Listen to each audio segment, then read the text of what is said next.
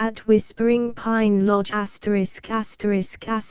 at Whispering Pine Lodge by Lawrence J. Leslie 1919 Contents Chapter I The Halt on the Adirondack Carry 2 Gripped by a Giant's Unseen Hands 3 Abed Grimes bobs up 4 Bandylegs suspects v packing over the carry 6 The Lodge of Many Wonders 7 The Young Magician 8 Products of the Fur Farm 9 Laying Plans to Help Abed X Traps 4 Night Prowlers 11 A Tree That Bore Strange Fruit 12 The Taps on the Cabin Wall 13 Abed Learns Something 14 A Big Surprise 15 Steve's Dream Comes True 16 The Fur Farmer's Triumph,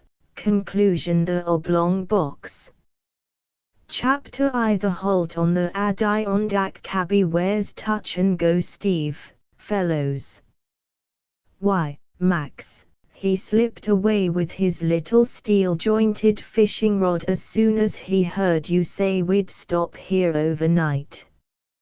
And I saw him picking some fat white grubs out of those old rotten stumps we passed at the time we rested, an hour back. Ha! Just like Slippery Steve to get out of the hard work we've going to have cutting enough brush for making our shanty shelter tonight, seeing that we didn't fetch our bully old tent along this trip. He's a nice one, I should say. Never you mind about Steve, Bandylegs. He told me he knew he could yank a mess of fine trout out of that creek, where it looked so shallow just back there. He's meaning to wade in, too, I reckon, and when you smell the fish cooking you'll be sorry you said what you did. Well, let's get a move on and start that shanty. I chose this place partly on account of there being so much brush handy, you see. Sure you did, Maximum. It takes you to notice things that miss our eyes. Here, let me handle the hatchet, because you see I was such a truthful little shaver away back that my folks often regretted they hadn't named me George Washington. All I can say then, Bandylegs, they be builded wiser than they knew when they just let it go at regrets. A fine George Washington you'd make, I'm thinking. The boy answering to the peculiar name of Bandylegs laughed good-naturedly as he began to swing the sharp-edged hatchet, and cut down some of the required brush which, having camped many times before, he knew was suitable for their requirements. Besides this sturdy young chap with the lower limbs that were a little bowed, and which fact had doubtless suggested such a nickname to his schoolmates, there were 2 others busily engaged in gathering the material to be used in affording them a rude, but effective shelter during the coming night. The one whom they called Max seemed to be looked upon as a leader, for it is absolutely necessary that in every pack of boys someone takes the initiative. His whole name was Max Hastings, and on numberless occasions he had shown an aptitude for doing things when the occasion arose, that gained him the respect of his chums. For a complete record of these achievements the reader is referred to earlier volumes of this series, where between the covers will be found much interesting and instructive reading. The third boy of the trio in sight was Toby Jucklin. While Toby was certainly agile enough when it came to acrobatic stunts, and such things as boys are fond of indulging in, his vocal cords often loved to play sad pranks with his manner of speech. As the reader has already discovered, Toby was fain to stutter in the most agonizing fashion. When one of these fits came upon him he would get red in the face, and show the greatest difficulty in framing certain words. Then all of a sudden, as though taking a grip on himself, Toby would stop short, draw in a long breath, give a sharp whistle, and strange to say, start talking as plainly as the next one. In time perhaps he would conquer this weakness, which after all is only caused by nervousness, and a desire to rattle out words. There was a fourth chum also, the Steve spoken of and who had slipped away with his new steel-jointed bait rod, and a handful of fat grubs, as soon as he heard Max say they had gone far enough on their way. Steve, being one of those hasty lads who do a thing while many people would be only figuring it out, had long ago fallen heir to a number of suggestive nicknames, among others Touch and Go Steve and Old Lightning. These four lads were a long ways from their hometown of Carson, nestled on the Evergreen River, and near which we have seen them in the earlier books of this series successfully carry out numerous of their undertakings.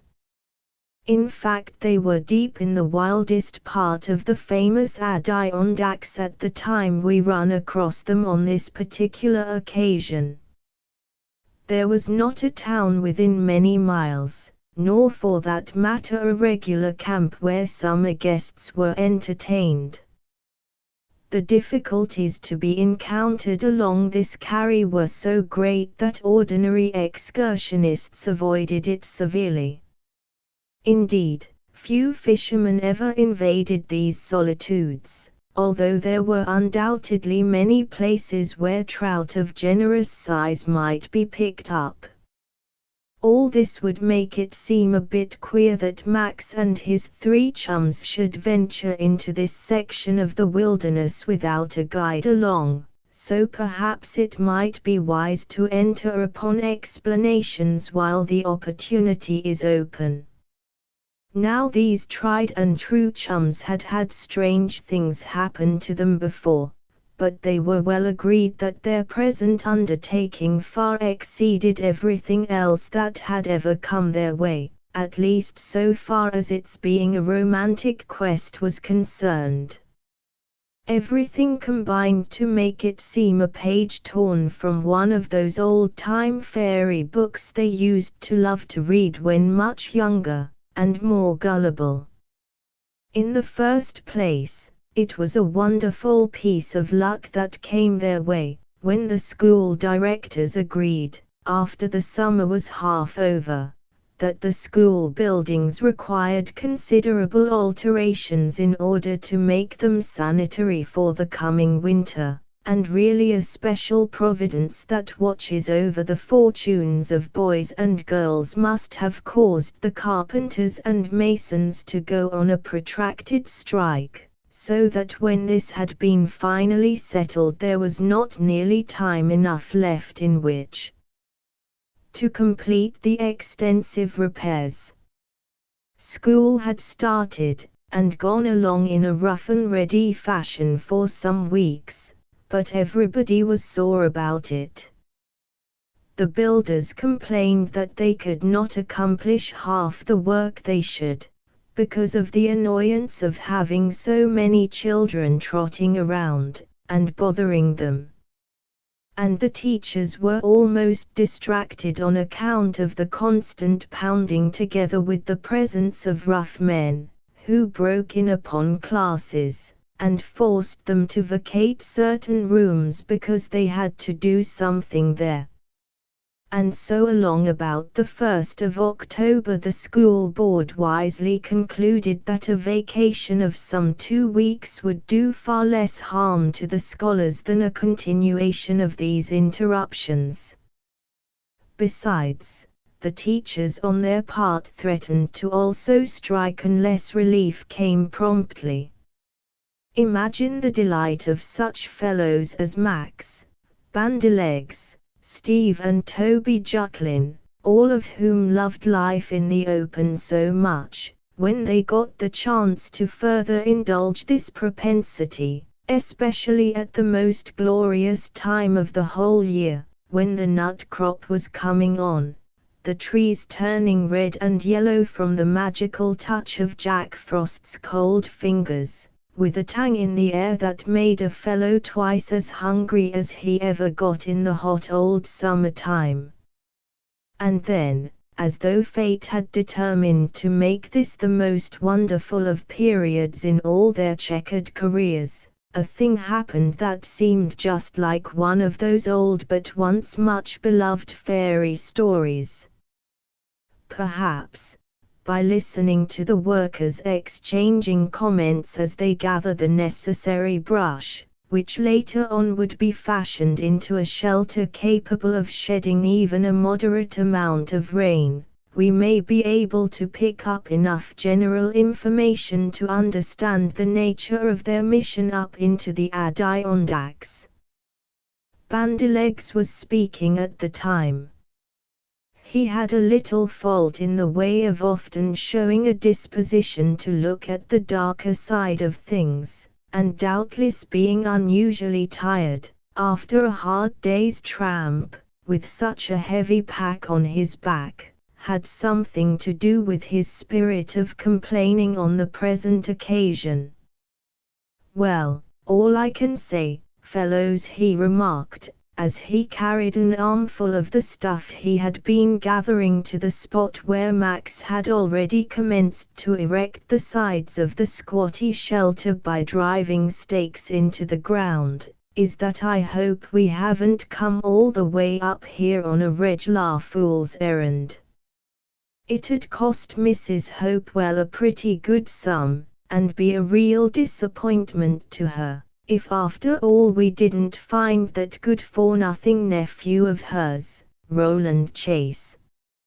Honest to goodness now, I'm a little inclined to believe he'll be leading us a wild goose chase, if you want my opinion." "Oh. Let up, can't you, Bandylegs," spluttered the indignant Toby, pausing for a minute to wipe the beads of perspiration from his brow, and regain his breath in the bargain. "You're getting to be a regular old granny, that's what, with all your dismal pp prophesies. Tell me, did we ever fail yet in anything we undertook?" Course we haven't. Right in the start we found all those bully pp pearls in those mussels we gathered in the big Sunflower River, and laid away a nice nest egg in bank for the crowd. Sure we'll find Roland Chase, we've just got to, that's all. All I want to say about it, boys, observed Max, is that I admire the grit of the boy. They told us he was something of a dude, didn't they, and that his rich uncle was afraid he'd never amount to much anyhow, so what did he do but make a most extraordinary will, at least, everybody who's heard about that proviso says so. I heard Judge Perkins say though he guessed the old man knew boys better than most folks, and had taken a wise course to prove whether this Roland had any snap in him or not. Well, he was left just $2,000 cash down, said Bandylegs, in a thoughtful manner, as though reviewing the singular circumstance. And if at the end of 2 years he could show that he had doubled that amount, besides earning his own living, why he was to come into 2/3 of his uncle's fortune. Some of our Carson people who know folks over in Sagamore where the uncle lived tell whopping big stories about the size of that fortune. I heard one man say he reckoned it was as much as $200,000, in all. The funny part of it is, resumed Max, shaking his head in a way rather odd for him, that immediately after Roland received his $2,000 in cash he disappeared from the scene. That was almost 2 years ago, and from that day nobody in Sagamore has ever had a peep at him. The fact is he might almost be dead. Once his other aunt, Mrs. Hopewell, who lives now in Carson, had a few lines from Roland. He simply said he was alive and well, and that he had hopes of seeing her again one of these fine days. "Yes, that's all right," burst out Toby, in a disgusted tone, but not a peep did he give about what he was doing, or if he meant to show up and claim his fine fortune. And all she could make out was that the PP postmark on the LL letter was Piedmont, NY, which on looking up we found was away up here in the heart of the old Adirondacks. "Well," said Max, still working industriously away, "Mrs. Hopewell is getting very much concerned about Roland. Somehow she seemed to fancy the boy, though no one else thought he'd ever amount to anything, because he used to like to wander around in the woods all the while, or go fishing, instead of studying. But I guess those people had never been boys themselves, and all of us can appreciate this liking for the open that Roland showed." And so pursued Bandylegs, after the fashion of a storyteller who had reached a crisis in his tale. She asked Max here if he wouldn't be willing to undertake a trip to the mountains with several of his good chums, meaning us, fellows, to try and locate the missing Roland, and bring back some encouraging news. For the good old soul is in great fear that the second year will soon be finished, and unless Roland is able to show $4,000 in cash, most of the estate will go to his older cousin, Frederick. Mrs. Hopewell dislikes this chap very much, because she says he is a bad man, who drinks, and gambles, and does all sorts of things old ladies detest. Well, we took her up in a jiffy as soon as we heard the glorious news about school being closed for 2 weeks, and as she foots all the bills, we're bound to have a jolly time of it, even if we don't run across Roland, and I think that is like looking for a needle in a haystack. That was a pretty long speech for even Bandylegs to make, and yet it covered considerable of the ground, and explained just how it came that Max and his 3 comrades chanced to be so far away from the hometown. The boys were just about to turn their attention once more to the work that had been undertaken when all of them suddenly stopped and listened. "That was Steve yelling then, I reckon," snapped the owner of the bowed legs, "but honest Injun, I didn't make out what he said. Meb now he struck a whopper of a trout, and was giving one of his whoops.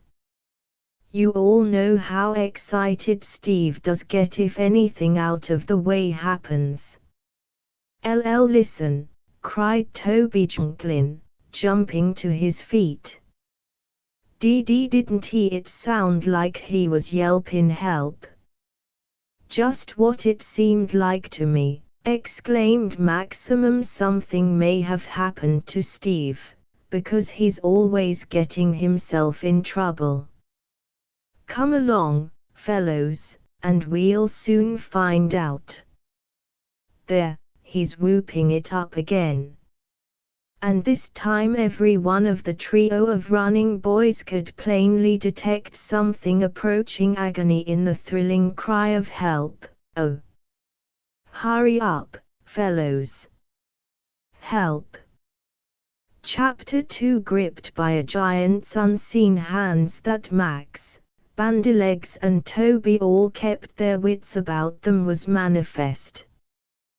Their actions had made this clear enough, for each of the trio before starting on the jump as Bandylegs described it, had made sure to pick up something that, according to his mind, was apt to be needed. Max, for instance, had snatched a rope that hung from a broken branch of the tree, and which one of the boys had fetched along simply because a rope often comes in mighty handy for lots of things besides a hanging bee.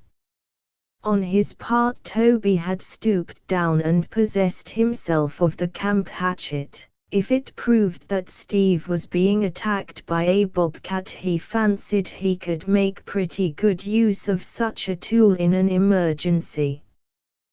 Bandylegs, true to his hunter instinct, made out to secure the only gun which had been brought with them on the trip.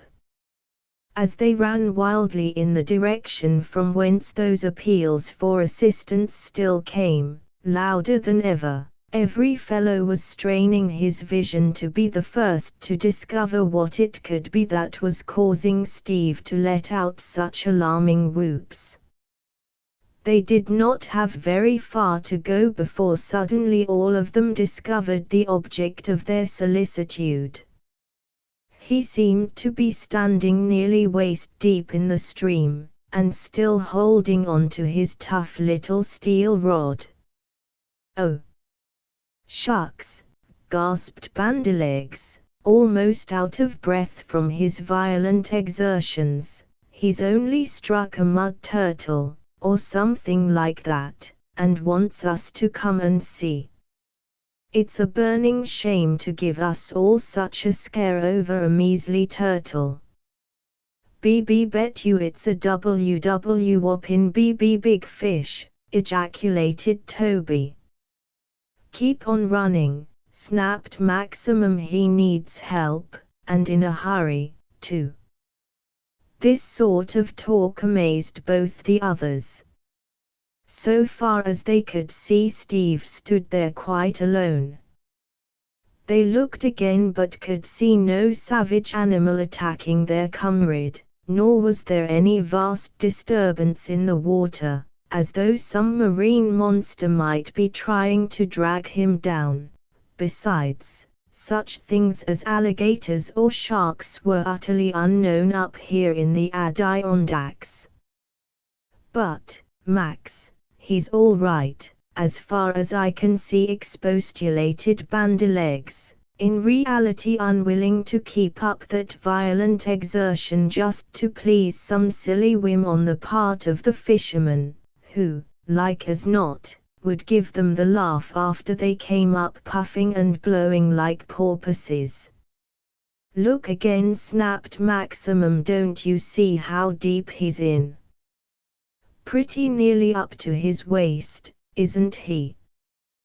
"That's all right," said Bandylegs, "but if the silly has gone and waded deeper than he meant to, why don't he just turn around and walk out again?"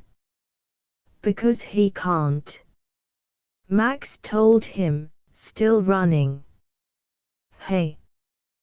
What's hindering him?" stammered Toby, thrilled by this new mystery that had so suddenly dawned upon them.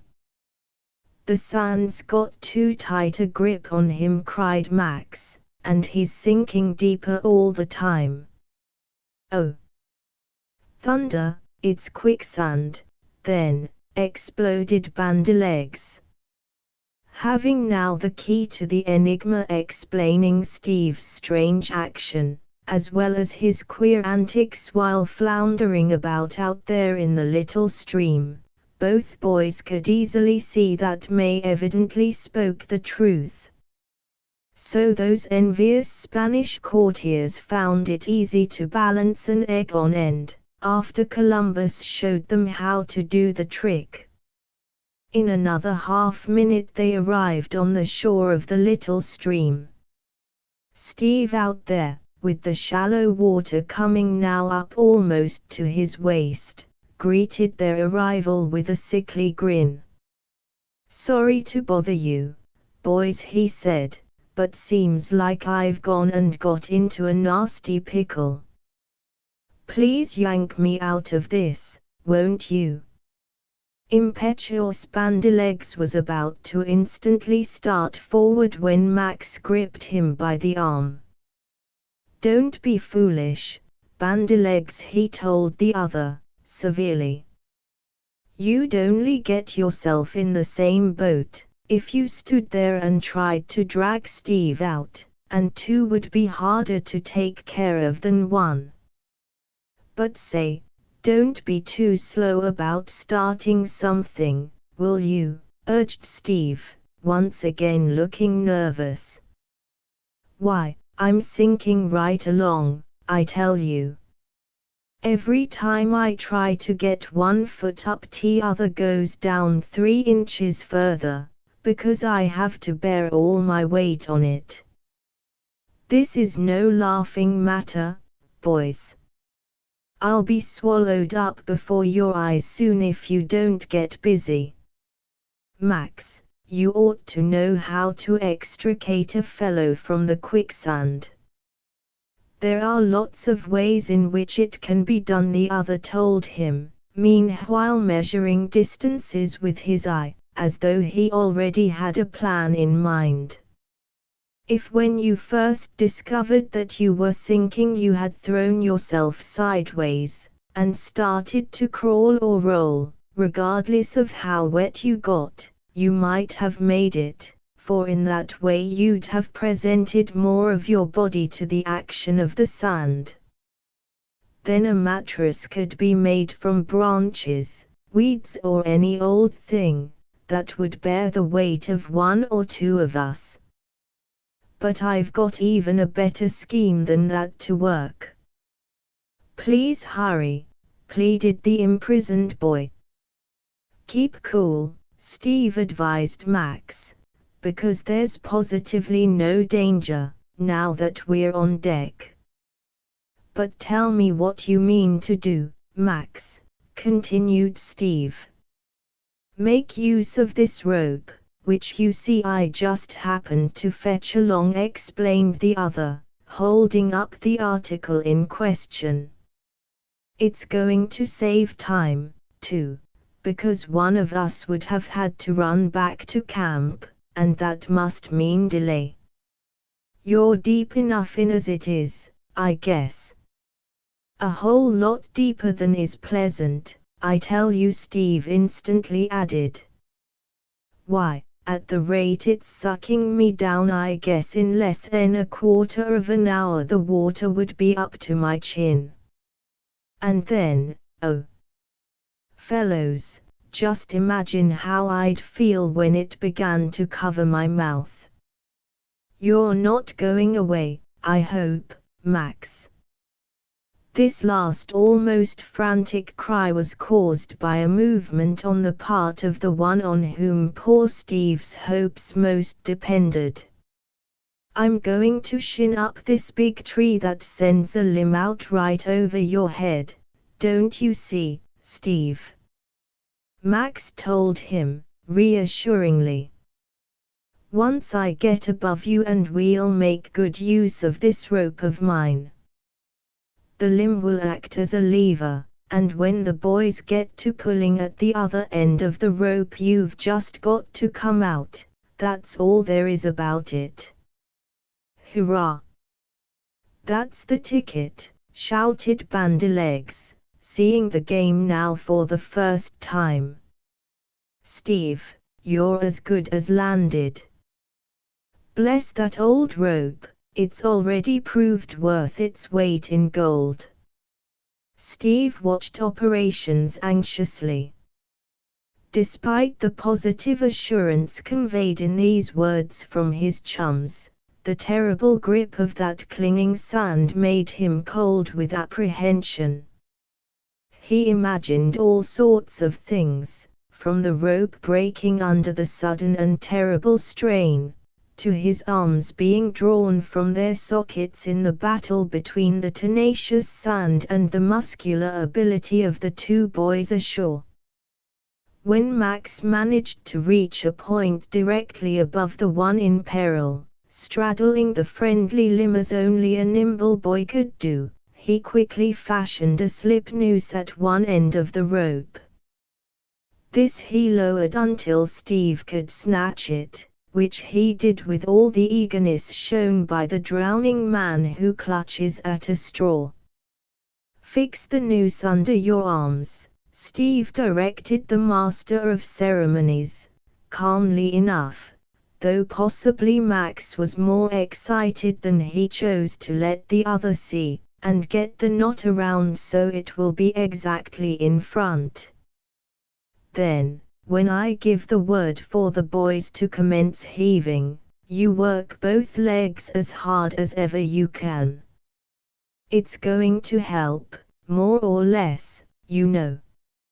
I can't do much up here, in the way of pulling, for I'd lose my balance, but make up your mind we're meaning to yank you out of that in a jiffy, Steve." "Oh, I hope so, Max, I surely hope so." Everything was soon ready. Steve had complied with the directions, and now awaited the issue with all the fortitude he could command. Afterwards perhaps Steve might sometime or other even laugh, as he remembered how scared he was, but just then, with the difficulty still unadjusted, it was not at all humorous. "Ready, everybody," called out Maximum, receiving an affirmative reply from 3 pairs of lips. He went on to say, "Then get busy, pulling. Make it a steady haul, and no jerks, or you'll hurt Steve more than is necessary. Steady there, bandy-legs, no hurry, remember, just a regular increasing pull. Good enough, boys." Steve had obeyed instructions, and by the way he worked both feet as soon as he felt the strain one might think he was practicing swimming lessons. It must have given him more or less physical pain to feel the terrible drag of the rope under his arms, but he shut his teeth hard together, and kept back a groan. "Now rest a bit, Toby and Bandylegs," called out Maximum. "How about it, Steve? You moved some, didn't you?" Yes, quite a little, Max," cried the other. "Please get busy again right away. I'm sick of staying in this old quicksand." He still clung tenaciously to his steel fishing rod, as though he meant that it should share his fate. Once more the team ashore started in.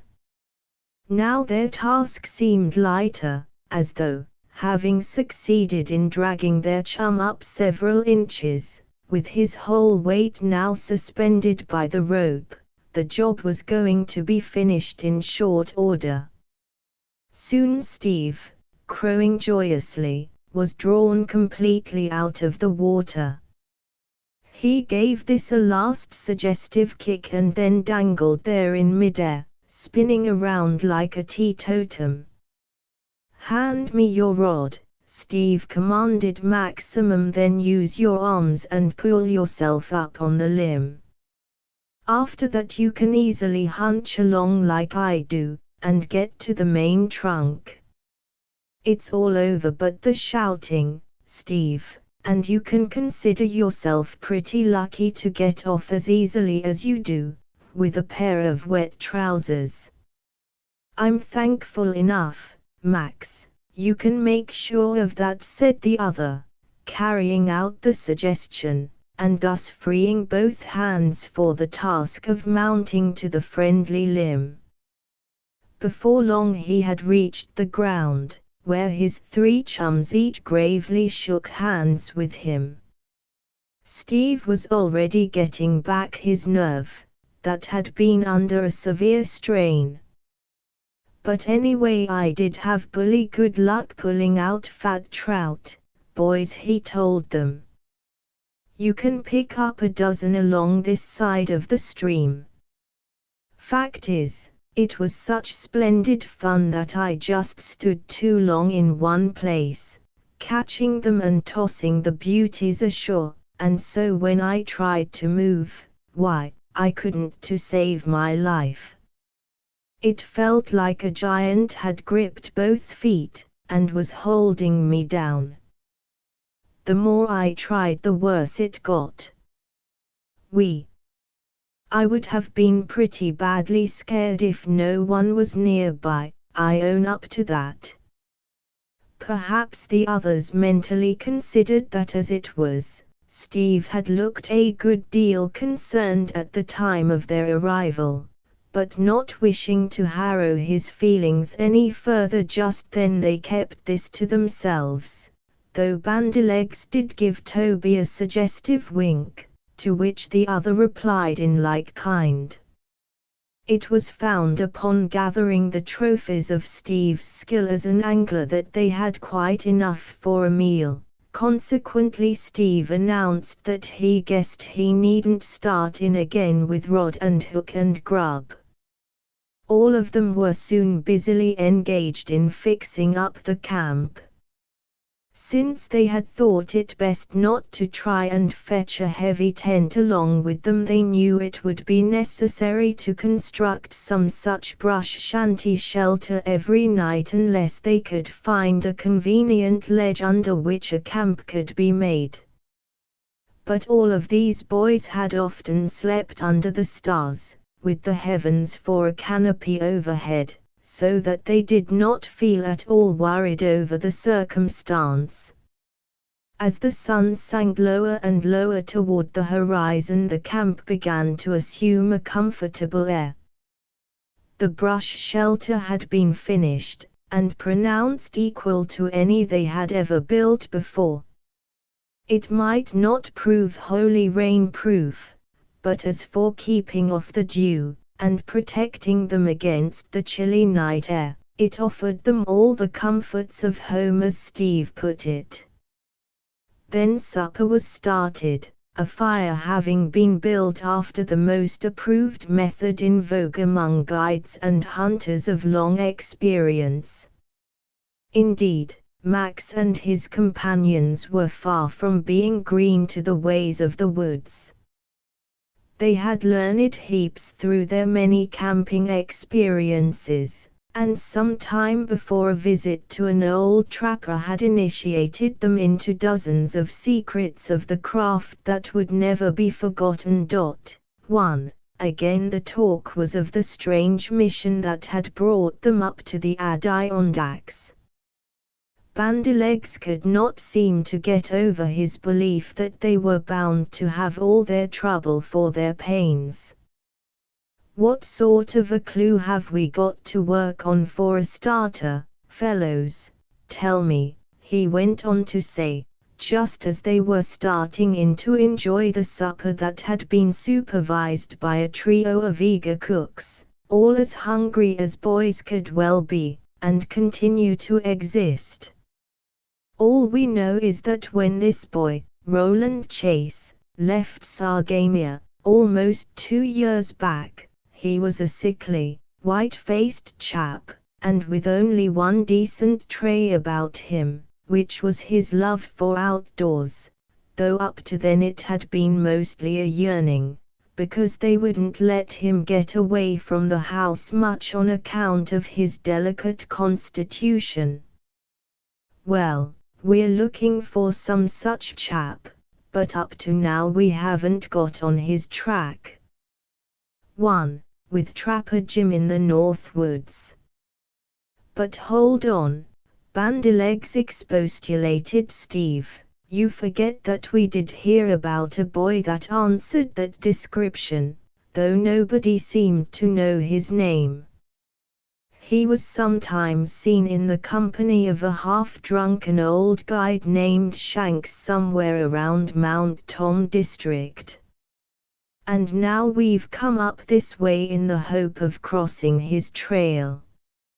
Not that I've got much expectation myself that we'll be sure to find this same Roland, who turns out to be a sort of will-o'-the-wisp to us, but since his old aunt was so kind as to finance this expedition, why we're bound to do all we can to make it a blooming success, that's what.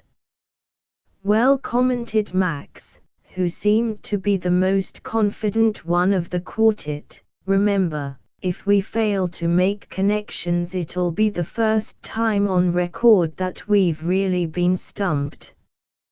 I don't believe in hard luck stories. As a rule, success comes only to those who deserve it. And we've still got most of that 2 weeks vacation ahead of us, to hunt around for Roland Chase. Somehow Max always seemed to say things calculated to make his chums feel more satisfied. It is a mighty good thing to have a real optimist in camp, especially when the weather gets bad, and everything else seems to go wrong. Even Bandylegs took on a more cheerful air, and brightened up after hearing Max say this. They had more or less reason to feel proud of the record they had made in the past, so far as accomplishing things went. And the people around Carson would be apt to tell anyone inquiring about Max and his cronies that they had actually done several exceedingly smart things, and were boys far above the average. The supper was voted a huge success, and never had fish been fried a more delicious brown than those in the pan. Perhaps Steve entertained a private opinion of his own, to the effect that never had a higher price been paid for a mess of fish than he offered up when he found himself made a prisoner of the unseen giant residing under the quicksands, but all the same, Steve devoured his share of the fish as smartly as the next one. He doubtless felt that he deserved having a feast, after his adventure in supplying the materials. They were almost through eating, and feeling particularly well satisfied, as is usually the case, when the appetite has been taken care of, when Toby Jucklin was seen to be staring straight ahead. "What ails you, Toby?" demanded Steve, discovering the mysterious actions of the other. "Think you see a ghost, or was it a coon whisked past, smelling our fine spread here? Speak up, can't you, and tell us." Toby managed to find his tongue, and as usual when excited made quite a mess of his explanation. YYUSSCIT, that is. There's SS somebody, oh. Look for yourselves and you'll understand quicker NICN tell you. Sometimes Toby seemed to become so provoked with his ungovernable vocal organs that he would get angry, and wind up by speaking as plainly as the next one. But before then Max, and perhaps the other pair in the bargain, had discovered a figure advancing slowly toward them. Eagerly Bandylegs stared. Perhaps he began to already entertain a wild hope that the newcomer would prove to be the very boy whom they had come so far to find, but if this were so he must have almost immediately discovered his mistake, for the other was a sunburned and wind-tanned lad, sturdily built, and apparently the son of some woods guide, for he carried a gun, and was dressed in rough though serviceable khaki trousers and blue flannel shirt. Chapter 3 Abed Grimes bobs up. Howdy, strangers, said the other, as he slowly approached the spot where Max and his three chums still sat around the fire, feasting on their spread. I happened to see your blaze, and guessed I'd drop in to see who you might be. 'Tain't often anybody comes up this way, though to be sure there was two gentlemen fishin' hereabouts last summer. Somehow Max liked his manner of speech. He also thought he could detect something like a love for humor in those sparkling eyes. Sit down, and have a bite with us, won't you? He remarked, making a suggestive movement with his hand, as though calling attention to the fact that there was still plenty of room on the log which he and Toby Jucklin had occupied in common. Sorry the trout's given out, but we've got plenty of other grub, and be sure you're welcome. The sturdy woods boy was looking them over. Bandylegs, suspicious as usual, rather took umbrage at this action. He eyed the newcomer as though not yet quite willing to echo the warm invitation accorded him by Maximum. But Steve was already getting an extra tin cup for coffee, and fortunately there still remained an abundant supply of the amber fluid in the capacious pot. Apparently the newcomer had determined that it would be prudent for him to comply with the invitation thus cordially given. So he sat down and made himself at home. Up there in the woods there exists a genuine hospitality that never hesitates to extend the right hand of fellowship to any straggler who chances to enter the camp. There seems to be something in the healthy ozone of the wilderness that makes all men comrades for the time being. The latch string is always out in camp, and never does an appeal for help go disregarded. Max proceeded to immediately introduce himself and his three chums by name. He of course mentioned the fact that they came from a town named Carson, situated far away from that region, but then of course the woods boy could never have heard of such a place before. Still, his eyebrows arched, and he seemed to once again observe his entertainers with fresh interest. But then when Max Hastings chose to exert himself to make a favorable impression everyone fell under his spell. And when Bandylegs, Toby and Steve noticed that Max did not think fit to say a single word about the queer mission which had brought them to the mountains, they too concluded that it would be just as well not to be too hasty about telling all their business to a stranger.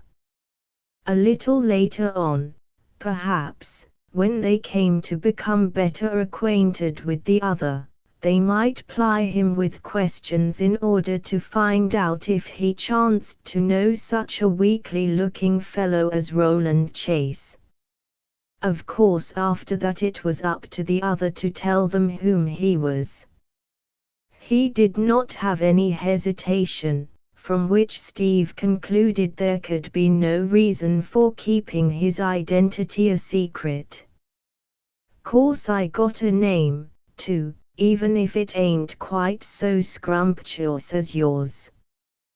But Abed Grimes suits me just as well, and it ain't never kept me from eating 3 square meals a day, when I could get 'em, he told them, soberly, though that odd little gleam in his eyes mystified Max somewhat. I suppose you live around this section, then, Abd, he remarked, as he cleaned out the frying pan that had contained the ham and eggs, the latter having been carried all the way from the last small village they passed through, and which supply would doubtless be the last they might enjoy for a long time to come. Oh, yes, there's a plenty of Grimeses up this way, the other replied, promptly. Fact is, the Grimeses are a big family, all told. There's Grandad Grimes to start with, and he's going on 90 now. Then there's Uncle Hiram, Uncle Silas, Uncle Job, Uncle Cephas, Uncle Nicodemus, and a whole lot more, besides Aunt Rebecca, Aunt Sophia, Aunt Hettabel, and, glory to goodness, I could sit here for 10 minutes and string out the names of the Grimeses there are in the mountains, but say I'm awful hungry, and you'll excuse me if I get busy with this fine grub. The other names will keep till next time, I reckon. Phew. It must feel funny to belong to such a big family, remarked Steve, who did not happen to have any close relatives himself. Oh, shucks. None of them ever bother about me any, said the boy, as well as he could, with his mouth stuffed of the ham and bread, which he presently washed down with a copious draught of hot coffee. They just know that Abd he see and take good care o' hisself. Bandylegs began to show a rising interest in the other. His suspicions were beginning to give way under the genial ways of the said Abd. That smile on the dusky face of the visitor in the camp had commenced to get its work in. By degrees perhaps Bandylegs might even come to like Abd Grimes, though, truth to tell, he had always despised that last name, for a boy answering to it had once treated Bandylegs in a most humiliating fashion, and this still rankled in his memory, although years had fled since the occurrence. Do you mean from that, Abd, he went on to remark, that you're all alone up here in the woods near old Mount Tom? Haven't you any of the other Grimeses along with you? The boy shook his head in the negative, and grinned again. Max was trying to study him, and he found the task one well worthy of his best efforts. In the beginning he determined that Abd was no ordinary chap, but possessed of sterling characteristics. He waited for the conversation to get further along, confident that the other had a surprise up his sleeve which he might condescend to share with them, after he had become fully satisfied they were to be trusted, and that he could look upon them in the light of friends. Nary a Grimes sept me inside 20 miles o' here, and that's a fact, he assured Bandylegs, after finishing his drinking. Fact is, most o' the family don't know just where I'm at, and say, between us, I ain't a carin' about telling 'em. That looked a bit singular, Bandylegs thought. His suspicions returned again, though with diminished force, for somehow he could not look into that frank and even merry face of the woods boy and actually believe he was off color in any way. But what do you do with yourself all alone, I'd like to know, burst out impetuous Steve. Are you making a living playing at guide for parties of tourists, or fishermen and hunters? And, say, You don't mean to tell me you stay all alone up in this wilderness right through the winter?" Abd Grimes nodded his head cheerfully. "I ain't got any choice in the matter, ya see," he told them, mysteriously, "just got to stay. Why, it would bust the hull business to smash if I load myself to skip out, even for a week or two. I'm tied down to it, that's right." Bandylegs exchanged a significant look. Toby Jucklin. He scratched his head with the air of one who found himself up against a hard, knotty problem. Apparently, if the stranger in camp was trying to mystify them, he had already succeeded in tangling up the wits of Bandylegs completely. Max continued to sit there and take it all in. There was no need of his saying anything so long as the other fellows had embarked on the task of drawing Abd out and learning just what he was doing to keep him marooned up there summer and winter, like a regular old recluse, or woodchuck. "But there must be heaps and heaps of snow here winters," suggested Steve, "and I'd think you'd find it pretty hard getting about." "Oh, not so bad when you have snowshoes," Abd told him, with a shrug of his shoulders, and another attack on the contents of his tin paninkin. "Course not," Steve hastened to say, as though he had guessed that this would be the answer. "But when the law is on the deer and partridges, it must be hard to keep to a regular diet of trout.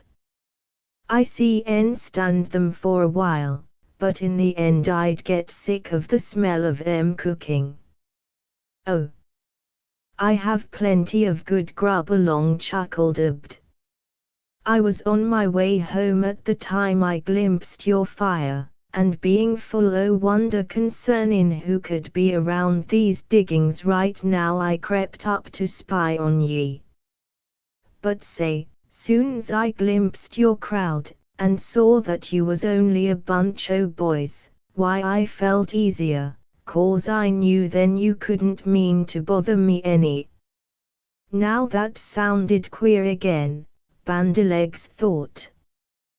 Why should anyone take the trouble to bother Abd Grimes, unless, indeed, he had been doing something that he hadn't ought to, and hence expected to be visited sooner or later by emissaries of the law, possibly in the shape of angry game wardens.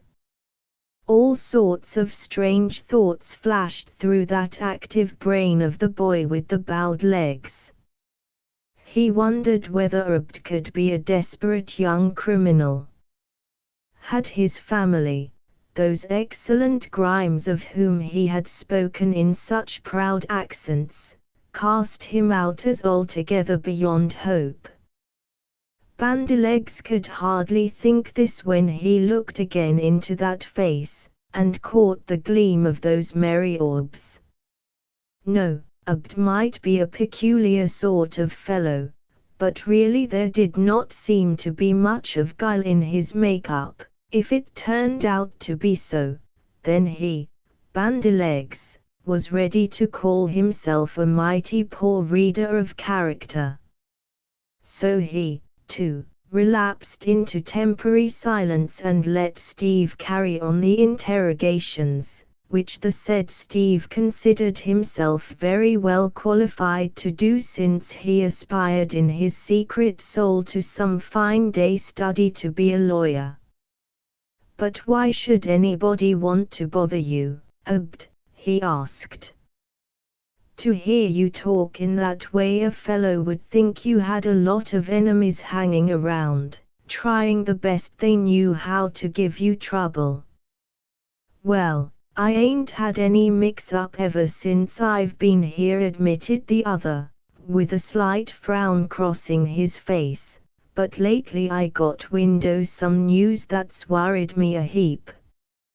Fact is, I'm afraid I'm going to be right smart bothered with a bunch o' thieves who'd like to steal my outfit from me." Steve fairly gasped. He could not make head or tail of what the other was so deliberately telling him. Max, listening, and watching that expressive face of Abd, secretly believed the newcomer was purposely drawing Steve on, meaning to surprise him when finally he chose to explain it all. So Max did not attempt to interfere, but let things go on as they were doing, satisfied that the answer to the conundrum would soon come. "Steal your outfit from you," echoed Steve, when he could catch his breath. "Do you mean that you're carrying on some sort of business, then, up here in the woods?" "Reckon that's about right," Steve Abd replied, and his familiar use of the other's name could be easily explained by that spirit of Freemasonry that exists among all boys. "I've got a business, which looks like it was going to pan out right decent, and make me some money in the bargain. That's why they're meanin' to rob me, I guess. Anyhow, it hinges on that same thing. And I thought you might be that crowd first, but I soon saw I was mistaken, and that you'd be my friend." "But what sort of business is it you're in, Abd?" asked Steve, boldly. "Me? Oh, I'm only a farmer," confessed the other, chuckling as he spoke. "A farmer," echoed Steve, looking blank. "But how could anybody steal your ground away, or carry off your crops, I'd like to know?" "Why, ya don't jest understand, Steve. I ain't no regular hayseed. I'm a fur farmer, you see, and you could carry my crop of fox pelts away easy enough on your own back." Chapter 4 Bandileg's Suspects. Max Hastings smiled. He at the same time drew a breath of relief, satisfied to know that his first impression of the sturdy-looking young chap was confirmed, and convinced that the said Abd Grimes must be the right sort of fellow. Steve and Bandilegs fairly gasped, as though they had received a real shock. At the same time the eyes of the former glistened with newly awakened interest. "A fur farmer, do you say, Abd? And raising foxes for the market, are you?" he burst out with, delightedly. "Now, I've read a heap about that sort of thing in the papers and magazines, but I never thought I'd actually run across anybody that had the nerve and confidence to go into it as a business.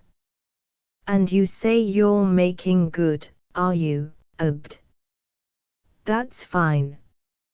I've turned my attention to raising real black foxes, first thing," explained the other, with a touch of genuine pride in his manner. Max could easily see, and if the try turns out as profitable as I reckon she promises to be, why, then, I'm figuring on trying to raise mink and marten and sec other furs as fetch top-notch prices." "Then I guess you must have trapped all sorts of wild animals before now, Abd," suggested Steve, eagerly, "so you know their habits to a fraction, because, of course, only one who is posted in that direction could ever hope to make a success of a fur farm." Abd grinned and nodded his head. "Oh, I reckon I'm up a little bit in all sec things," he said airily enough. "And after all, it ain't so very hard to raise foxes. I was afraid first off it might be what they told me, that blacks ain't to be relied on to breed true to strain, but shucks. I've got some cubs that are dandies. Wait till you see 'em, boys. That sounded as though, sooner or later, Abd meant to have them visit his fur farm, and see with their own eyes what he had been doing. Bandylegs, skeptical once more, told himself he only hoped the whole thing might not turn out to be a myth, and that the said Abd himself proved to be a deception and a fraud. I understand that the pelts of black foxes are worth a whole lot of money, remarked Steve. Fact is, we know that to be so, because we once had such a skin given to us by a man who made a business of trapping. It all depends on the quality of the pelt, explained Abd. Some ain't worth as much as $300, because they've got defects, ya see. Then again, a real fine skin has fetched as much as $3,600 in London markets. Evidently, Abd was well posted, at any rate, whether he really had such a fur farm of his own or not, Bandylegs concluded. And then he again allowed himself to give imagination free rein, and for a time even looked on Abd as the essence of truth, doubly distilled. Sitting there by the fire, which one of he boys replenished every little while, Abd told them many very interesting things connected with that strange farm of his. All this in his odd vernacular, which Max tried to get the hang of, in order to judge whether it signified that the country boy lacked an education or not. He continued to be more or less mystified, however, though concluding that Abd was just one of those customary country boys often run across on farms who take especial delight in joking and playing little tricks which they consider humorous. But he isn't at all bad, I'll stake everything on that, Max also told himself, as he sat and listened to the really interesting descriptions given by the other of his successes and first failures along the difficult line of breeding foxes in captivity, with scores of things against him, which had to be overcome. An hour passed by in this manner. When Max saw their visitor showing signs as if he meant to leave them, he took a hand in the conversation, which up to then had been almost wholly monopolized by Bandylegs, Steve and the woods boy. It's very kind of you to invite us over to inspect this wonderful little fur farm of yours, Abd he went on to say, but you'll have to give us directions how we can get there, unless you mean to accept our offer of a blanket by the fire here tonight, when we could go along with you in the morning. Abd looked sober. I'd like to stay longer with you, boys, he hastened to say, as though he really meant it, but I ought to be getting back home. There's some duties waiting for me to look after. And then I ain't quite easy in my mind 'bout them two fellas that's up here in the woods.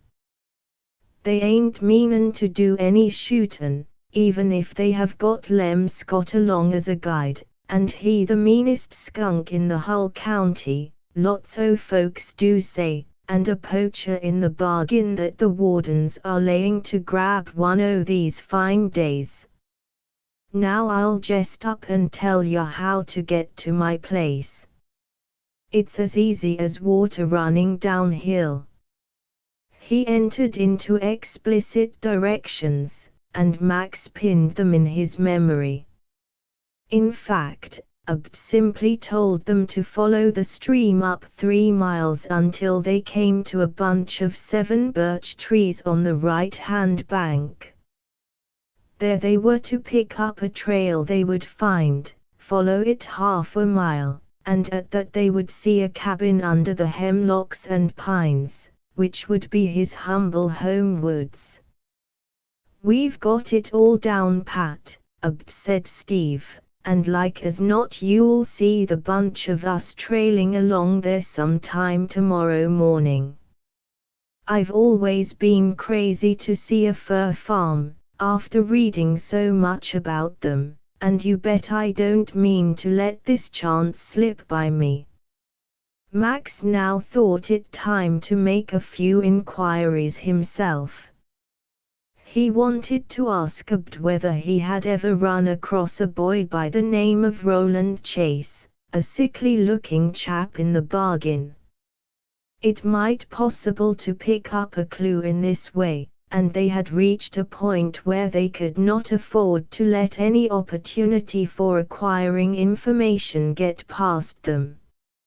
In order to pursue this course, however, Max realized that it would be necessary to enter into some sort of explanation concerning the nature of the peculiar errand that had tempted them to come to the Adirondacks. "I want to ask you a question or two," he began, "but first of all I ought to tell you what brings us here." Accordingly, Max proceeded to explain how the school had been closed for 2 or more weeks in early October, and what a singular thing came about to tempt them into taking an outing. He was watching the Woods boy at the time he first mentioned Mrs. Hopewell, and spoke the name of Roland Chase, but if the other gave any unusual signs of interest, Max failed to catch the same. Still, Abd was listening with all his might, and it seemed as though the unusual story of the inheritance that was to be given to the said Roland in case he made good, interested him. Max in this manner explained just why he and his 3 chums had accepted the generous offer of the elderly lady, so deeply concerned over the welfare of her nephew Boland, that she was ready to spend almost any reasonable sum in order to at least learn that the poor boy was alive, and in fairly decent health.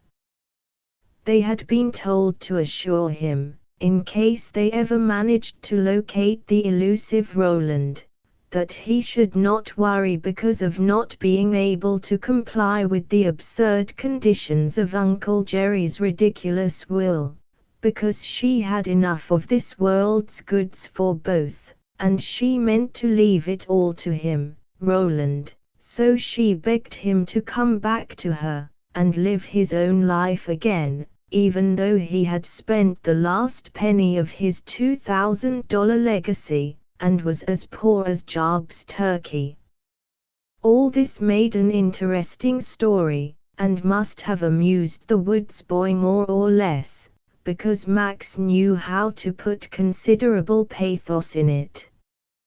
Abd sat there shading his eyes with his hand to keep the glow of the fire from dazzling him. Occasionally he would interrupt to ask some natural question, which made Max think he was taking a fair amount of interest in the account. "What I wanted to ask you," concluded Max, "was whether you'd ever happened to run across this same Roland Chase in the mountains. We heard about a fellow answering his description who was seen in company with a dissipated guide named Shanks. I thought perhaps you might help us out, Abd." Abd looked him straight in the face.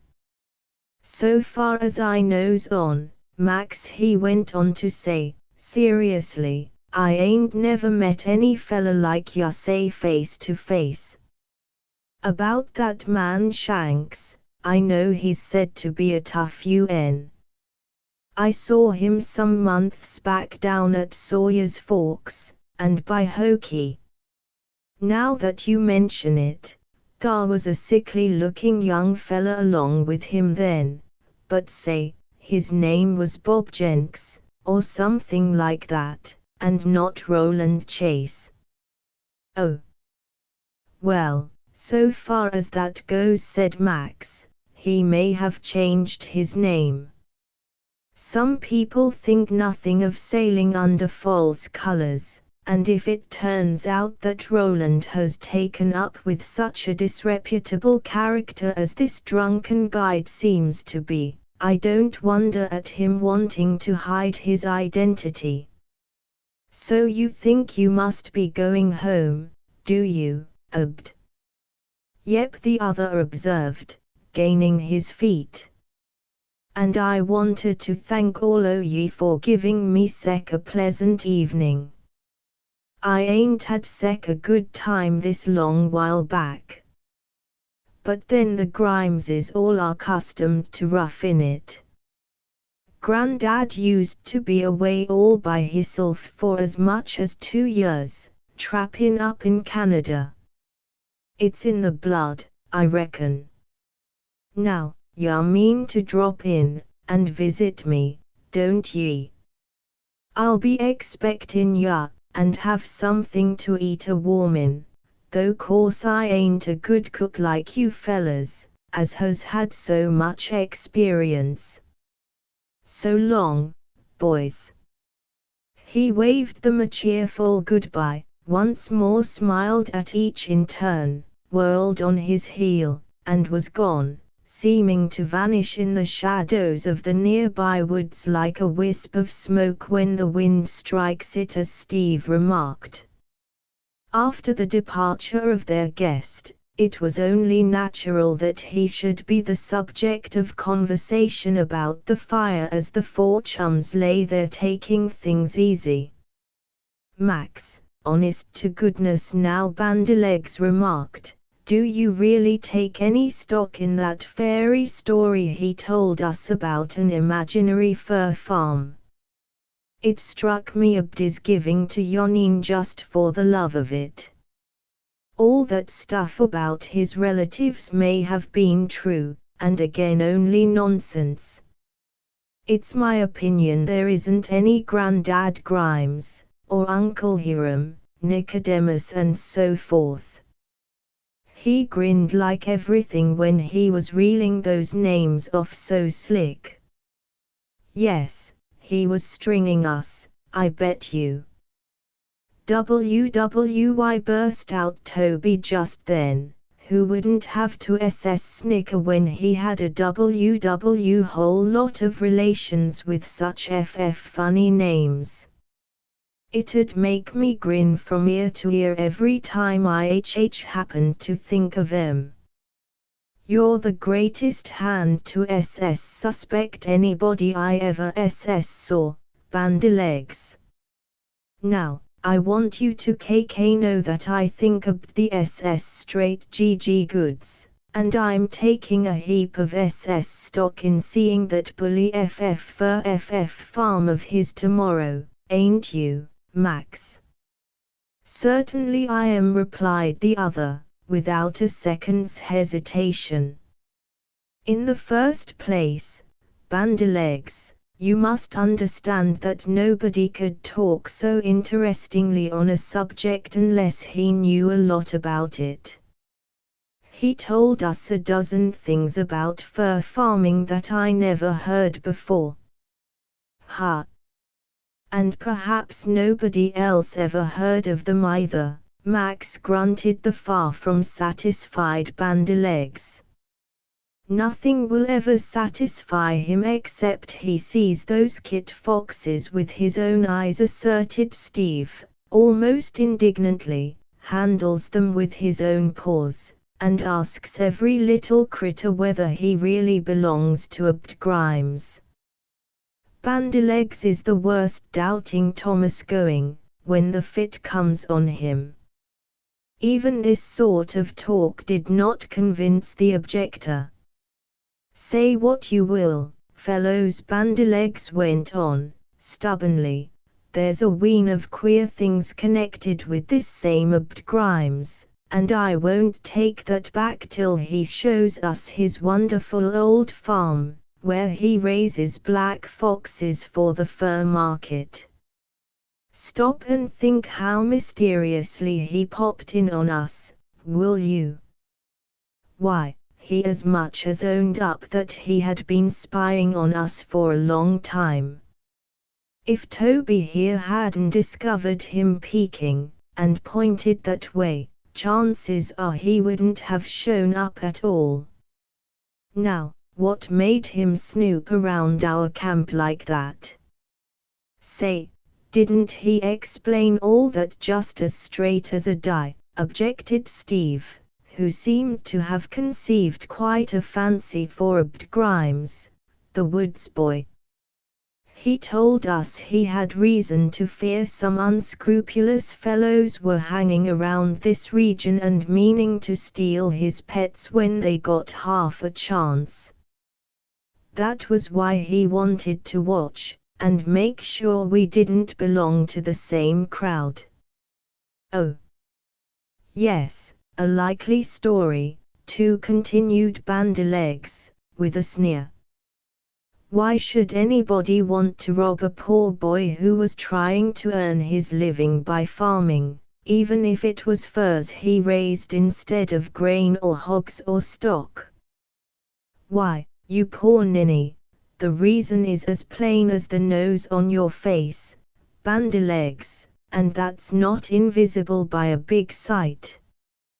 When a black fox pelt will fetch $1,000, more or less, and can't well be traced once it gets mixed with other pelts, it stands to reason that any thief would want to steal it.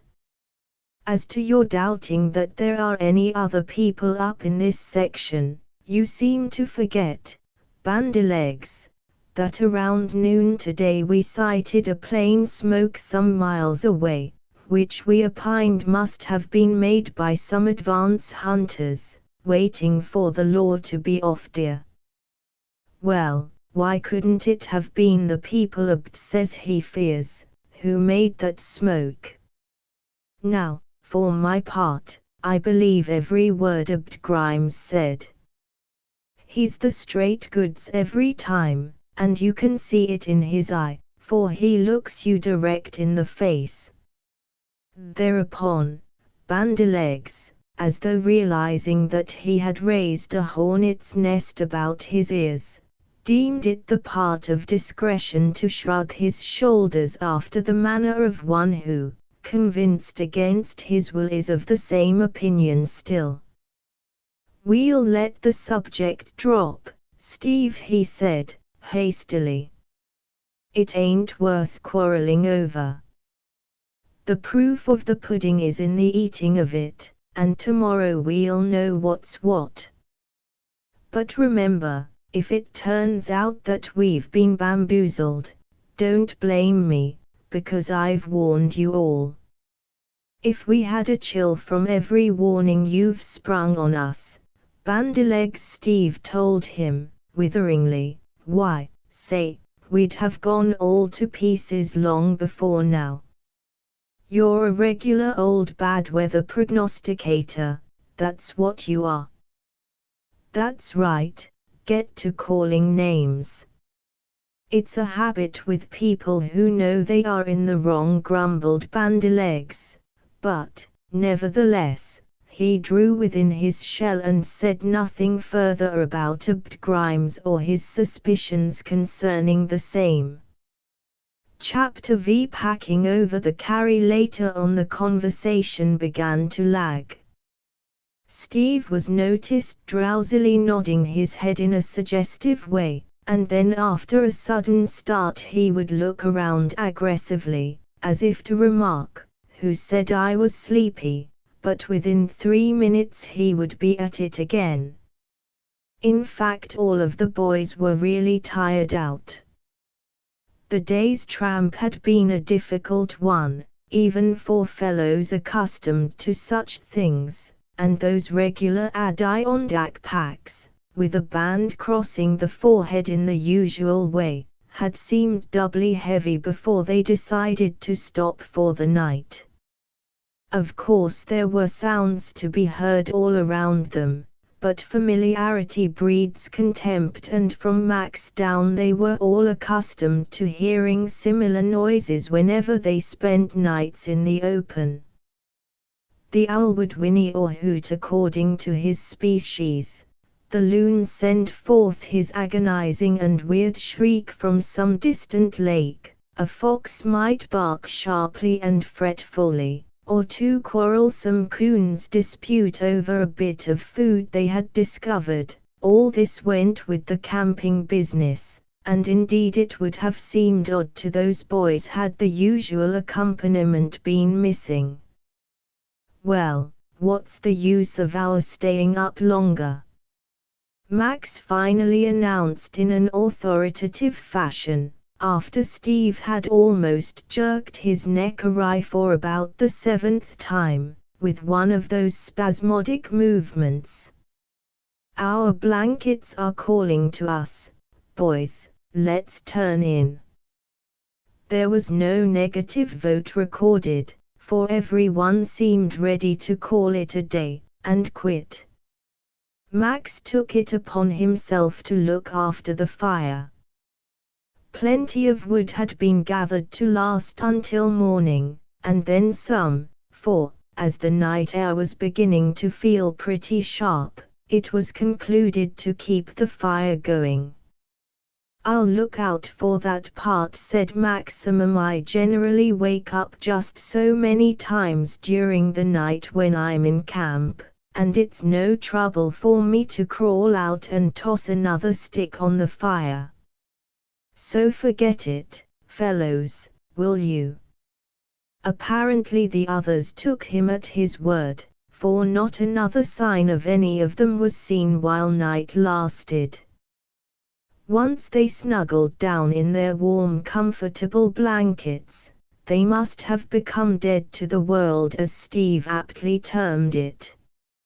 Several times while the night held sway a figure would crawl noiselessly out of the crude brush shanty shelter, and place another lot of wood upon the dwindling fire, thus keeping it going for another spell of several hours.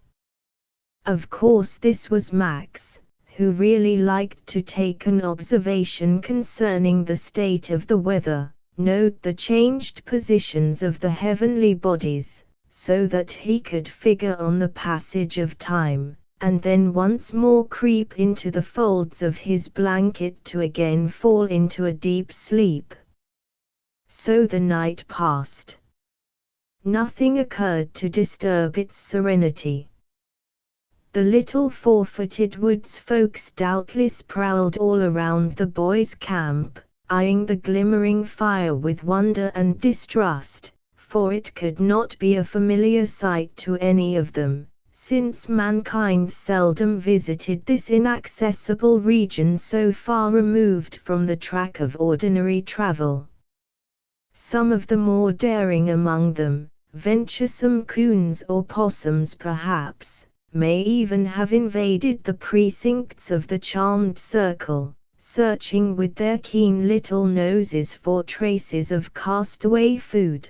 But, if so, their presence did not disturb the sleepers within that shelter. So morning came on apace, and presently from the brush shanty one after another of the fellows came creeping forth, to stretch and yawn and finally hasten their dressing, for the frosty air nipped fingers and toes quite lustily. They were in no particular hurry, and breakfast therefore was undertaken in the best of humor, with plenty of time given to its preparation.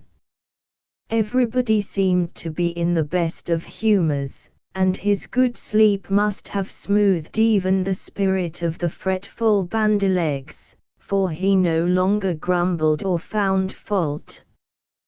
Perhaps, as so frequently happened, he was secretly ashamed of having shown such a suspicious and argumentative disposition on the preceding evening, and meant to make amends for it by an unusually cheery manner.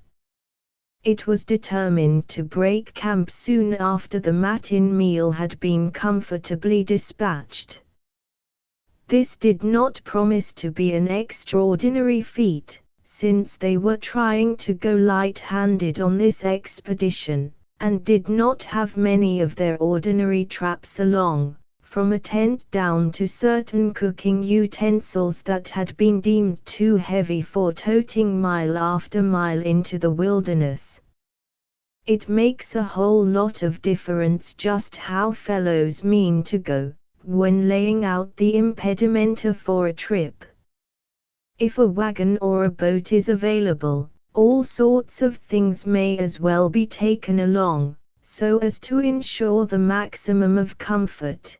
But when it is known in the beginning that all they are meaning to use must be packed every mile of the way on the back of the campers, then it is high time to cut down the list to the last fraction, so far as weight and bulk are concerned. Max and his chums had reduced this down to a real science. For instance, having a comfortable balance at the bank, thanks to their thrift in the past, too, money did not enter into their calculations at all. Consequently, they had purchased a complete little outfit of aluminum cooking vessels that nested within each other and weighed next to nothing, while offering all the advantages of ordinary granite ware. Other campers' comforts, too, had been secured, so that they even carried a certain amount of condensed food in the shape of milk powder, evaporated eggs that could be used to make excellent omelets in case of necessity, and even soup in double cans, with a layer of unslacked lime between, which, by the addition of a little water to the lime, could be heated up beautifully without the aid of a fire. 2. In camp on the Big Sunflower. When all of them started in to get busy, things quickly assumed a concentrated condition. Each article had its regular place where it would take up the least possible space. Why, by now every fellow had found out just how to do up his pack so that no sharp and uncomfortable edges would cut into his back. And when this condition has been reached, it means that the last word in packing has been learned. Max himself saw to it that the fire was effectually killed before they quitted the scene of their night encampment. This he did by throwing water on the hissing embers until it was quite dead.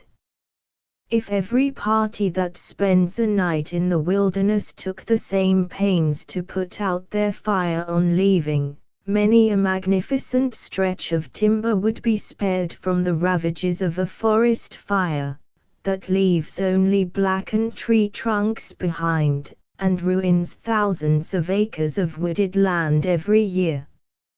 Although a fire may die down, and seem to have little life in it, there is no absolute surety unless water be used, that a rising wind may not fan the embers into renewed activity, until a dangerous spark is carried into some nest of dead leaves nearby, and so the fire starts that manpower can seldom control. 3 miles, he said, up this stream, observed Bandylegs, as they started gaily forth, Max in the lead, and Toby bringing up the rear. And as no doubt the said stream meanders considerably in its course, that might mean only half the distance as the crow flies, remarked the leader, turning once more to look back toward the deserted camp, after the fashion of a carpenter who considers it wise to measure his post once again before applying the saw, because after the deed is done the parts can never be put together again. But everything seemed still, and not the faintest wisp of smoke crept lazily upward from the late camp. Fire. They walked along for a short distance, and then upon crossing a little rise, in order to skirt a bad section of marshy ground, it was discovered that they had a good chance to look backward. A rather pretty view rewarded their efforts, and as all the boys appreciated nature in her fall dress, they stood for a minute drinking this in. You can follow the course of the stream for quite a distance, notice, remarked Bandylegs. And I even see the place where we yanked Steve here out of that sand. Steve frowned as he looked, and Max could see that he had gone a little white. The memory of his harrowed feelings on that occasion would stay with Steve for quite some time, and produce an unpleasant sensation every time it came before his mental vision.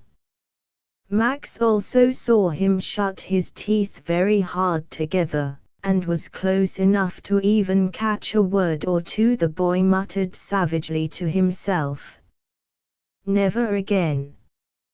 From that Max could judge the lesson had been impressed on Steve's mind indelibly, and that as long as he lived he would be careful how he entered an unknown stream when fishing, and especially how he became so engrossed in his sport as to stand a length of time in one spot, without working his feet up and down so as to make sure they were free from clinging sand. They chatted from time to time as they proceeded, and of course all sorts of subjects cropped up to be discussed. Sometimes there was a little good-natured dispute concerning something or other, for boys have different minds, and are apt to view things from various angles.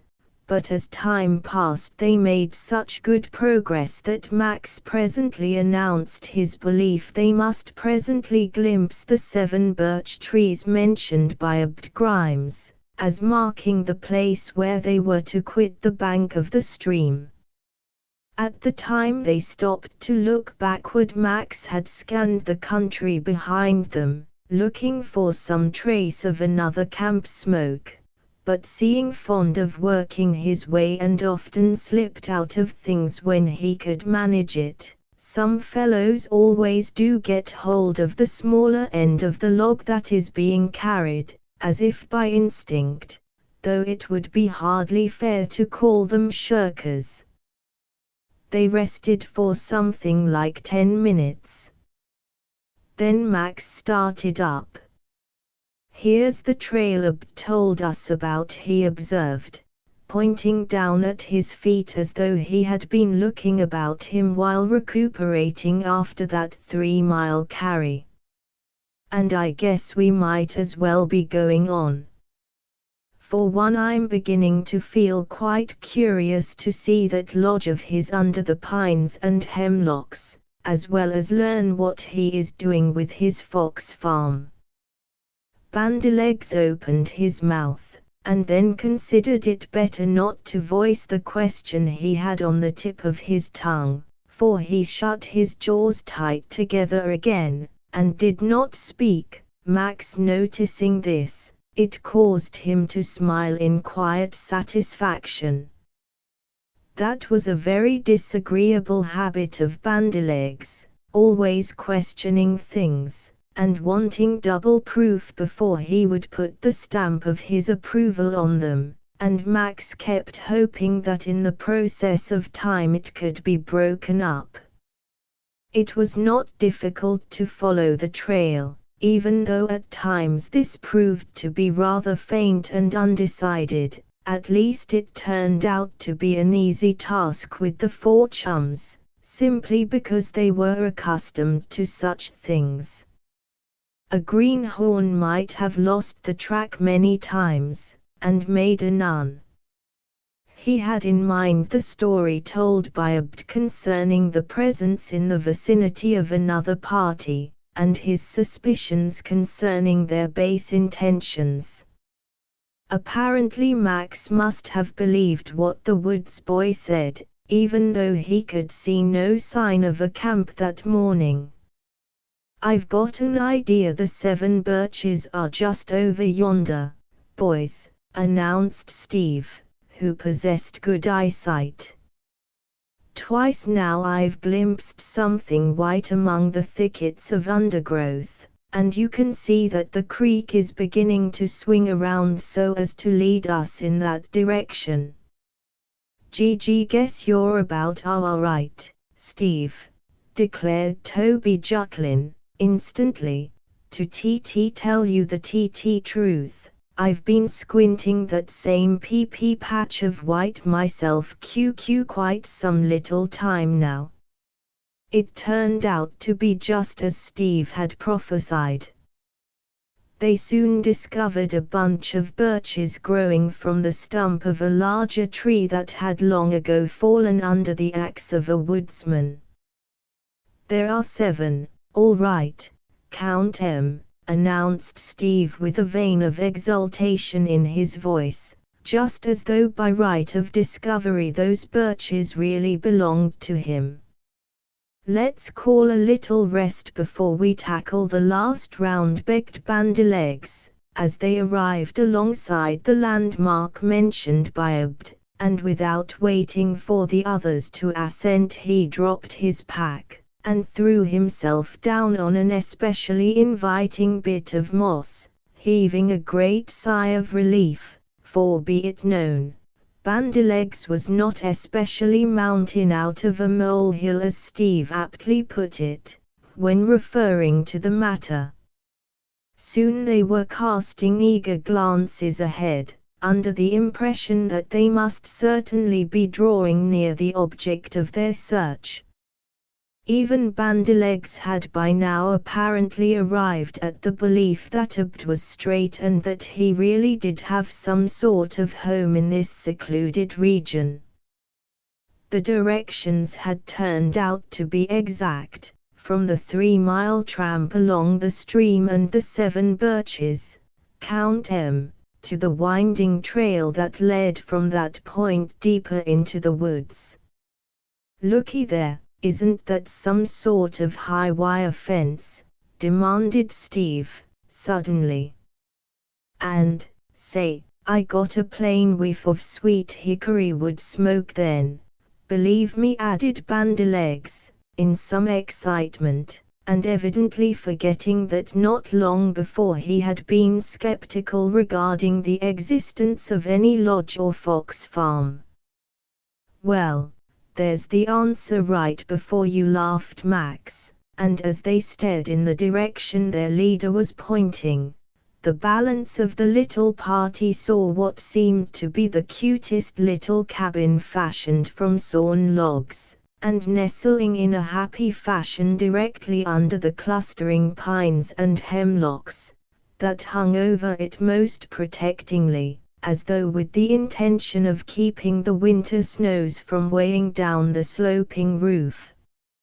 At one end was a chimney made of slabs of wood, with the chinks filled in with mud that, in the process of time, aided by the heat of the fire, had become as hard as cement or adamant, and from this there curled wreaths of lazily ascending blue smoke, the source of that delightful odor that had drifted to Bandylegs's nostrils.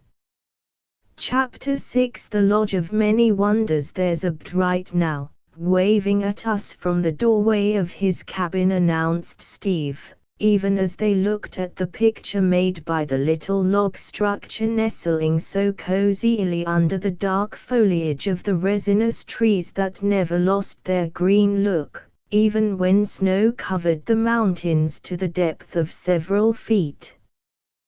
They hurried forward to join the owner of the woods lodge, who had evidently expected them to put in an appearance about this time of day, figuring just when they would break camp, and how long it would take them to make the carry. He shook hands with each of his newfound friends in turn, and warmly, too. Even Bandylegs seemed to feel that his unworthy suspicions of the other could have no foundation, to judge from the hearty way in which he greeted Abd. Max was quick to see that Abd looked pleased at their coming. He also wondered why the other seemed to raise his eyebrows now and then, and smile as though certain thoughts he entertained were quite amusing. But, then, seeing what a lonely life the young fur farmer must be leading, so far away from his kind, and wrapped up in his singular calling, after all, it was not so queer that he should act in this way, upon having visitors, and boys of his own age, in the bargain. They were ushered inside the lodge, and here another surprise greeted them. Max in particular was astonished to find that the small building contained so much in the way of comforts.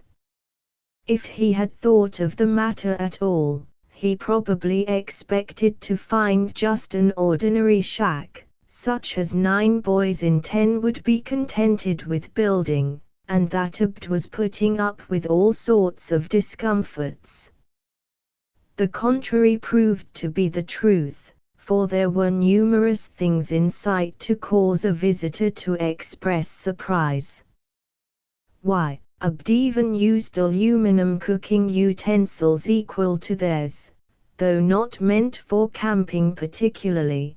There were several rocking chairs, and one big fireside chair that looked mighty inviting indeed, as it flanked the broad hearth where Abd had a blaze going. The kitchen lay at the back, and actually had a wood stove in it, capable of baking bread or biscuits on occasion. Water, too, had been piped to the cabin from some spring farther up the rise, though, in the dead of winter a supply must of necessity be obtained from some other source since this would be frozen up. These things, and many others along the same line, caused Max to survey Abd with a new source of wonder. Who was this remarkable boy, and how on earth did he come to possess such a magical lodge up here in the unpeopled wilderness? Why, a rich man could hardly have surrounded himself with more in the way of comforts, and yet, according to his language, and his account of himself, Abd was only an ordinary child of the woods, one of the very numerous Grimes tribe, many of whom doubtless gained their living by serving as guides in season. Max, after staring around him in due wonder and admiration, turned again to Abd. He could see that the other was observing them with that merry twinkle in his eyes, and evidently expecting his guests to express amazement at finding so wonderful a habitation where they had anticipated so little. "It's just splendid, that's the only word I can find to express my feelings," Abd Max hastened to say, at which the other laughed aloud. "Course, now, you all are a wonderin' just how a poor woods boy like me d ever git hold o' such a clever cabin," he went on to say, "but shucks, that's an easy one to explain. Ya see, it was built by a man who had plenty o' money and poor health. He thought he could get well by staying here, and so he fixed her up to beat the band.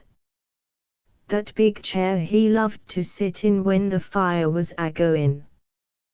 But just as he got fixed so nice his wife sent for him to come back home, and, say, he had to go. So, having no use for his place here, he turned it over to me for a song, I see en show ya the billow sail. Ya see, I got to know Mr. Coombs right well, for he was interested in my IGO starting a fur farm. Well, he's dead now.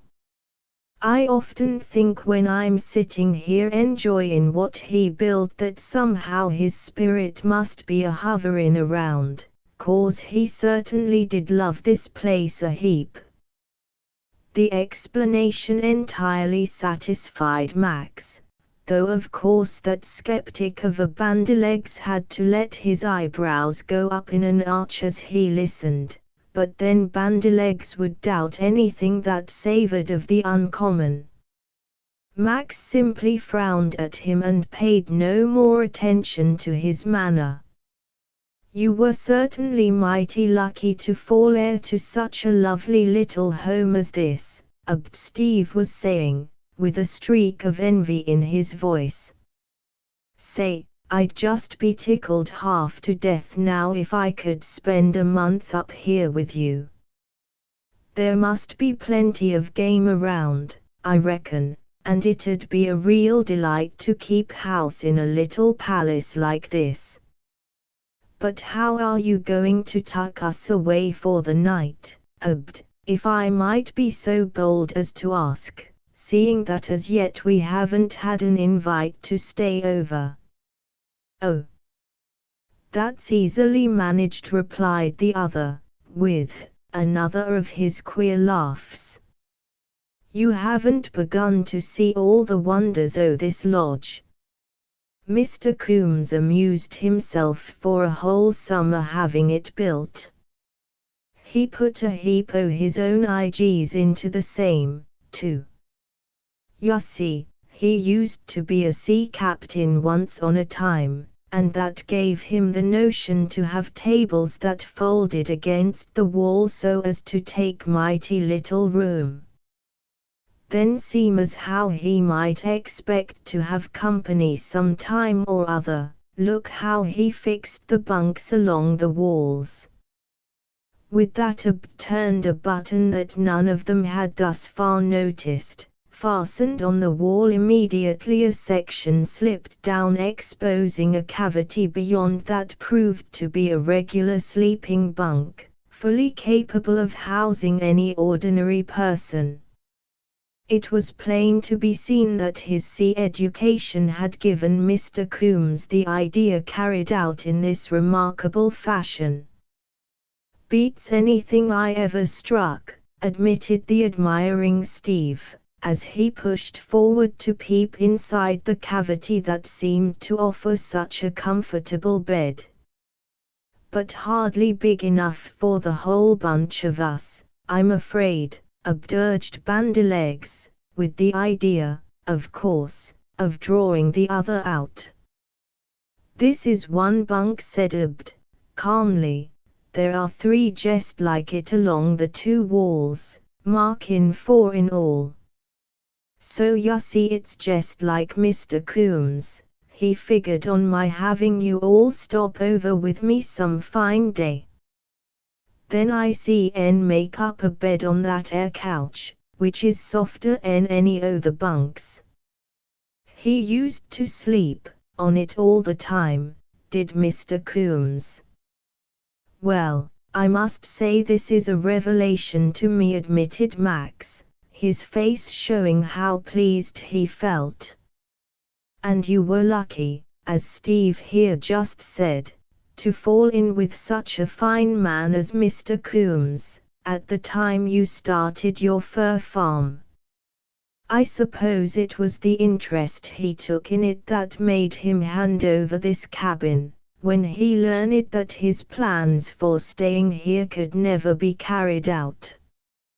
"Why, yes, mostly that," agreed turning a little red.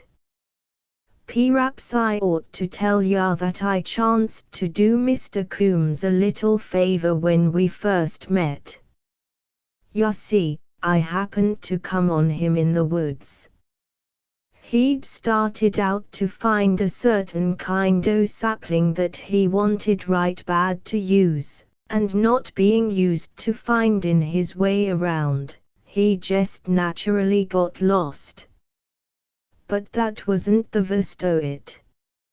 In using his axe to chop down a sapling he came across, what did he do but cut his foot, and it was bleeding like fun when I catched his shouts, and came up.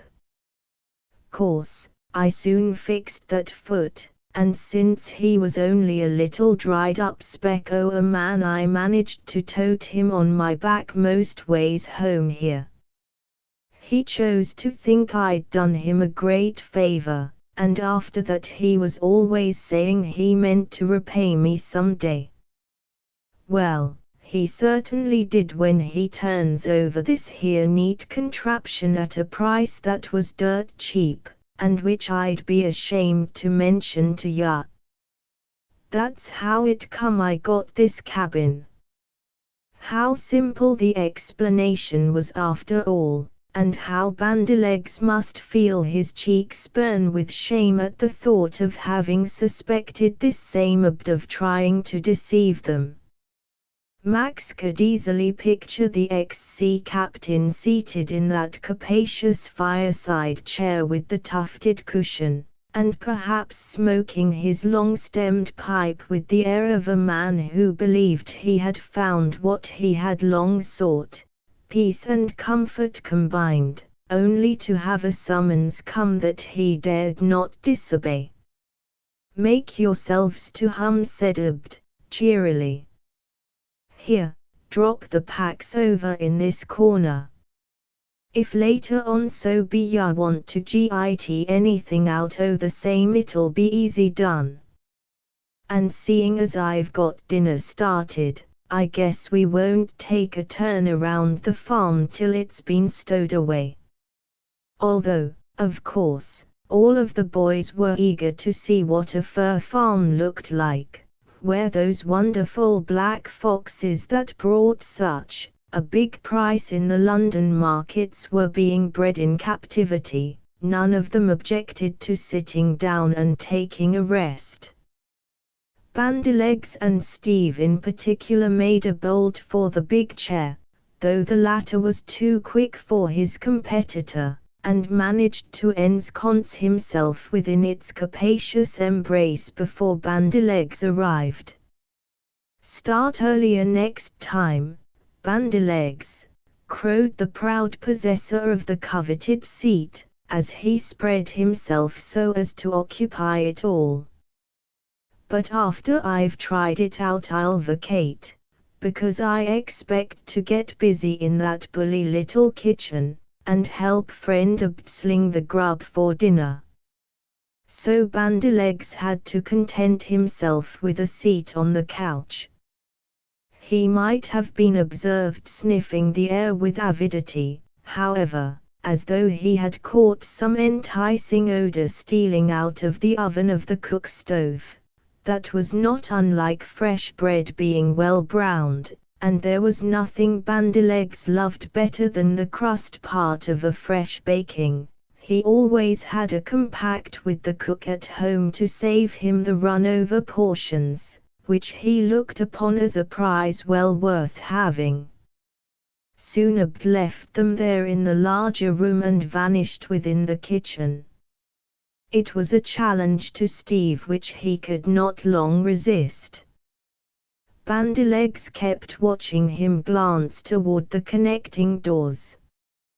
His whole manner was that of a boy who, although making no sound, might be sicking one dog on another. No sooner had Steve left the capacious fireside chair than Bandylegs slipped into it, and after that he was not meaning to be dislodged until the summons came to gather about the table to discuss the midday meal. Bandylegs liked eating as well as the next one, but he loved his ease more, and was well content to have some other fellow do the hard work of getting the meal ready. His time would come when he had to work his jaws in disposing of his portion of the spread. The more Max looked about him the greater his wonder became. All manner of thoughts surged through that active mind of his. He had already conceived the greatest sort of secret admiration for the extraordinary woods boy, even before he had glimpsed that remarkable fur farm which the other was successfully running. Plainly, then, this same Abd Grimes was bound to be a credit to his family, and all those people bearing the strange names given by Abd would some day find cause to feel proud of having such an enterprising relative. Abd proved to be a pretty good cook, despite the humility with which he had remarked that of course he could not expect to compete on even terms with fellows who had had so many better opportunities to acquire the knack of things than had come his way. The bread was as fine as any Bandilegs had ever eaten in his own home, where a high-priced cook held sway over the kitchen. There was also a meat pie that seemed delicious, both as to crust and contents, when opened, though Abd informed them that it was made of canned beef, and even displayed the recent tin jacket, with its telltale label, as confirmation to his assertion.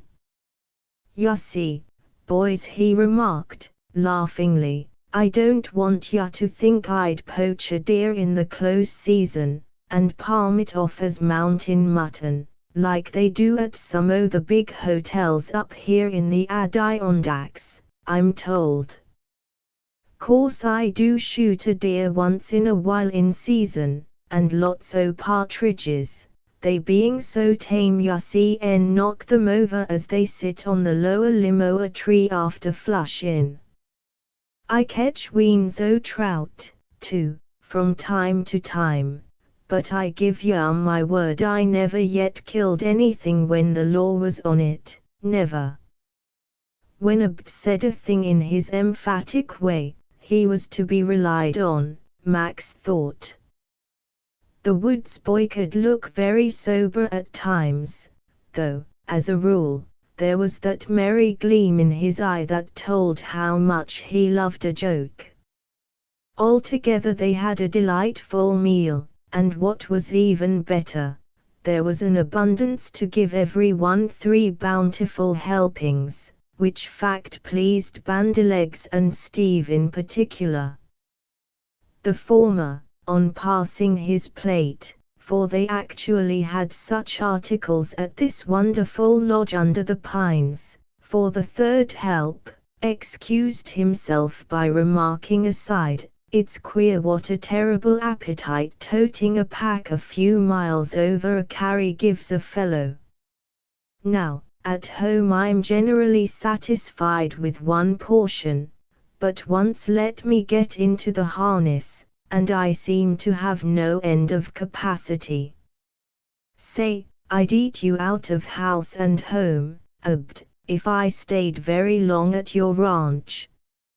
"No danger o' that, I guess," Bandilegs replied the other, for he had of course taken quite naturally to calling these new friends by their customary names, just as boys always do get on quick terms of familiarity.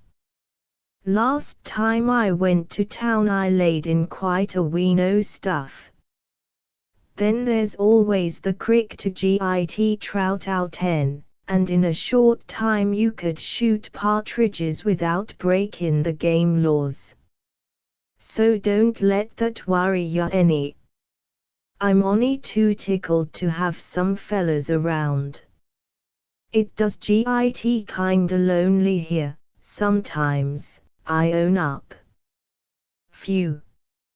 I should think it would," said Steve, lost in admiration for the amazing nerve displayed by the woods boy in remaining all by himself, winter and summer, seldom, if ever, seeing a human face, and apparently devoting all his energies to making his fur farm experiment turn out to be a success. "Nothing would tempt me to stick it out here a whole winter. Why, I'd die of the blues, and let the black foxes go to the dickens, while I made break for the nearest town, so I could hear the sound of a human voice." Abd looked at him gravely, and heaved a sigh. "Yep, I feels that ways, too, sometimes, Steve," he said presently, "and let me tell ya the temptation is nigh more nic'n stand, but I jest shuts my teeth together, and tells myself that I started in to do this job, and I'm a going to stick it out or know the reason why. Then I git my second wind again and it's all right. Once I used to give in right easy, but I'm broke now, oh that bad habit, I guess. Chapter 7 The young magician. The more Max listened to Ab talk on the one subject that seemed to be his pet hobby, that of raising valuable fur-bearing animals for the market, the deeper grew his conviction that the woods boy was well worth studying. He might talk after the manner of an uneducated boy, but Max knew that this could not be the case.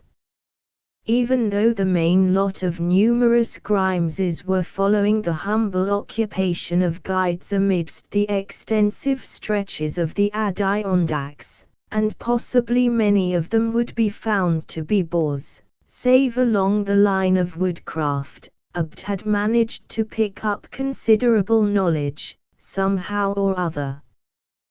When trying to explain how this idea of successfully raising silver-black foxes took such a main grip on his imagination, he brought out a batch of clippings which he had managed to get hold of in some manner, Max could not even guess how. Some of these were fantastic in their revelations, while others were authentic interviews with parties who for years had been secretly engaged in the business of fur farming. This was away up on Prince Edward Island beyond Nova Scotia, said to be the place best situated geographically for the purpose, as these animals require a severe climate in order that their pelt assumes its richest and heaviest crop. A black fox farm started down in Florida would not produce furs worth offering for sale. Max was intensely interested with one account in particular connected with the extensive Pioneer Silver Fox Ranch. He even asked the privilege of copying the same for future reference, because he knew that statements he might make later on would be skeptically received by many people who had never dreamed that any species of furs were so valuable that young pups could be worth more than their weight in gold. That the boy reader of this story may also stock up with information that will better enable him to understand what enterprising Abd Grimes was trying to do on a small scale, I am tempted to give the main items in this newspaper article, every word of which is said to be literally true. Since this account was first printed some years ago, other farms along similar lines have been started away up near Calgary, in the Canadian province of Alberta, and are said to be doing excellently, one ranch near Midnapore reporting a start with 12 pair, and the pack now counting 37 in all. But here is the main part of the clipping, well worth reading. There is something novel about a ranch which consists of spaces covering 150 feet of ground. Chappell, now president of the Sydney Chamber of Commerce, Nova Scotia, owns 70 pairs of silver-black foxes, and his ranch is split up into small enclosures of that size, covered with wire on 4 sides. The wire being buried 4 feet underground, attached to a concrete base, and turned in several feet. The silver-black fox tries to root its way to freedom, and this is the way the breeder prevents his escape. When the foxes mate, we also mate a pair of black cats of the ordinary domestic variety. As soon as the young are born, we take the fox pups away from the mother fox, and the kittens away from the mother cat, and make the cat foster mother to the fox cubs. In this way we are able to rear a more domesticated breed of foxes. For 20 years this business of raising foxes of the silver-black species was really kept undercover, because of its great possibilities for making big money.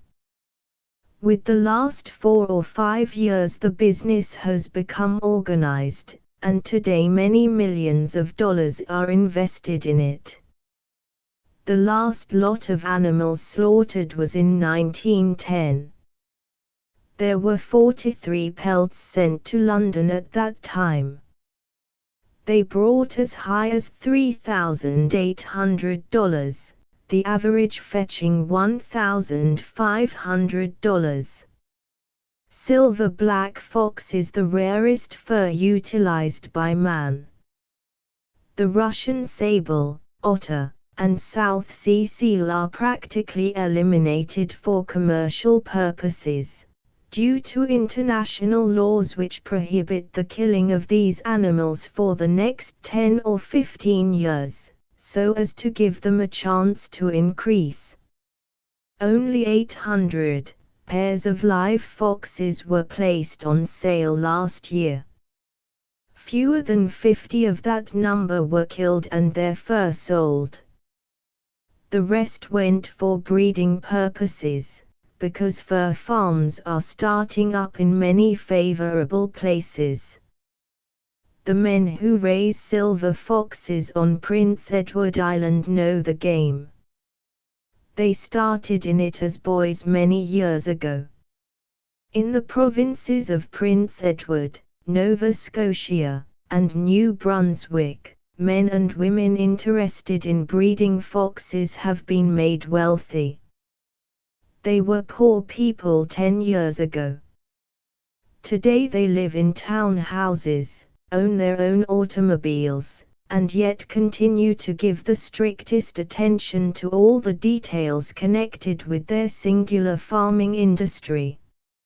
Abd was extremely modest in what he told concerning his own small beginning. Max, having also read in one of the clippings that a pair of gilt-edged silver black foxes were worth all the way up to $30,000, was, of course, doubly curious to learn whether those with which Abd started could be the genuine article, and if so, how had he managed to obtain them. It seemed to be only a game in which rich persons could enter. Abd understood just what must be passing in the mind of the other, and at the first opportunity he hastened to explain. "I was just chock full o' this business," he went on to say, "when I ran across Mr. Coombs. Ya remember I told ya about how that came about, and that he seemed to think I'd saved his life. Well, he and me kept house together here for some months, and then one day there come the biggest surprise I ever had. He fetched a crate along up from town in a wagon he hired, and say, inside the same was the finest pair o' silver blacks I ever saw. Then some more wagons begun to show up fetchin' rolls of wire netting, and bags o' cement to make concrete with. Mr. Coombs had gone into the fur-raisin' business for keeps, and I was to have an interest in the game. He had an agreement all written out that both o' us signed before a justice, which fixed things up. Half the proceeds o' the fur farm was to come to me, while I stayed here to look after things. Well, sir, we worked like fun to git the stockade built according to form, and our mated pair o' foxes planted in the same. Since then I've fixed 3 more enclosures, ready for an increase o' stock. Mr. Coombs, he called this the Lone Lodge Black Fox Farm, and I guess the name will stick even after I get to selling off some o' the product." It was simply wonderful, all of the eager listeners thought. Max could hardly believe his ears, and yet so far as he could make out Abd seemed in dead earnest. Besides, he had the documents to prove the truth of his story, he said, which he would spread before them a little later on. As for that skeptic, Bandylegs, he rolled his eyes up many times while listening, and seemed to be swallowing it with considerable difficulty. Toby and Steve never questioned the veracity of the narrator. They were simply amazed at the immensity of the enterprise that had sprung up almost like a mushroom, overnight. Millions on millions of dollars invested in artificial fur farming, and the general public utterly in the dark concerning the facts until recently, when its scope could no longer be concealed, like a light hidden under a bushel. And now that you've kinda got an idea of what a big fur farm might be like, the singular woods boy went on to say, rising as he spoke, "S'pose ya meander out and take a look at my humble beginnin'. I surely hope ya won't run down my efforts, 'cause o' course things ain't got to running full swing yet. But the cubs are nigh big enough to be taken to market." "How many have you got, Abd?" asked Max, following the other out of the cabin. "One pair nearly grown, and another just 2 months old. I've been mighty lucky in not losing a single pup so far," came the reply over Abd's shoulder, and he might be pardoned for putting just a mite of pride in his tones, for he had accomplished something worthwhile for a new beginner at the business. "But if you expect to keep in this line," said Bandylegs quickly, as though he voiced a suspicion that kept cropping up in his mind, "why do you want to dispose of that first pair of pups?" Abd laughed good-naturedly. "I'll tell ya, Bandylegs," he said, confidentially. "In the first place, breeders like to change their stock, so as to bring new blood into the pens. Then again, why, I happens to need the money that's coming to me for my share. A fellow has got to live up here in the mountains, and grub costs a ween o' hard cash, 'specially when ya got a good appetite, which seems to fit me all right. But if I get what I'm hoping for, it'll be all right, and I reckons there'll come some years before we let more foxes get away from this same farm." So he took them to where he had his main enclosure, in which the boys found the parent foxes. They may have become somewhat accustomed to seeing Abd, and hearing the sound of his coaxing voice, for even the most timid of wild animals in the process of time comes to recognize the one who supplies their wants along the line of daily food. But possibly Bandylegs or Steve chanced to laugh, or speak out loud, for the old foxes took the alarm, and it was only after constant efforts on the part of Abd, with his familiar call to dinner, that caused them to show themselves at all. They were certainly beauties. Max wondered more than ever at the nerve of Abd in trying to start a silver-black fox farm in this section, with no one save himself apparently in charge. He feared that the enterprise would be doomed to certain disaster. The smart woods boy might be successful in raising a crop of valuable youngsters in the fox line, but sooner or later some unscrupulous men, guides out of a job perhaps, and loaded with strong drink, would try to make a secret raid on his preserves, and clean him out in a single night. Fox pelts worth thousands of dollars must tempt some men beyond their fears, or power of resistance. Max made up his mind he would talk about this with Abd before he left.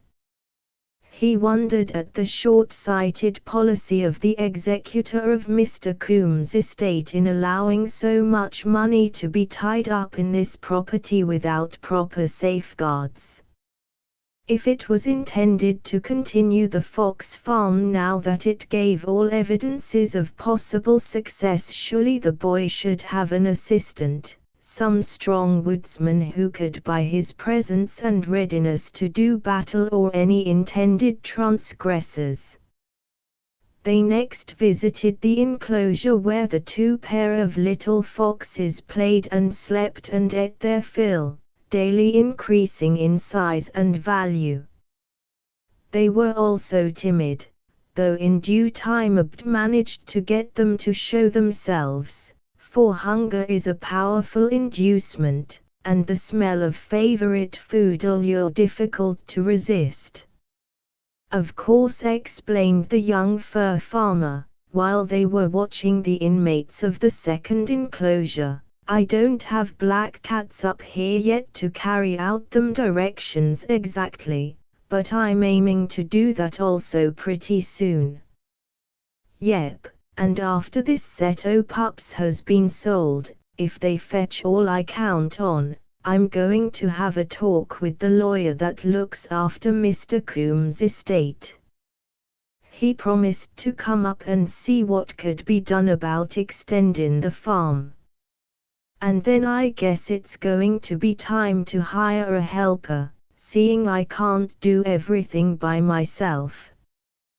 That was just what I meant to speak to you about, Abd, exclaimed Maximum. You oughtn't to try to stay here another winter all by yourself.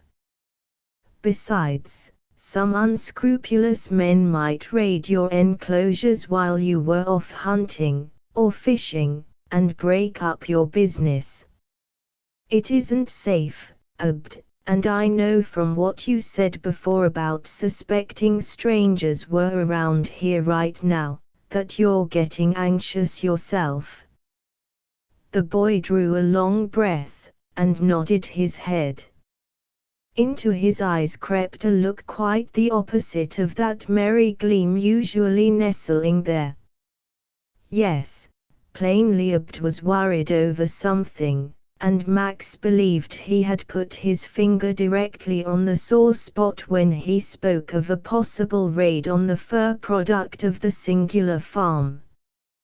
Can you find just such a reliable man as you want, Abd? Asked Steve. That part ain't so hard, he was told. Fact is, I've got him more'n half engaged ready. His name is Jerry Stocks, and he's a woods guide. Been a heap interested in this game ever since we started up. Fact is, Jerry has done a heap o' things for me from time to time, 'cause you see I couldn't work it all. He lives 'bout 11 miles off that ways. We've fixed a way to signal to each other by flying a little white flag from 2 low peaks. When I want Jerry I run my flag up, and if he's home, why the next day, or meb sooner, he shows up. But shucks. That wouldn't keep me from losing my stock if there was a real raid.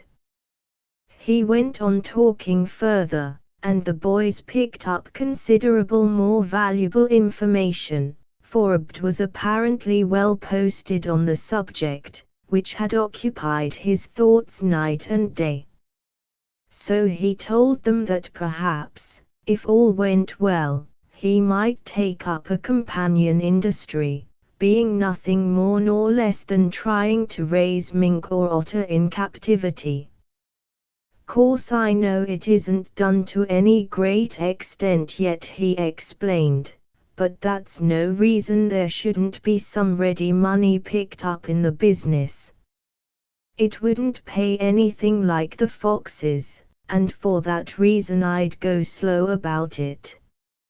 Oh, I've got a heap o' ways for getting the ready cash to keep up my share o' the expenses o' the farm here. I've found 2 bee trees, and sent the honey to market too. Got nigh $20 for the honey. Then I dig ginseng roots times when there's nothing else to do. Come over with me and see my frog pond. Last shipment o' big fat saddles brought me a neat little wad o' money, and they don't cost me a cent, if ya want to know it. The 4 boys looked at each other in increased wonderment. What manner of chap was this same Abd, to be able to wrest a living from a bounteous nature in the clever way he did? Steve in particular was loud in his praise. "Why, Abd, old fellow," he burst out with, "you're just the same kind of an enterprising chap Max here has always been." Why, it was his grand idea about there being mussels aplenty in the big sunflower down our way that started us into making a try for freshwater pearls in the river.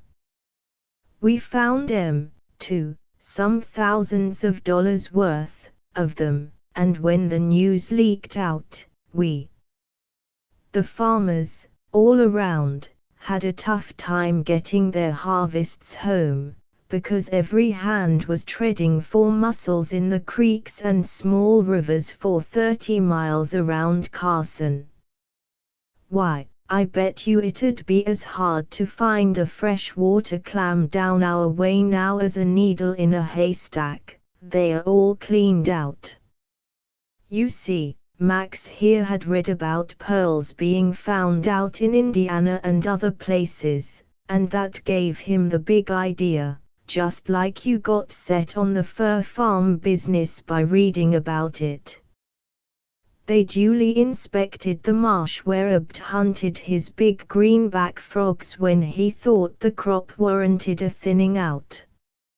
They're always in demand down New York ways, or they fetch $1 a pound for the saddles, he explained, and let me tell ya it doesn't take a great many o' them to weigh that much.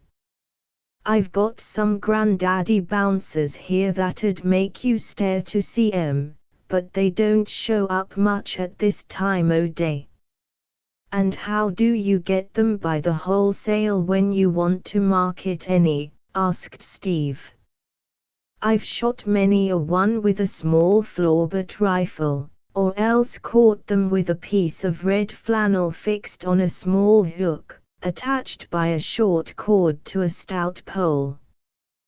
Well, men in the regular frog-raising business couldn't go about it as slow as that, said the other, though I have shot a few o' the big uns that way, 'cause they was too tricky to be grabbed with my hand net. If you stay with me a spell we'll get more 'n one mess o' frog legs, if ya likes them. Bandylegs was seen to work his lips as though his mouth fairly watered at the pleasing prospect, for those who are fond of the dish say that frogs' legs are more delicate than the best spring chicken, with just a little taste of fish about them that rather adds to the piquancy.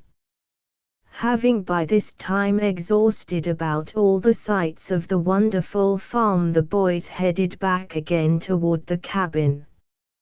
Max could not but notice that Abd showed signs of uneasiness while away, and cast frequent glances in the direction where under those whispering pines and the dark green hemlocks his lone lodge stood. Therefore Max was not very much surprised when, as he and Abd strolled along in the rear of the other 3, who were chatting and arguing about certain matters, the young fur farmer pressed his arm confidentially, and went on to say, "I'd like to tell ya something, Max, 'cause I own up it's gettin' on my nerves. I thought nothing could bother me any, but now that the time is so close at hand when I mean to sell that pair o' grown pups, and get the money I need so bad, why, things look kinda different. Fact is, Max, he went on, allowing his voice to sink into a mysterious stage whisper, somebody was looking around in my cabin while I was down at your camp last evening.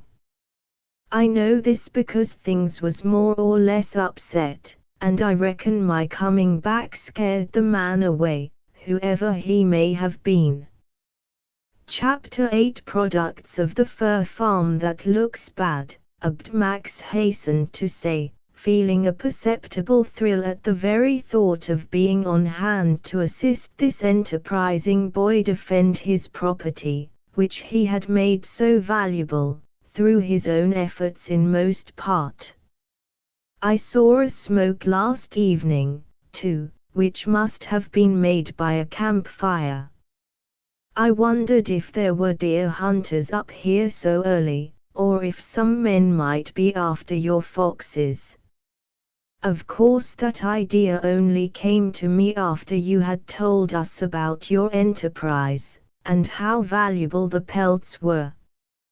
It's mighty tough of Aldabd, between his set teeth, to be so nigh success, and then face failure. I've been tempted to signal for Jerry to come over and help me stand guard a spell. You see, I ought to be on my way to town with that pair o' nearly grown young blacks. I know how I get more for 'em alive than for their pelts if I took the time to cure the same, which I don't want to do. Oh, I've just got to sell 'em, and that's all there is about it. I've dreamed about the day I'd get that check, and show, that lawyer managing Mr. Coombs' estate that all I told him was true. Once I have the proof that there's big money in raising silver blacks, he's promised to do anything in reason I ask. Max made up his mind on the spot.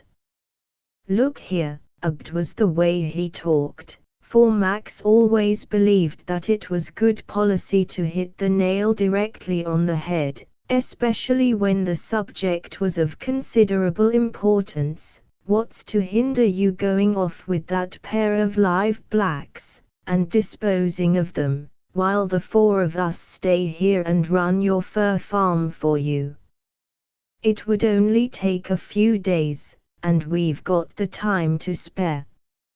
Of course you'd have to trust us to the limit, to leave things in our charge, but we'd surely be pleased to help you out.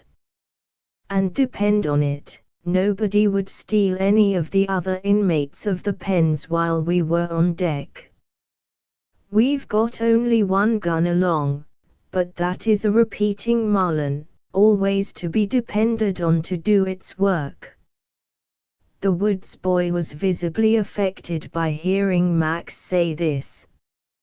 He reached for the other's hand and squeezed it almost fiercely. Oh, it's kind of you to say that, Max, he exclaimed, as though the words sprang directly from his heart. And do ye know I'm tempted to take you at your word? For I must get those pups delivered as I promised. Everything depends on that deal. The man saw them 3 months ago, and we made a bargain. I was to deliver the pups to him by the time first snow flew, and it's due any day now, you know. A singular thing had happened, and Max, while deeply interested in what Abd was saying, could not help but notice that for once the woods boy had spoken without a sign of the rude dialect which up to then had marked his manner of speech. This further aroused the curiosity of Max, who to himself was saying, I hit the mark when I guessed Abd was smarter than he let on, and could talk just as well as the next fellow when he chose. He's just fallen into speaking that way through his association with these rough people up here, his own folks likely enough. Or else he likes to pull the wool over our eyes, just for a joke. Aloud Max continued to reassure the other. Then consider it as good as settled, Abt, he said, that we'll hang around here a short while. If you think best you can get that Jerry to come over, and keep his finger on the pulse. Perhaps it might be wise, too, because he'd know just what to do in case there was any trouble among the foxes left in the pens, and it is all new to us, remember. You've relieved my mind a heap, Max, sure you have, told him, again relapsing into the vernacular that is usually a part of a woods guide's language. And tonight I'll set the traps I've got fixed. Meb if so be trespassers come a skulkin' around they might git a little surprise. But I'll show ya what I'm mentionin' later on. Just now I only want to tell ya I'm mighty glad I dropped into your camp last evening 'stead o' slippin' away, like I fust thought o' doing. But you don't want me to look on this matter as a secret, do you, Abt? The other started, Max thought, and looked quickly at him. Now what might ya be meanin' by that, Max? He presently asked, a bit anxiously. Oh. I only wanted to have your permission to tell my three chums what you've been saying to me, explained Maximum. Of course I know what their answer will be when I put it up to them. We've really come here on what Bandylegs calls a wild goose hunt, for there isn't one chance in 10 that we'll ever be able to find Roland Chase, so our time is really pretty much our own, to do with as we will. And Abt, all of us have taken such a big interest in your enterprise up here, that we'll be only too happy to lend you a helping hand. You are so near success now that it'd be a shame if you fell down through no fault of your own. That's what I keep telling myself too, Max, don't you know, exclaimed the now excited Abt. I've hugged that hope close to my heart month after month, and now when I see en almost whiff the success I've prayed for, it'd nearly kill me to lose everything. Oh. I just wants a couple of weeks at the most, and then I'll show 'em, yes, I will. They all said I'd make a dead failure out o' my fur farm, but ya see it's coming along right smart. When they reached the cabin the boys threw themselves down on the soft yielding turf nearby to loaf, as Bandylegs properly expressed it. And surely he could do this as well as any boy who ever drew breath. Max took occasion to tell the others what he and Abt had been talking about. All of them were deeply interested. They looked angrily at each other when Max explained how the woods boy had found traces of some intruder who had actually entered his lone cabin while he, Abt, was away in their company, also telling how the other strongly suspected that a dastardly plot had been hatched, looking to the robbing of the pens connected with the Silver Fox Fur Farm. Abt was inside doing something at the time, and so Max felt that he could talk freely. He meant that his three chums should know everything in the beginning, before he called on them to decide whether they would stay over a few days, and guard the property, while Abt was marketing his first proceeds in a distant city, for the pups were really too valuable to be trusted to the tender mercies of an express company, Abt thought. I don't exactly understand how Abd knows that there is a conspiracy hatched up against him, to complete the ruination of his enterprise, continued Max, but he seems to think some party has a deep grudge against him. It may be we'll know more about this later on, but for the present I've promised Abd I'd put up a proposition to you.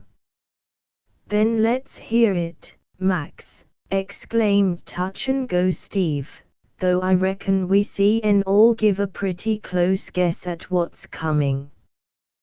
Why, Abd wants to get away with that pair of grown pups, so he can deliver them to the man he's bargained with, and I've proposed that we stay here a few days, and guard his property while he's off.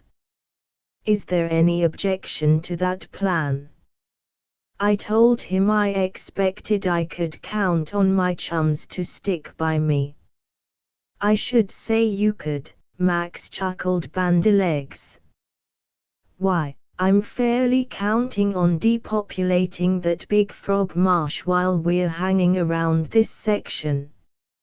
And say, Steve here could keep us supplied with trout galore, if only he fished from the bank, and didn't wade in.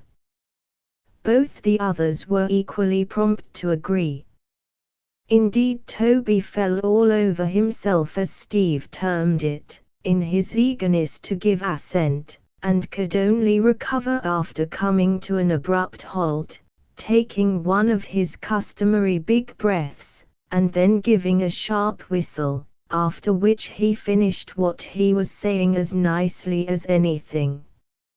And that settled it, just as Max had been confident would be the case, for he knew his chums too well to believe they would be willing to let such a brave fight be lost when the goal seemed so near. Abd Grimes had proved to be a fellow after their own hearts, and they found themselves deeply interested in his fortunes. So when the woods boy came out again, Max suspected that he had purposely withdrawn from the scene in order not to embarrass them while making their decision. He was told how they all felt, and Abd went around shaking hands, with the tears in his eyes. Plainly he had his whole heart wrapped up in the successful outcome of this odd venture, and when the clouds began to loom up overhead, this proffered assistance on the part of the four chums was gratefully received. "This is mighty nice, oh yeah, boys," he kept telling them, as though really at a loss for appropriate words best calculated to express the state of his feelings. "And I ain't going to ever forget it, either. Now I feel that I can start out right away, the day after tomorrow, and deliver them pups to Mr. Sheckard. Say, meb I won't be a proud boy when he hands me that big check, and I know that I've won out against all odds." His eyes glowed at the very thought, and Max was more than glad he and his comrades had the chance to render so resolute a chap slight assistance. For it would really be a pleasure for them to stay there at that wonderful little lodge under the whispering pines, and keep house while Abd was away. Then, too, Jerry would be on hand, ready with his advice and knowledge, so as to do the proper thing. As to any rush prowler stealing the valuable foxes, day or night, well, they would see to it a constant watch was kept, and that the gun was always ready to block any nasty little game like that. Later on, Max amused himself lolling in Mr. Coombs' big fireside chair, which he had moved near one of the windows.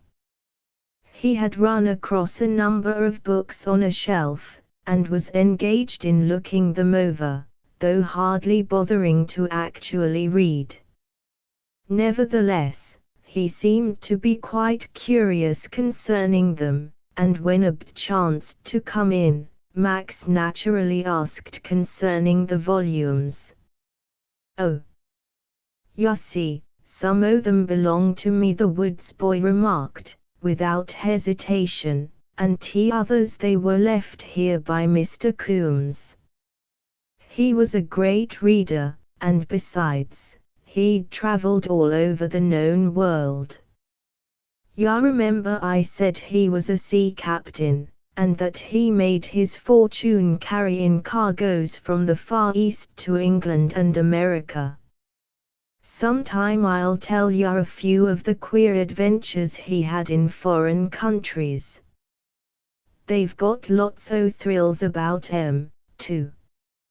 "Just so," ventured Max, casually, "and I once heard some people talking about a Mr. Coombs who had been a great traveller. Now I wonder if it could have been the same party." "Was his first name Robert?" "Oh, no, my Mr. Coombs' name was Jared," replied the other, promptly. "Then, of course, it could not have been the same," added Max, smiling as though he had attained the object of his questioning, "but the similarity in names, and the fact that both men had travelled considerably, made me think it might be so." He once more dipped into the book he was holding, although watching Abt slyly over the top of the volume. And when the woods boy had passed outside again, Max Hastings might have been seen to hurriedly turn back to the blank pages at the front of the book, scan several initials that were plainly written there, and then nod his head mysteriously, with a smile that gradually crept across his whole face, just as though something pleased him, which, for the time being, he chose to keep to himself. Chapter 9: Laying plans to help Abed. It was only natural that Steve, always headstrong and impulsive, should be eager to find out what kind of plan might be arranged looking to keeping watch and ward over the fur farm during the nights to come. He had been impressed with the signs of anxiety which Abt plainly betrayed, when speaking of his belief concerning some sort of plot being hatched up against his peace of mind, and which would bring about the ultimate ruination of his unique and intensely interesting undertaking. To Steve, the idea of a miserable rascal sneaking up in the night to destroy all that poor hard-working Abt had built up after many moons, was simply terrible. The more he considered it, the greater became his secret anger, and of course this meant that his liking for the boy fur farmer grew in proportion. During the afternoon, as the shadows began to lengthen perceptibly, Steve found occasion to broach the subject to his three chums. Max had come out of the cabin. Evidently he had tired of looking over the books, which might do very well to pass away a long evening, or a rainy day when time dragged, but could not chain him down long when the sun was shining, the breeze rustling through the many-colored leaves still on the trees, and with all nature beckoning. So Steve crooked his finger toward Bandylegs and Toby, lounging nearby, and being in a humor themselves for any sort of thing, the pair hastened to join him. And Max, upon being pounced upon by the balance of the crowd, looked askance, knowing that something was in the wind. "Strikes me, fellows," commenced Steve, "that we ought to be figuring on what we expect to do tonight." "Ha! As for me," quickly responded Bandylegs, "I'm expecting to do my share about slinging together a dandy spread, with some of the fine grub we fetched along." This mountain air is something terrible when it comes to toning up jaded appetites. I feel as if I had a vacuum down about my middle all the time. I'm beginning to be alarmed about my condition.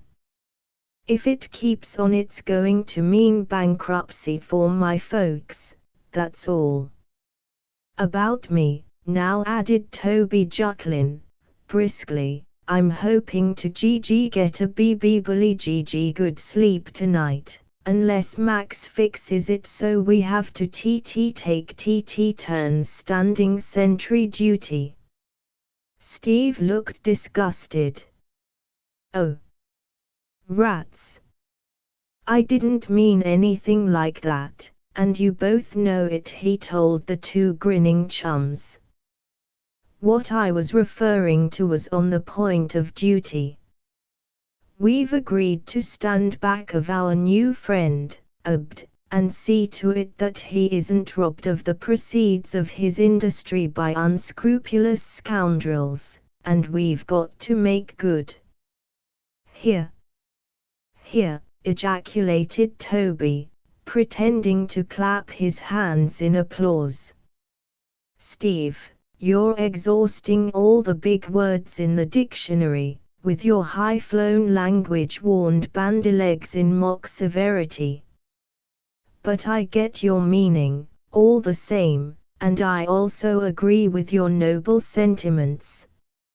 Sure, we're expecting to stand up for Abd and his pets, and we're likewise intending to make it hot for any old terrapin who comes creeping around here with the idea of making way with the wearers of that expensive fur. How about it, Max? That's a settled thing, readily replied the one appealed to, and whose opinion, it was plain to be seen, would swing things one way or another, since the other fellows were in the habit of looking up to Max as their leader. We can fix it up in regular orthodox style, each fellow having 2 hours on duty, and the rest of the night for sleep. Does that strike you as about right? Well, remarked Steve, proudly, it won't be the first occasion when this bunch has had to stand guard, not by a long sight. I can look back and see many a night when we had to keep an anchor to windward, or else lose something we prized a heap. Ever since we dug up all those mussels in the big Sunflower, and found dandy pearls inside some of them, it seems to me we've had occasion from time to time to be envied by other people, and had to keep watch so we wouldn't be robbed. Oh. Standing sentry is an old trick with us. For my part, remarked Toby, yawning as he spoke, I'd much rather think up some good SS scheme that would ease the SS strain, and allow us to SS sleep through the entire night. Please explain what you mean by saying that, Toby demanded Steve. You do get off the most mysterious communications sometimes, and muddle us all up. But there isn't anything queer about this, Steve protested Toby. All of you know I've been a great hand to make machinery take the place of hand power. What's the need of our SS staying awake part of the night, even if by cudgeling our brains we could think up some good SS scheme that would answer the same purpose? I can see you cudgeling your poor brains, all right, Toby sneered Steve, who apparently did not take a great deal of stock in the other's ability for conceiving clever ideas, and a pretty mess you'd make of it, in the bargain. Take it from me, they're cudgeled enough as it is. That will do for you, Steve said. Maximum, I understand just what Toby means, and it's along the right line too. This is the age of progress, and up-to-date people don't want to depend on the old-time methods that were good enough for their grandfathers. Toby thinks one of us might suggest a scheme whereby we could guard the fox farm, and at the same time obtain our full quota of sleep. In other words, rig up a dummy to stand our trick as sentry. Isn't that it, Toby? JJ, just what I had in my mind, Max snapped Toby, and any silly CC could easy see that. Sure, and the wise ones had to be told, chirped Steve, jauntily. But never mind arguing, Toby, it's all right, and I'm only joking. I get the idea, and now, has anyone a scheme on tap that would apply to the case? Toby scratched his head as though he considered that, having been the first to make the suggestion, it was up to him to say something, no matter how. Well, there's the spring gun trap, you know, he remarked, without once stuttering, which fact proved that he was deliberately taking his time about answering. What sort of arrangement do you call that, I'd like to know, asked Steve. SS say, you a hunter, and never heard about the SS spring gun trap, exclaimed Toby, scornfully. Well, I'll try to explain, if you give me a little TT time, and don't rush me too much. You see, a gun is FF fastened to the ground, and aiming along a certain avenue that the intended thief has just got to use in CC coming up to the BB bait. Then a CC cord is SS strung so the thief PP presses against the SS same, just like Max here fixes his CC camera nights, when he wants to SS snap off a skunk or a coon by flashlight. Well, the GG gun goes off, and FF fills Mr. Thief with number 12 birdshot. When you hear the CC crash, and his howls, why, you just SS saunter out and FF fetch in the SS spoils. There, do you understand about the SS spring gun trap now, Steve? Oh, I knew all that before, only you mixed me up by giving it that name, the other hastily replied. But it strikes me that'd be a pretty rough deal for us to play. It might answer if the thief were an animal, but a human being is different. All the same, retorted Toby, savagely, he's a TT thief, and outside the PP pale of the law. Just so, Steve went on, and Max was surprised at his moderation, because, as a rule, Steve had always been the most reckless one of the crowd. But suppose now we found that we'd done more than we calculated on, Toby.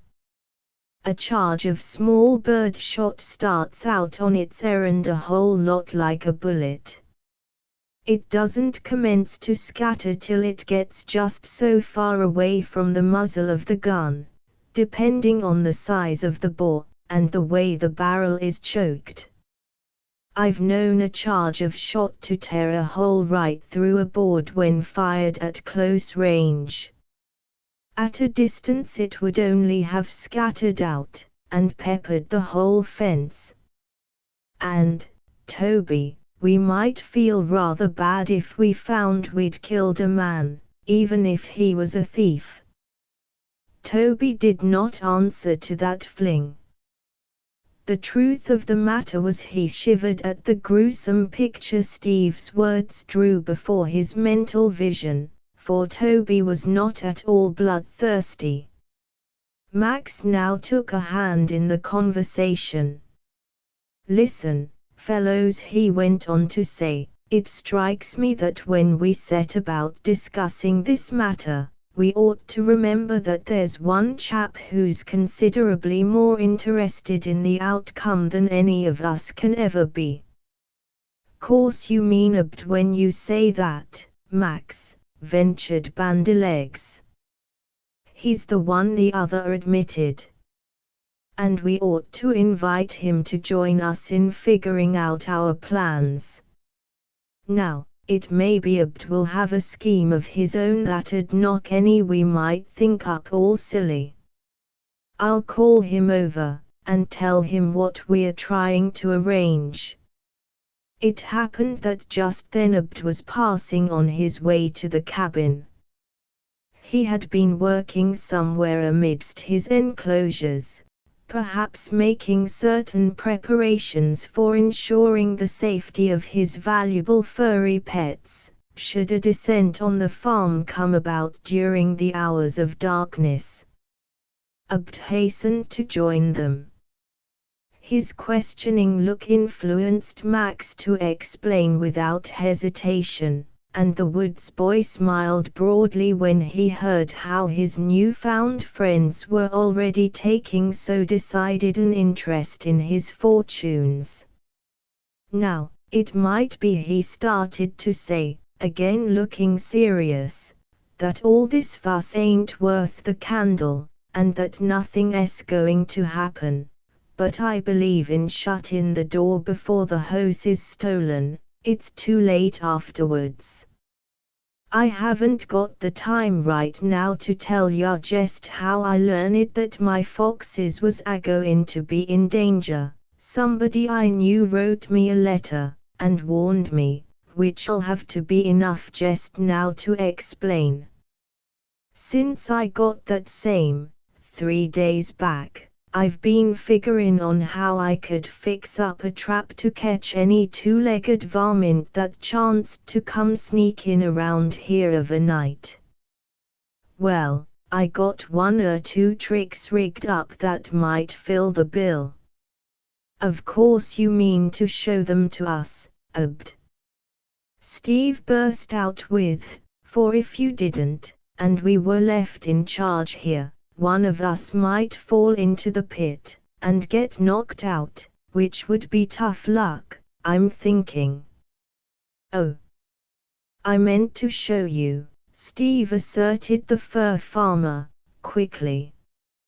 And if so be you'll come along with me right now, we'll take a look at the contraptions, which, of course, you understand, are only meant for night times, and to help out when Jerry wouldn't be around for me to sorta lean on. Being boys who did things themselves, it was only natural that the 4 chums should feel a decided interest in what Abd had just said. Even Max showed an eagerness to go forth and examine the said traps. He could speculate as to what their character might turn out to be, but this only added a little more spice to the occasion. So when Abd turned and started off, with a beckoning finger that enticed them to follow his lead, none of the quartet held back. Chapter X Traps Fob Night Prowlers Yussi remarked Abd, turning around as they drew near the first enclosure, where the parent foxes were confined behind the wire fencing. I've just been adding a few finishing touches to this here trap scheme.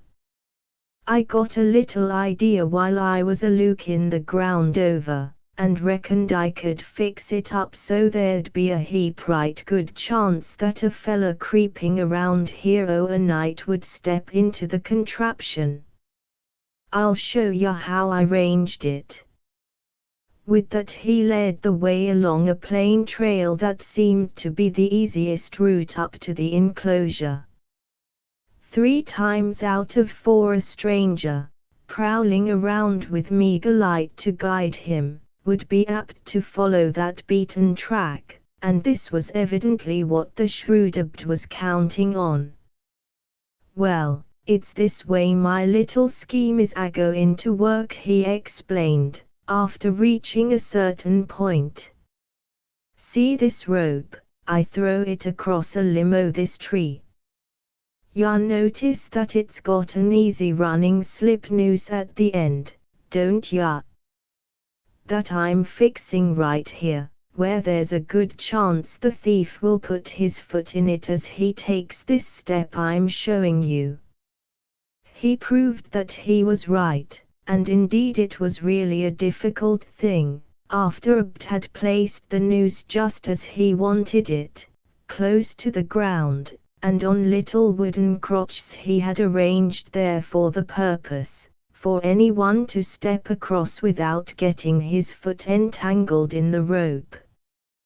Well, let's reckon, then, he does get caught in the noose, and jerks it tight around his ankle, continued Abd, very much interested himself in what he was saying, and as Max quickly noticed, even neglecting to speak as he usually did, although he had shown this odd trait before.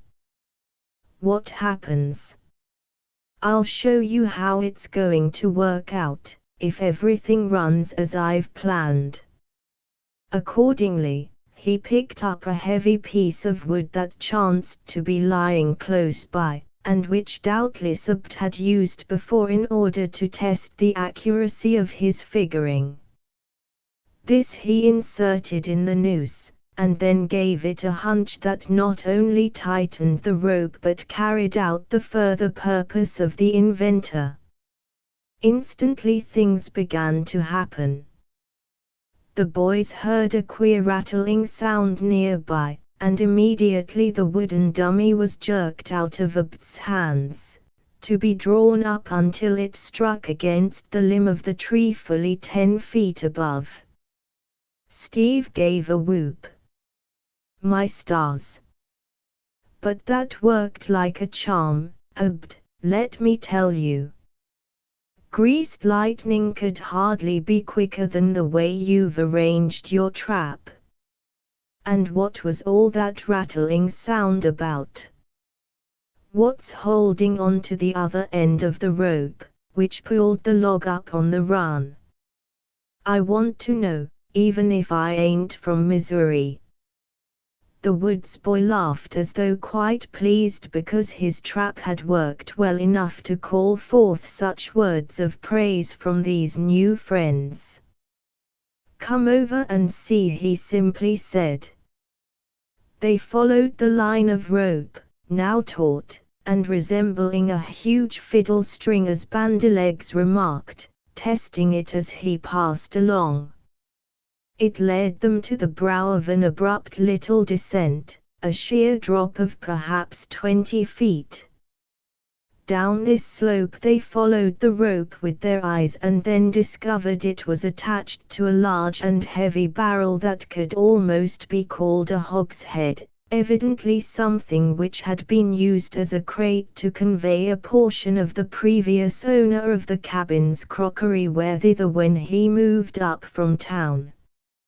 As the boys were no simpletons, they readily grasped the essential qualities of Abd's little scheme.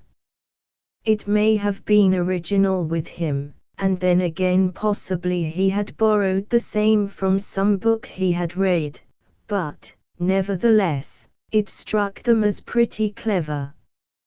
Not content with the heaviness of the big barrel, he had placed a number of stones inside so as to add to the swiftness of its flight down that declivity, once it was released. The rope acted as starter, and upon being jerked, as must be the case, should anyone get a foot caught in the noose, it released a stake that kept the heavy barrel poised there at the top of the descent. The consequence was that it would plunge downward almost as though making a sheer drop, the noose tightening about the leg or legs of the unhappy wight who had sprung the trap. He would be jerked off his feet and hauled up, head downward, to dangle there in midair, as helpless as a babe.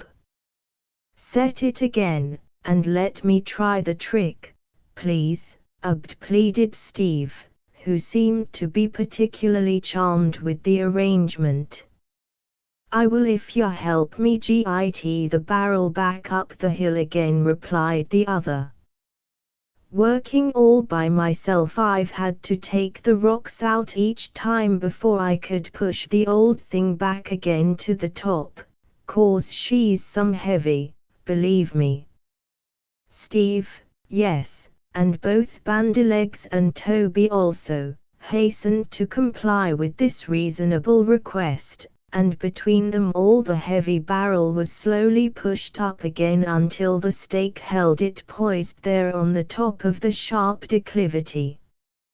Max stood and watched operations, not that he was unwilling to lend a hand also if necessary, but just then he wanted to observe and draw certain conclusions in which he, Max, seemed to take considerable interest.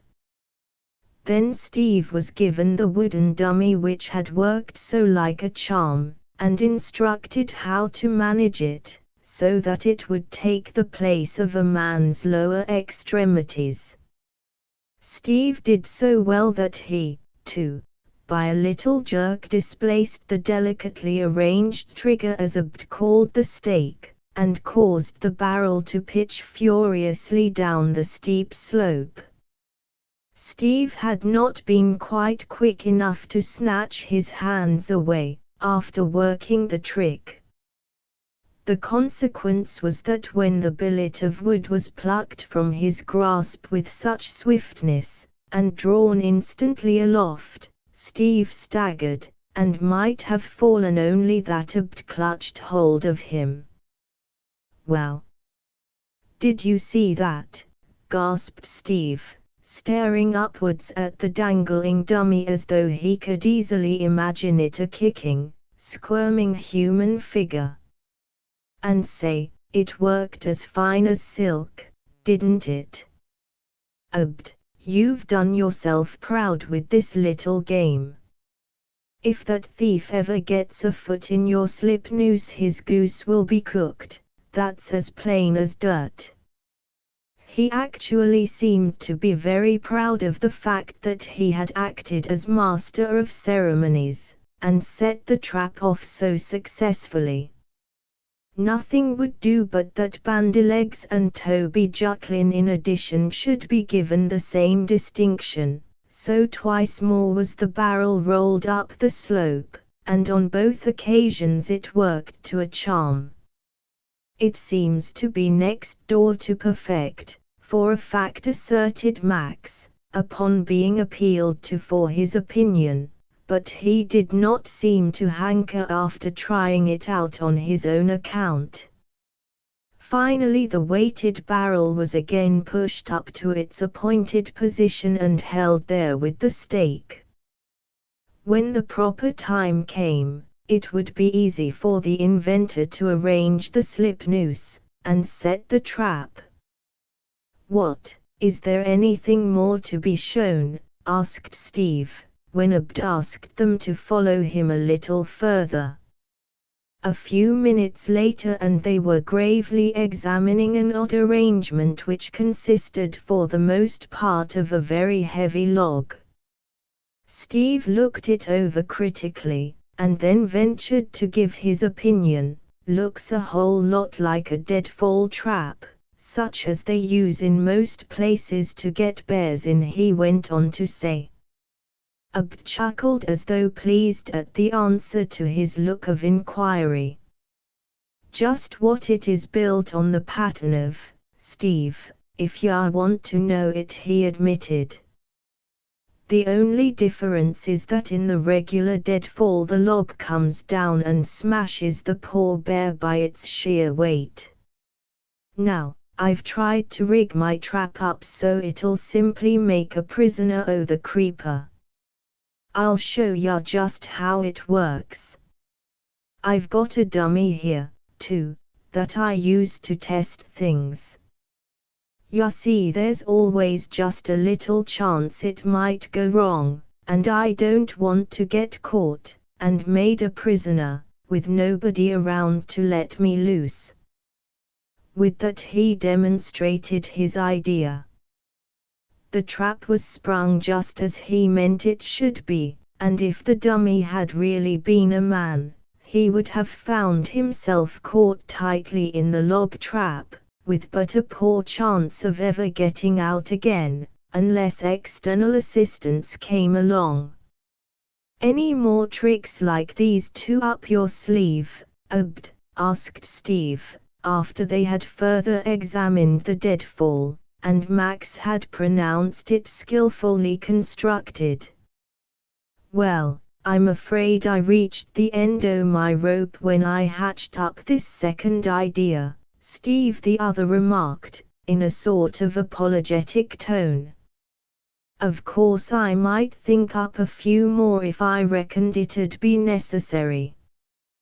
But I've got a hunch that one o' the lot is a-goin' to grab that thief, providin' he does come around here. Besides, when you get right down to brass tacks, there isn't as much danger o' my being robbed in the night time, as in the day." "And why not, Abd?" further asked Steve. "I'd think that was the very time you'd feel scariest, when it was dark, and you couldn't see if anybody was prowling around the farm. Stop and think how foxes have holes in the ground, into which they see and burrow when scared the least mite," explained Abd, readily, "and you'll see how hard it'd be for a stranger to lay hands on them. Now, in the daytime, if they came along, with me away from the place, a man with a rifle could knock over my pets as easy as turnin' his hand. But, all the same, I've fixed my traps. For one thing, I'd like to find out just who the thief is." Max noticed what emphasis he put on that last remark. He could see the customary twinkle in Abd's eyes give way to a sterner look, as though he had brooded more or less over this same subject.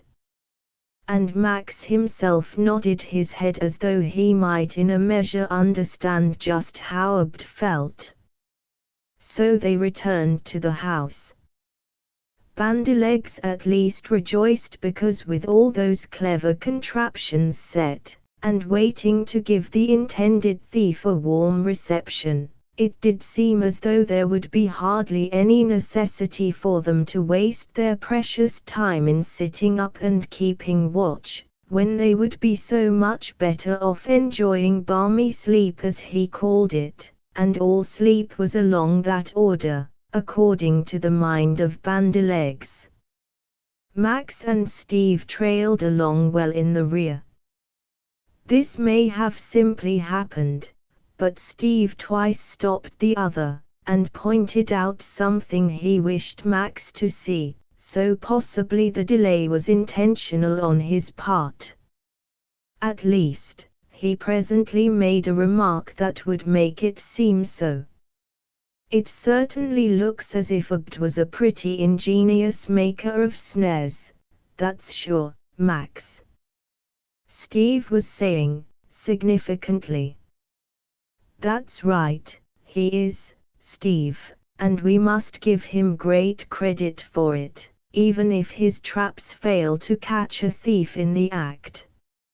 I was just thinking," Max pursued the other, meditatively, "that it's evident this same Abd must have inherited that strain from a long line of trapper ancestors or progenitors. Wouldn't you think so, too?" Max looked at his companion queerly, and smiled as he made reply. "You may be right, Steve, of course, but it strikes me Abd has an original streak of genius all his own, which doesn't have to depend on any inherited trait. Things are not always what they seem in this world, you know. Looky here, Max, you've struck a scent which you don't think best to share with your boon companions. That's as plain to me as 2 and 2 make 4. You've come to think a little the same way as Bandylegs, perhaps, and suspect a bit of being more than he lets on. Is that it, Max? Do you really believe he's playing some sly trick on us? Is that yarn about Mr. Coombs all moonshine? Does this fur farm belong to some company that Abd is working for? I wish you'd tell me what you've got in your mind, Maximum. I expect to a little later on, Steve, never fear, he was assured. I'm not more than half certain even now that it can be so, and I never like to make a mess of things. Besides, you know, it wouldn't be just fair to have us all suspecting him of playing tricks. Just go on as you've been doing. Take my word for it, this new friend we've made is all to the good, and will never turn out to be the wrong sort of fellow. He started on after saying this, and Steve followed, looking very much puzzled, and shaking his head as though he could not catch the right idea.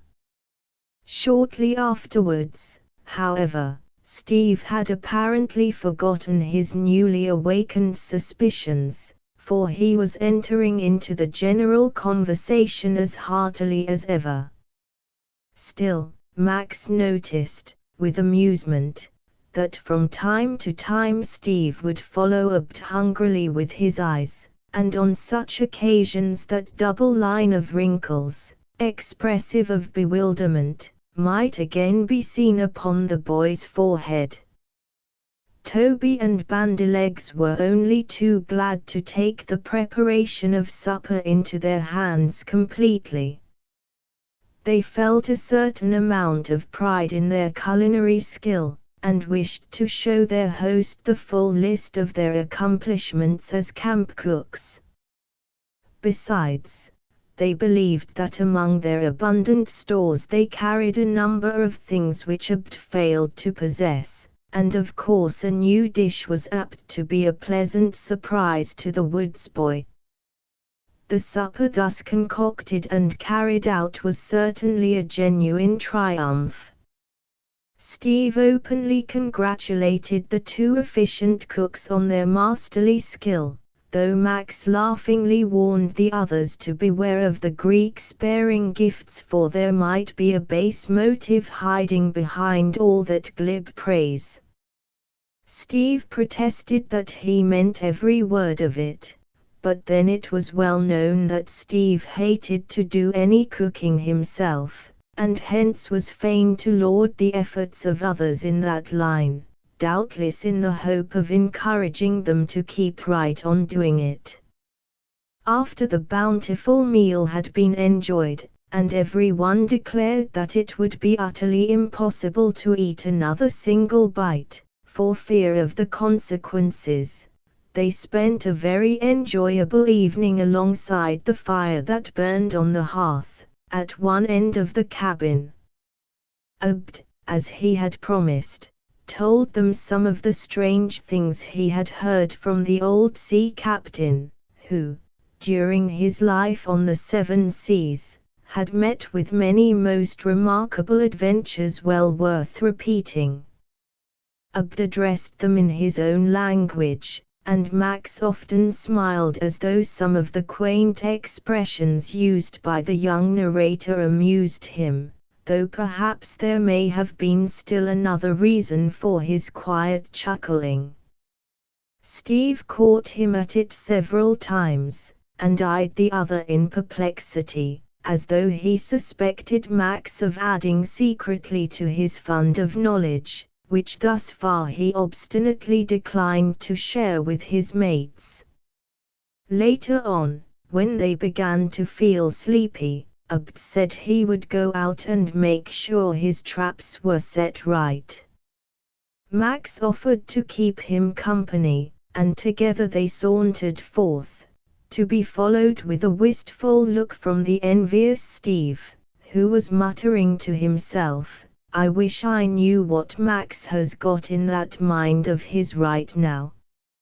I'm dead certain he's figuring out some sort of thing that's going to give the rest of us a big surprise, when he sees fit to spring it on us, but for the life of me I can't guess what it can be. Oh. Shucks. What's the use of bothering any more about it? If it turns out worthwhile, Max will tell us in good time, and if he's on the wrong scent, why, he'll just drop the game, and no harm done. After a while the others came in again, saying both traps were set, and there did not seem to be any need of their losing sleep on account of possible unwelcome visitors. Abd showed how the concealed bunks could be made ready, and all of them were loud in their expressions of satisfaction over having such comfortable lodgings for the night. They mentally blessed the memory of the said Mr. Coombs, whose forethought and inventive ingenuity had planned all these wonderful adjuncts of the little forest lodge. In due time they crept into their several berths just as if aboard ship, and after that several of the fellows did not know a single thing until they were rudely aroused, perhaps some hours later on. The last thing Steve remembered hearing as he rolled himself up in his blanket was the crackle of the fire, the mournful sighing of the wind through the tops of the whispering pines, and then the distant call of an owl to its mate. He awoke with a suddenness that caused him to sit up, and consequently crack his head against the boards above his bunk. The blow almost knocked Steve back again as he had been before, and must have hurt considerably, but he ignored this fact just then, because from without there were coming loud yells of fright in a man's voice. Chapter 11 A tree that bore strange fruit. Max, Abd, we've got something, almost shrieked Steve, as he now tumbled out of his odd bunk very much after the fashion of a dislodged log, landing with a bump on the floor. And Steve was not alone in his circus stunt, for several other fellows were making a hasty and undignified exit at the same time, Bandylegs and Toby Jucklin, for instance. Max somehow managed to get on his feet without so much scrambling, and as for Abd, as he had been sleeping on the cot closer to the fire, they could already see him hastily pulling on some clothes. "Get dressed, and in a hurry," cried Max, suiting his actions to the words. "Oh! Listen to him whoop it up, will you?" exclaimed Bandylegs, as those loud calls still smote the night air, and in a way that covered the whole gamut of human utterance. Toby wanted to say something, too, but though his jaws worked, no audible sound came forth to explain the agitated state of his mind. They had luckily prepared for such a sudden call, and had their outer clothes handy, so that in an incredibly brief space of time all of the boys managed to get something on. Then Steve snatched up his Marlin gun. Abd had already done the same with his rifle, so that when the latter flung wide the door and they trooped forth, they were in a condition to do battle if necessary, and at least strike terror into the heart of any skulking marauder. Max, wise general that he was, had thought of something very essential to their success. This was nothing more or less than a lantern. They had been thoughtful enough to fetch one along, a clever little contraption that took only a small amount of room, and yet afforded considerable light. Besides, Abd possessed a lantern of the ordinary type, together with a plentiful supply of oil, looking to the long winter evenings when he might want to read in order to pass away some of the spare time that promised to drag heavily on his hands. So they poured forth. The cries still continued, and as vociferous as ever. Indeed, if anything, there was a wilder strain to them now, as though the fellow who gave utterance to the shouts might be getting sorely alarmed at his strange condition, and feared the worst. There was no trouble about deciding which way to go. Even if they did not have Abd to serve as guide and pilot the expedition, they could easily have followed the loud notes of alarm.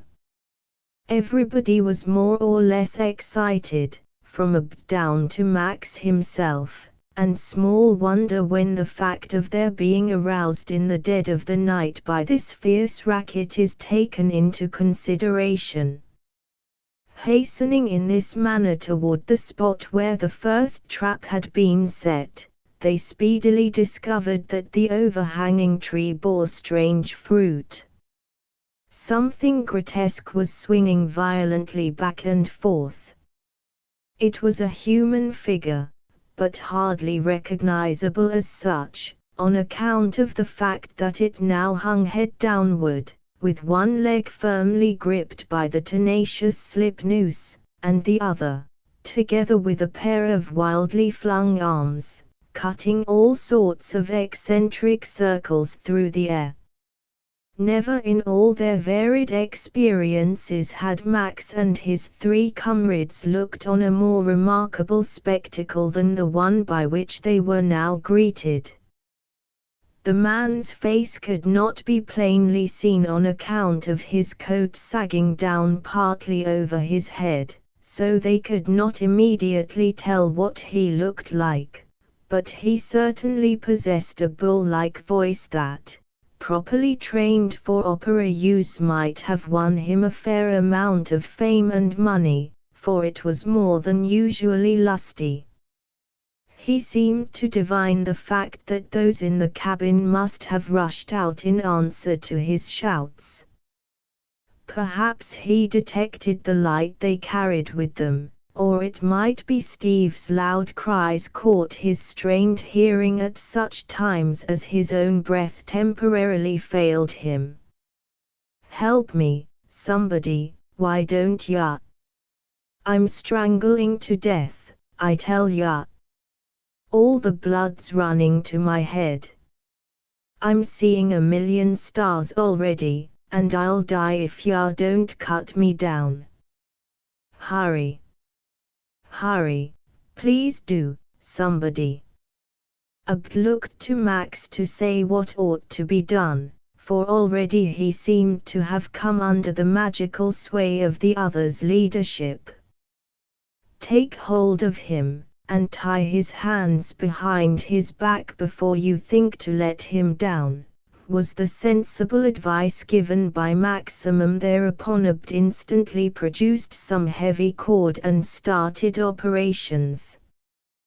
While the boy deftly worked, the man continued to plead, trying to claw at him also, but Abd managed to get his job completed notwithstanding the interruptions. He was at the same time telling the unfortunate man to keep quiet, and he would be let down presently. Steve stood by, gun in hand. He was casting uneasy looks around as though suspecting that if the fellow had companions nearby, as seemed likely, and they should, recovering from their alarm, attempt his rescue, it might be his duty to stand them off one and collectively. Bandylegs and Toby sprang to where the man dangled. Max was already at the side of Abd. "Already, Abd," he was heard to say. "I've spliced his hands up in good style," Max, came the reply. "Good enough. Now, Toby and Bandylegs, take hold of him, and lift when I give you the word. I'll slip the rope off his ankle, and you turn him right side up. Now, go to it, both of you, Yo-hevo." It was quickly done, and the man, upon finding himself placed once more on his feet, staggered. Indeed, he was so groggy after his recent strange experience at swimming in thin air, that only for the supporting arm of Max he would have fallen flat. The latter allowed him to stagger backward until he leaned against the body of the tree under which the novel man-trap had been arranged. He was breathing hard, but seemed to be recovering from his panic. At least his cries had utterly ceased, which was one good thing. So Max flashed the light into his face, while Abd leaned forward and eagerly stared hard at him. They saw rough lineaments, seamed and hardened by exposure to the elements, but of course the face was that of an utter stranger to Maximum. As for Abd, he was heard to give a sigh of disappointment, as though he too had failed to recognize anyone whom he had reason to know. The man by now seemed to have recovered in part. He was looking at the boys in a peculiar way. Max could not decide on the spur of the moment whether it was wonder or shrewdness that he saw there as the predominant trait of the man's features. But at any rate, since he had recovered his breath to some extent, he should be capable of speaking, and explaining how it came about he found himself in such a predicament. "Well, who are you, anyway?" demanded Max, throwing as much sternness into his voice as he could. "Give an account of yourself, and tell us why you were creeping about here like a thief in the night." "What? Me a thief?" shrilled the man, as though, again excited by the very idea of such a base accusation. "I never had that name, young fella. Them that knows Jake Storms say he's an honest man, if ever there was one. I'm only a guide, and a trapper, but nobody ever yet caught me thievin' or poachin', I'd have ya know." "Where's your home, Jake Storms?" continued Maximum. "If ya mean where do I hang out, it's this way," explained the other. "Last summer I was up at Paul Smith's place, working for the hotel. I heard some tall stories about the country around Old Mount Tom, how full of fur animals it was, and so I made up my mind to spend the winter hereabouts. I built me a cabin away up on the other side of the mountain, and was a-goin' to start settin' my traps when I got word that a gentleman wanted me to come down to Lathrop and git him. Ya see, his doctor advised that he spend the winter in the mountains, and he thought of me, because we'd been in the woods a heap of times in past years. So I was heading for Lathrop by a trail I'd run across that took around the mountain, and meanin' to keep on as long as I could durin' the night, when all at once something flew up and hit me kerslap. Say, I thought it was an earthquake, sure I did. And then I found myself hangin' upside down, with all the blood running into my head. What's it mean, young fellas? I give ya my word I don't get the hang o' it at all." Max was not surprised to hear the man speak in this fashion. He had already made up his mind, after that one good look at the other's face. The prisoner of the barrel trap was a pretty slick article, as Steve would have expressed it. And caught in the act, as he had been, It was to be expected that the fellow would have some kind of reasonable story to spin, in order to explain his presence there. All the same, Max did not give the yarn the least credence. Something told him the other was deliberately lying, and the fluency with which he delivered that remarkable story announced the self-named Jake Storms an accomplished farker, if ever there was one. So Max, while not wishing to deliberately tell the man to his face that he was a prevaricator, set about catching him in a little trap. The others had also heard the explanation given, and were listening, with puzzled looks on their faces. At least Bandylegs and Steve and Toby were, but Abd was shaking his head energetically, as though he put no faith in fairy tales, especially when coming from such unworthy lips. "You said you were all alone, didn't you?" demanded Maximum. "Why, yes, course I was," spluttered the other, uneasily eyeing the speaker, who was holding his light so that it shone directly on Jake's still flushed face. "Then what did you shout so loud for, if you didn't expect anyone to come to your assistance?" continued Maximum. "Say, ya see, course I knowed thar was somebody around. I'd just discovered signs of a camp, and sniffed smoke. But before I had half a chance to make out what it meant, why something grabbed me by the leg, and threw me up like I was a-goin' over the treetops. Who wouldn't a-yelled, tell me? I own up I was rattled like everything. Anybody would be, wouldn't they? I couldn't understand it all, and right now I'm still a-gropin' in the dark.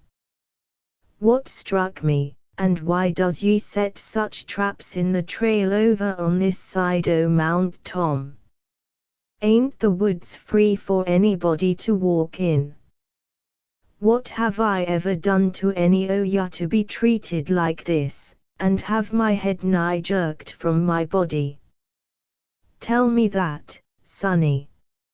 Max did not answer his question. While the explanation might seem to be fairly plausible, he felt positive the man was telling a downright lie, and Max believed he knew an easy way to prove it. "Watch him, Abd, Steve," he said to those who were alongside. "Never fear about that," Max snapped out. "Steve, I've got him covered with my gun, and if he tries any slick game his name will be Dennis, and not Jake. Hear that, Mr. Fur Thief, do you? Well, mind how you tempt me to let fly with a charge of birdshot. I've got a quick temper, and a quicker finger in the bargain, so settle back where you are." The man muttered between his set teeth. He was evidently feeling far from comfortable, because something told him these wide-awake lads would not be so easily hoodwinked as he had fancied. He was watching the movements of Max Hastings, who had dropped to his hands and knees, and seemed to be holding his little lantern so that the light would show him the nature of the ground. Truth to tell, Max and Abd, when last at the trap, had taken the pains to smooth the ground over, thus obliterating all previous footprints.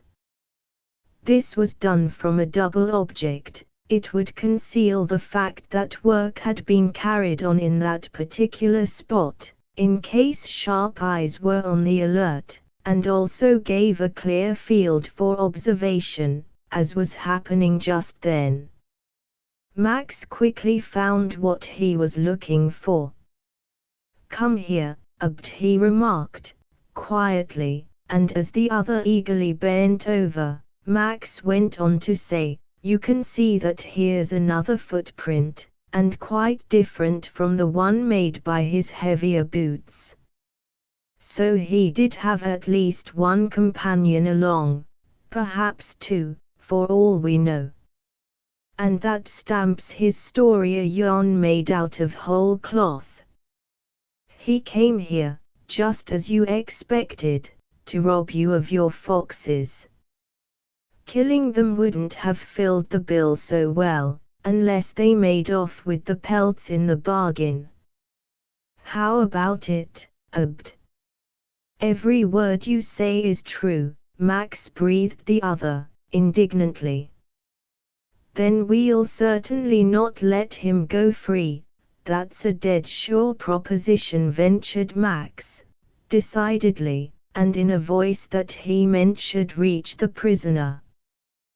Glad to hear you settle it that way, boys, remarked Steve, who had kept one eye on the prisoner and the other in the direction of his mates. Shall I march him over to the cabin right away? Max gave a look around.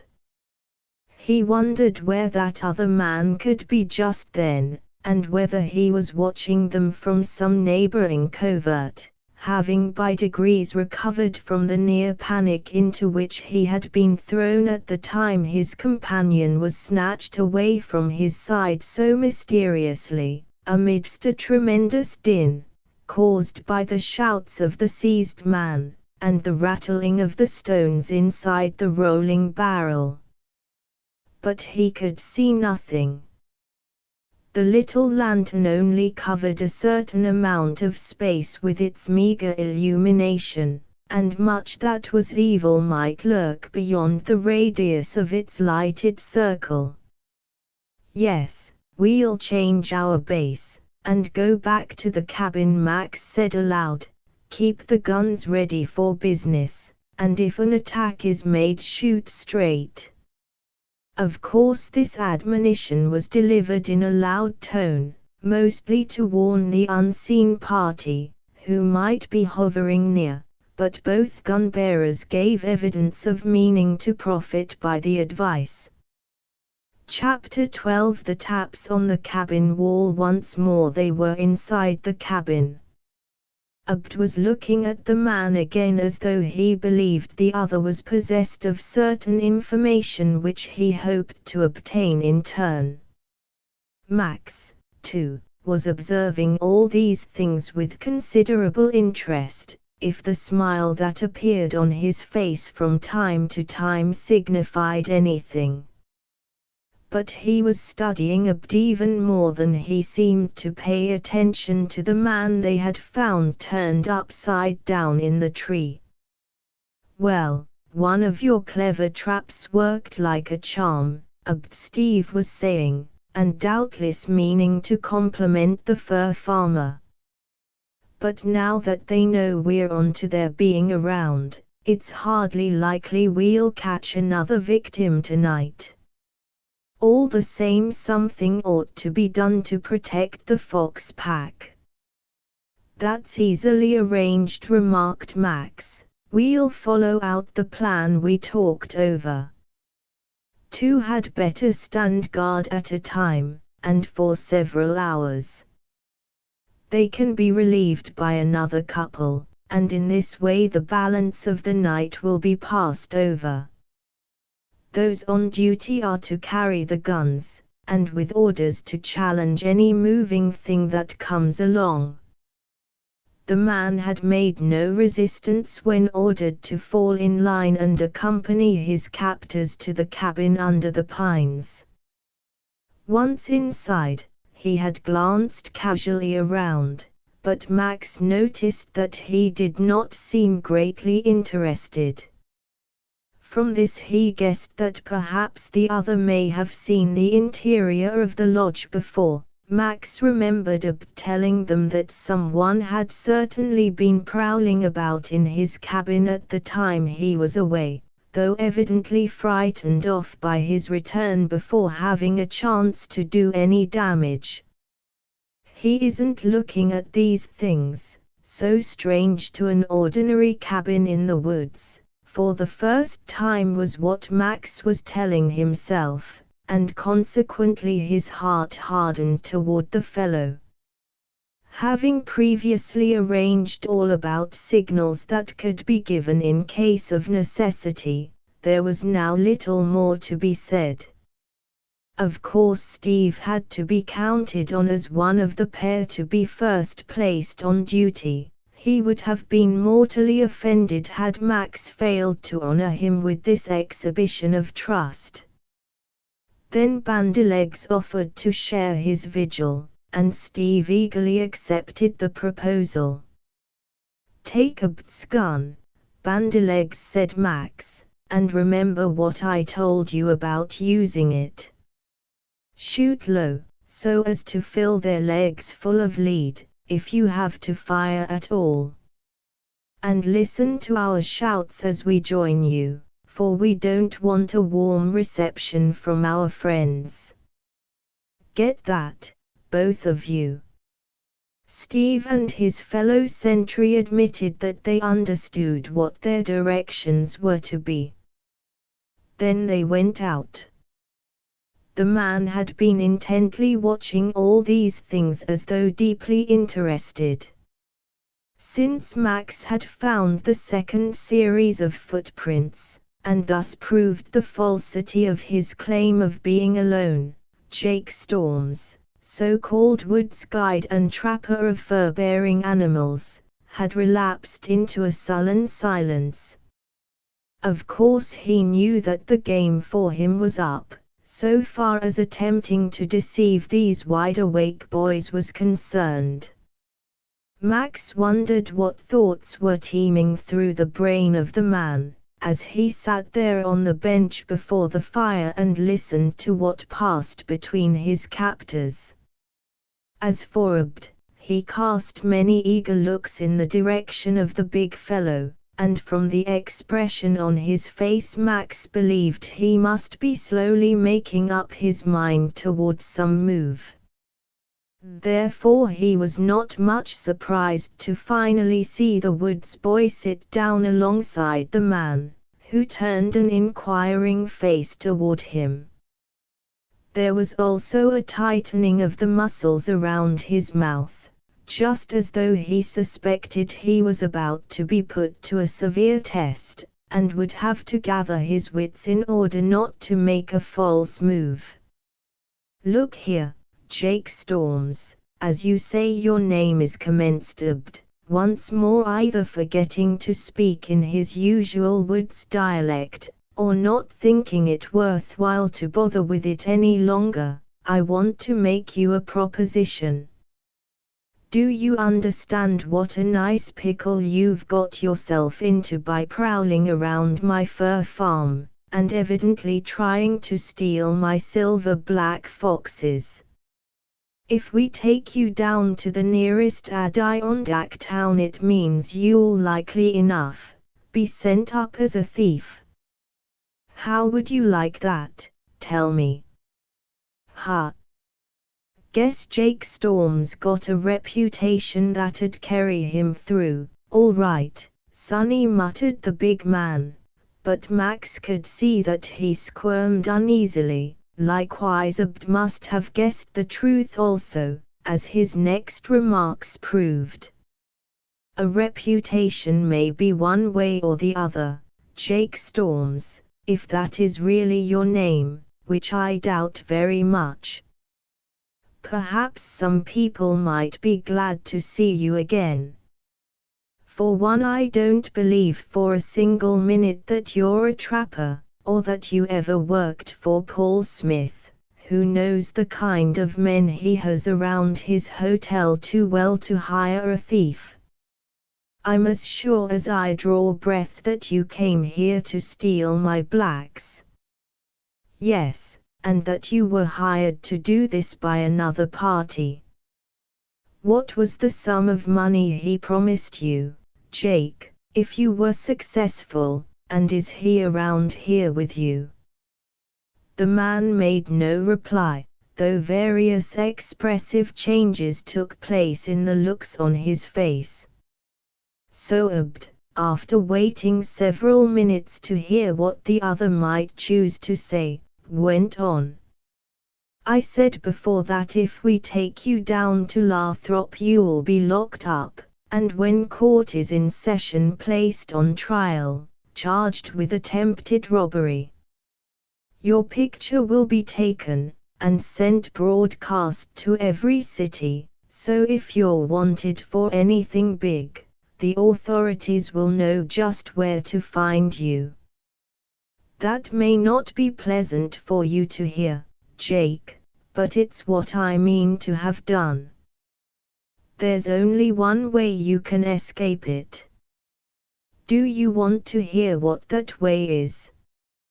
You're away off the track, young fella, blurted the man, obstinately shaking his head in a contrary way. I ain't done nothin' to make me a skeered o' the law officers.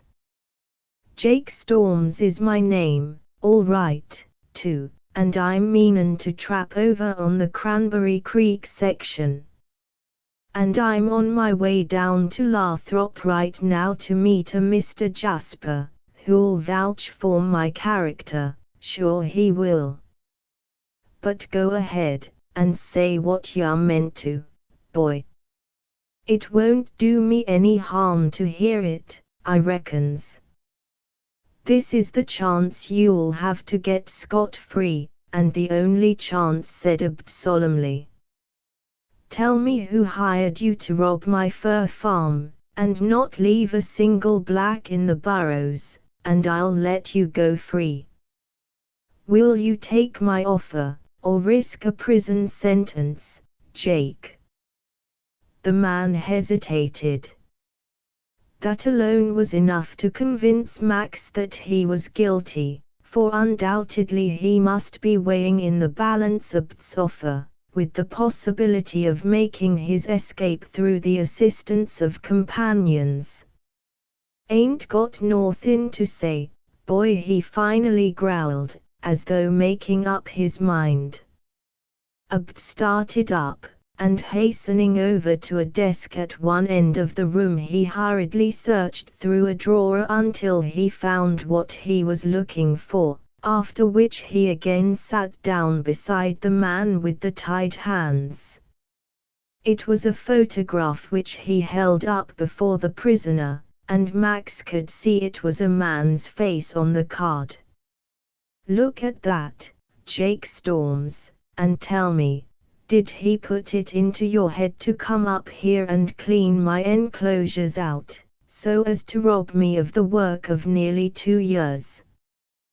The man started when he allowed his eyes to fall upon the face on the card, but recovering his nerve instantly, he laughed harshly and hurriedly snapped, I tell ya, it's on the wrong track ya, boy.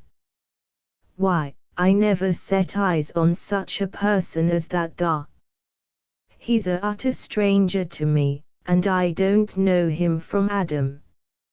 And I want to warn ya that I'll turn around and have the law on ya for playing such a low-down trick on an honest man, just passing along through the woods, and never thinking no harm to a single soul. I demands that ya turn me loose to go my way. The woods are free as the air to everybody, that's the law. Further than that I ain't got nothin' to say. Abt was plainly chagrined, as Max could see. He evidently hoped to obtain some valuable information from this man, but it seemed Jake still clung to the hope that he might obtain his freedom without betraying secrets. Max, taking advantage of Abt's absent-mindedness for a minute or so, managed to lean slightly forward and obtain a good look at the photograph. It was that of a young man, perhaps 30 years of age. Max was struck with the fact that the photograph certainly bore some little resemblance to Abt himself, and one could easily believe they must be related in some way, which, according to Abt's former recital of his widely flung family, would make the other a Grimes also. The woods boy looked at the man several times, as though wondering whether it would pay to make any further offer as an inducement to the other to betray the confidence of his employer. But either Abd did not have the ready cash to offer a bribe, or else he deemed it not worthwhile, after the fellow had shown such a stubborn disposition, for presently he gave a sigh, and went back to return the photograph to the little desk, once doubtless Mr. Coombs' property. Toby was nodding before the fire, and really paying very little attention to what was going on. In fact, he meant to crawl into his bunk shortly, so as to get a little more sleep before being called upon to take his turn outside as sentry. Toby, not having had his suspicions concerning Abd aroused at any time, failed to take the same interest in the matter that Steve, for instance, would have done, had he been present. "I hope ya don't mean to make me set here on this bench all night with my hands tied behind me so cruel-like," remarked the man presently, applying his words directly toward Max, as though he, too, had long ago discovered how that energetic young chap seemed to be the boss of the ranch. "Why, no, we don't mean to be at all cruel," returned the other. "Here's an extra blanket you can have. I'll lay it out for you on the floor, and you can drop down just when you please.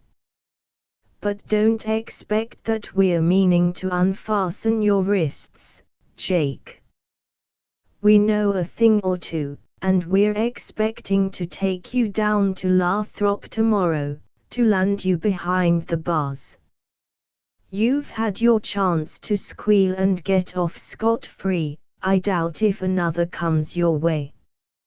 He did just as he said, spreading the blanket so the man could manage to roll over, and cover himself with its folds. This Jake presently accomplished. Max also noticed how he lay with his feet against the outer wall of the lodge and wondered at it, though without any clear idea that this had any positive significance. But time was to tell. Toby had crept into his cell, which was what Bandylegs had dubbed the several bunks, built in the walls of the lodge so as to conserve room, and not be in the way during the daytime. Max, on his part, did not mean to follow suit. He thought it would hardly pay to try and snatch an hour's restless sleep when so much was going on around them. And, then, besides, he did not trust the prisoner wholly, believing it would be just as well to keep an eye on him. Outside, all seemed as usual. It was long after midnight now, and if one listened carefully he could catch the customary noises of the woods at such a time, from the soft crooning of the breeze as it sighed through the pine tops, to the occasional note of some night bird calling to its mate, or the plaintive voice of a hungry young coon waiting impatiently the return of its foraging mother. Abd had thrown himself down on the cot, but Max knew he did not expect to lose himself in slumber. Several times he saw the woods boy raise his head and look in the direction of the sprawling figure of the man under the spare blanket. Abd was undoubtedly thinking still of ways whereby he might force a confession from the lips of the stubborn man. Apparently he seemed to be intensely interested in discovering whether there was a power behind this raid on his enterprise. Max, remembering some things he had heard, began to believe he could see light in the darkness now, and from the way in which he chuckled to himself every little while, It might be judged that his thoughts were agreeable, on the whole. Surely a whole hour and more must have passed since Steve and Bandylegs started out to assume their duty as guards over the fox farm. Thus far nothing had been heard from the Veidits, who were undoubtedly carrying out their orders to the best of their ability. Max suddenly became aware that certain low sounds came to his ears. At first he thought some branch of a tree must be tapping the low eaves of the cabin, being stirred to and fro by the breeze. As he listened further, however, it struck Max that there was a strange continuity about the sounds. They seemed to come in little fragments, with a brief hush between. The boy was instantly reminded of certain experiences he himself had had in using a telegraph key while sending a message over the wires or listening to the sounder rattle off one from some distant point. Rude and uncouth though the dots and dashes were, Max quickly found that he could make out a positive word, and it was the significant one of free. Gently he managed to turn his head in the direction of the spot where the man had lain down. He still seemed to be sprawled there under the blanket. A movement caught the eye of Max, and he saw Abt holding up a finger at him in mute warning. Thrilled by a sense of impending tragedy, perhaps, Max watched the woods boy slowly but constantly making toward him. Abt moved with the noiseless nature of a black snake creeping over the ground. His footfalls were so light that even a trained ear could not have detected them. He kept on toward Max until soon he had managed to reach the other's side. Still those plain taps continued to sound in regular rotation, first coming from the outside, and then closer. Max believed the man on the floor was making use of his shoe to send a message calling for help, and that some unknown party outside was giving him words of hope. But Abt had now gained his side, and meant to whisper something in his ear. So Max prepared to pay full attention. At the same time he glanced toward the door apprehensively, and was pleased to discover that, just as he believed had been the case, the bar was in position, so that entry could not be made by any enemy from without. Chapter 13 Abed learns something. There's something brooding. Abt whispered the first thing, and then continued by saying, "What are those queer little taps, Max? I'm sure he has something to do with them." "He's tapping the toe of his boot against the wall to send a message," explained the other. "They are using the telegraphic code. I read the one word free. So, you see, there's someone outside the cabin, and they are hatching up a scheme to get him loose." Abt grew very much excited. He looked toward the door as though inclined to immediately issue forth and investigate. Max thought the hope of capturing another prisoner was the lure that tempted him on. "But what could have happened to Steve and Bandylegs?" whispered the woods boy, as though suddenly remembering the pair supposed to be standing guard out there. "Nothing has happened to them, depend on it," replied Max, "but this fellow must have been slippery enough to get by them, and reach the cabin, that's all."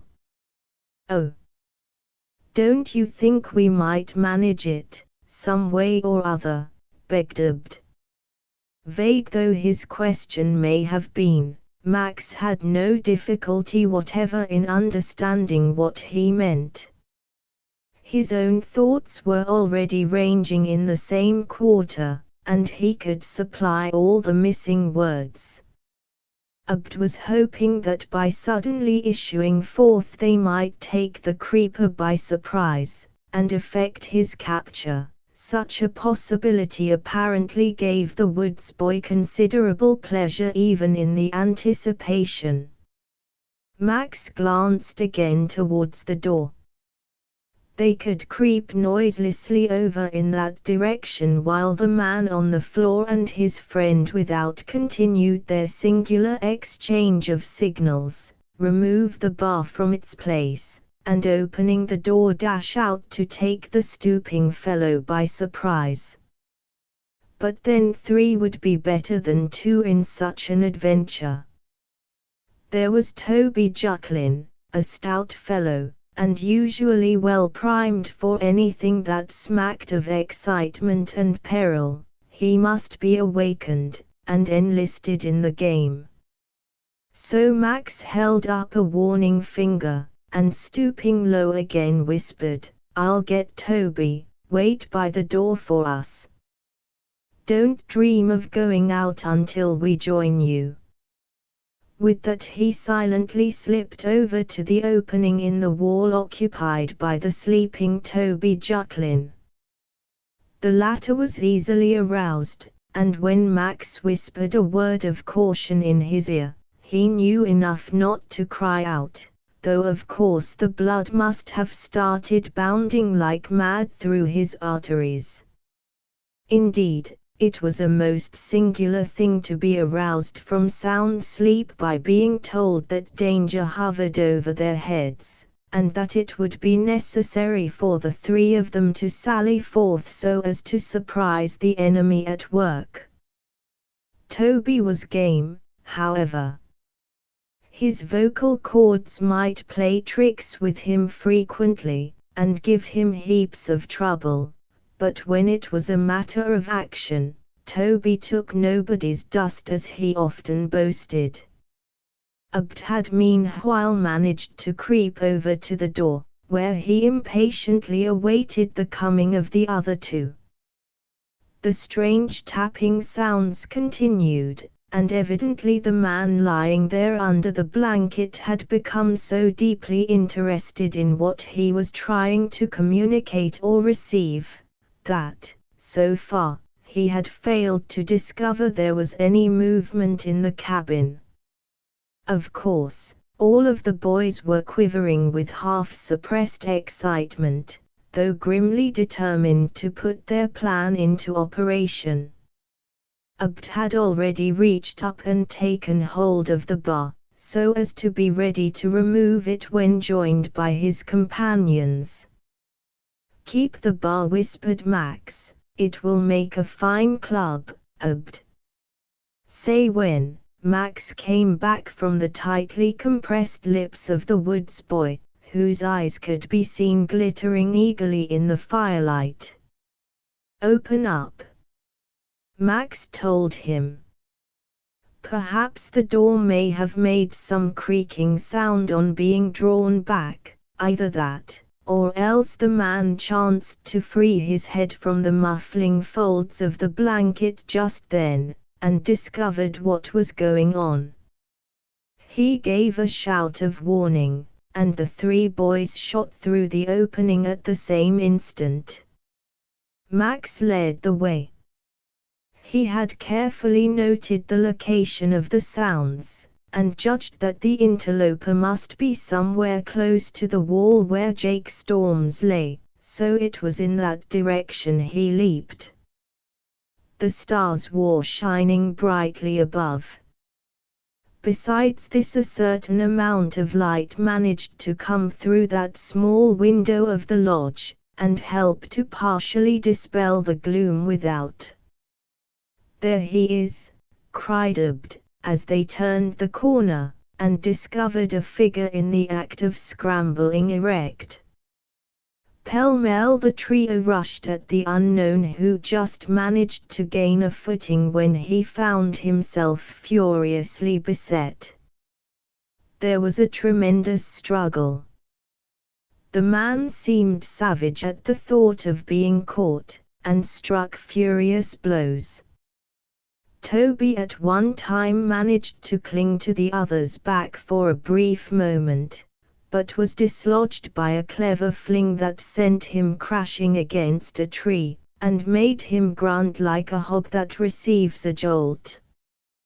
One thing certain, Max could easily see that the party they were attacking must be something of an athlete, from the way in which he fought. It is not easy to resist the assault of 3 enemies at once, since they may attack from as many directions, and confuse his defense. Still, the way this man struck out, dodged, tore himself free from their clinging hands, and conducted himself in general surprised Max very much indeed. This kept up for almost 2 full minutes, with varying fortunes. Sometimes it appeared as though they were getting the upper hand of the unknown, and then by a furious effort he would break free again, only to be once more clutched. In the midst of the fracas, loud shouts close at hand told that Steve and Bandylegs, having heard the row, were rushing hurriedly to the spot, astonished beyond measure at the racket. The man must have heard their cries, and the fact that his enemies were about to receive reinforcements seemed to give him the strength of desperation, for he suddenly tore himself free from Max, leaving his coat in the hands of the boy. "Oh! He's gone," gasped Abd, almost entirely out of breath because of his recent tremendous exertions. For a fact, the man had vanished almost as though the ground had opened and swallowed him up. Even astute Max hardly knew which way to look for him. Then came the other pair rushing up, and demanding to know what all the row was about. As soon as he could recover his breath, Max tried to explain. He had to repeat it twice, however, before Bandylegs could grasp the astounding fact that someone had actually been carrying on a telegraphic conversation with their prisoner, tapping on the wall of the cabin to spell out the words. "Say, you're stringing us, I expect, boys," exploded the doubter. "It sounds just like a fairy story to me. But then there was someone here, because we glimpsed him disappearing like a falling star. I wanted to give him a shot, but I remembered what Max here said about shooting when in doubt, and we didn't just know but what it might be one of you. But, Max, he got away after all," continued the disappointed Abd, as though to his mind that event overshadowed all others, "and I did want to find out if it was anyone I knew. I believe it was, on my soul, for at college he always had the reputation of being an all-round athlete." "Ha!" grunted Toby, rubbing his head ruefully as he came up, and limping in the bargain. "TT, that was him. All right then, Abd. I don't know the FF fellow's NN name, but I've got his trademark on my CC cheek, every KK knuckle of his fist. Ha! He's an athlete, every time. But don't tell me our prisoner skipped out," cried Steve, in sore dismay. "Not that we know of, unless he's gone since we dashed from the cabin," Max informed him. "And as we can't accomplish anything standing here, suppose we adjourn to the inside again. Toby will want a little soothing salve on his bruises, and I've got a sore hand myself, where I struck him harder than I meant to on the back of his head." "It's too bad," mourned Abd, following the others toward the open door. "Such a splendid chance may not come again, and I'd like to know. I certainly would. When they entered the cabin, the first thing all of them did was to look eagerly to see if the man still lay there. Upon finding that he had not tried to escape during all the excitement, possibly being afraid he'd be fired on, they felt relieved. "Anyhow, we've still got him safe and sound," declared Steve, exultantly. "And he may make up his mind to tell yet," remarked Abd, picking up fresh hope, "when he finds that I mean all I said, and that he's on the road to prison." The man glowered at them, though apparently he seemed fairly well pleased to find that they had not succeeded in capturing his ally. Max awaited developments. He was satisfied with the way things were going, and deep down in his heart believed the thrilling announcement he was storing up with which to startle his three chums would not now be long delayed. "I suppose we ought to go out again, and resume our watch," suggested Steve, after a short time had elapsed.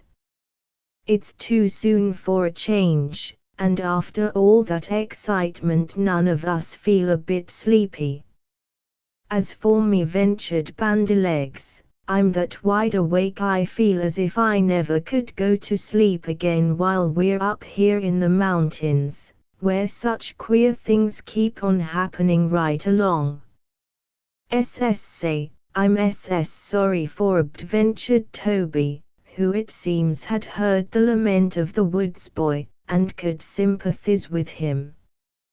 He had hoped to get a pointer by grabbing that streak of greased lightning, but after all, the fellow was too much for the whole BB bunch of us. "But it's made me feel pretty sure now," said Abd, brightening up perceptibly, "that I know who's to blame for all this trouble. I had a hint about it before, you remember I told you, boys," and while he kept his face hidden pretty much all the time he fought, I surely heard him say something that struck me as familiar. "He wasn't a stranger, I'm certain of that." "Well," said Max, quietly, "perhaps there may be a way to prove that." "Please tell me how, Max," pleaded Abd, eagerly. "The mysterious stranger managed to get away," chuckled the other, "but he wasn't so clever about taking all his wardrobe along with him, you remember." "Oh, his coat," cried Abd, in thrilling accents. "I hung on to that like a leech." "Now," laughed Maximum, "of course I should have been smart enough to keep my fingers on the man inside, but he had a slick way of just slipping out of the coat. First thing I knew he was gone, leaving me holding the bag, as they say. Want to take a look at that article, don't you, Abd? Sometimes men have a fashion of keeping letters and documents in their coat pockets, and between us I believe you'll find something like that here." With these words, the speaker took up the coat he had torn from the back of the unknown, and tossed it carelessly toward Abd. The woods boy snatched at the garment eagerly. Newly aroused hope could be seen upon his face. Everybody watched to see what the outcome might turn out to be. Steve and Bandylegs, ready to withdraw from the circle, and resume their outside vigil, stayed their departure for a brief period in order to satisfy their curiosity. Even the so-called Jake Storms had his fishy eyes fixed on Abd, as though it mattered something to him whether the latter learned the answer to the conundrum, or was obliged to let it pass by unsolved. So Abd, upon receiving the coat, proceeded to ram an eager hand into the pockets, one after another. When he reached an inside one, he found a bonanza, just as Max had anticipated. There were some papers there, as well as a bill book. Bending down nearer the fire, so that he might the better see, Abd glued his eyes on his find. A few seconds passed. The fire crackled as it began to eat into the fresh fuel that had been tossed to the red embers upon the incoming of the party. Toby grunted once or twice, and continued to ruefully rub the side of his head, his right arm, one of his thighs, and, in fact, as much of his entire person as he could conveniently cover in a short space of time. Then Abd was heard to give a low exclamation. His whole manner was a singular mixture of satisfaction and anger. Evidently, he had accomplished his set purpose, and the result had aroused conflicting emotions within his breast. "Well, have you found out who the man is, Abd?" asked Steve, unable to curb his burning curiosity. "Yes, there's no longer any question about it," returned the other, bitterly, "for here are letters addressed to him. I may even take the privilege of reading them tomorrow, for in that way I can perhaps discover some evidence that will force him to stop this ugly business. Oh! The meanness of Robert to strike this cowardly blow at me, his own cousin. He's a disgrace to the whole family." "Pity the poor Grimeses," exclaimed Max, looking straight at Abd, with such a queer expression on his face that presently the woods boy could not keep from bursting into a laugh. "Max, you're on to me, I can see," he cried, rushing up to the other and holding out his hand eagerly.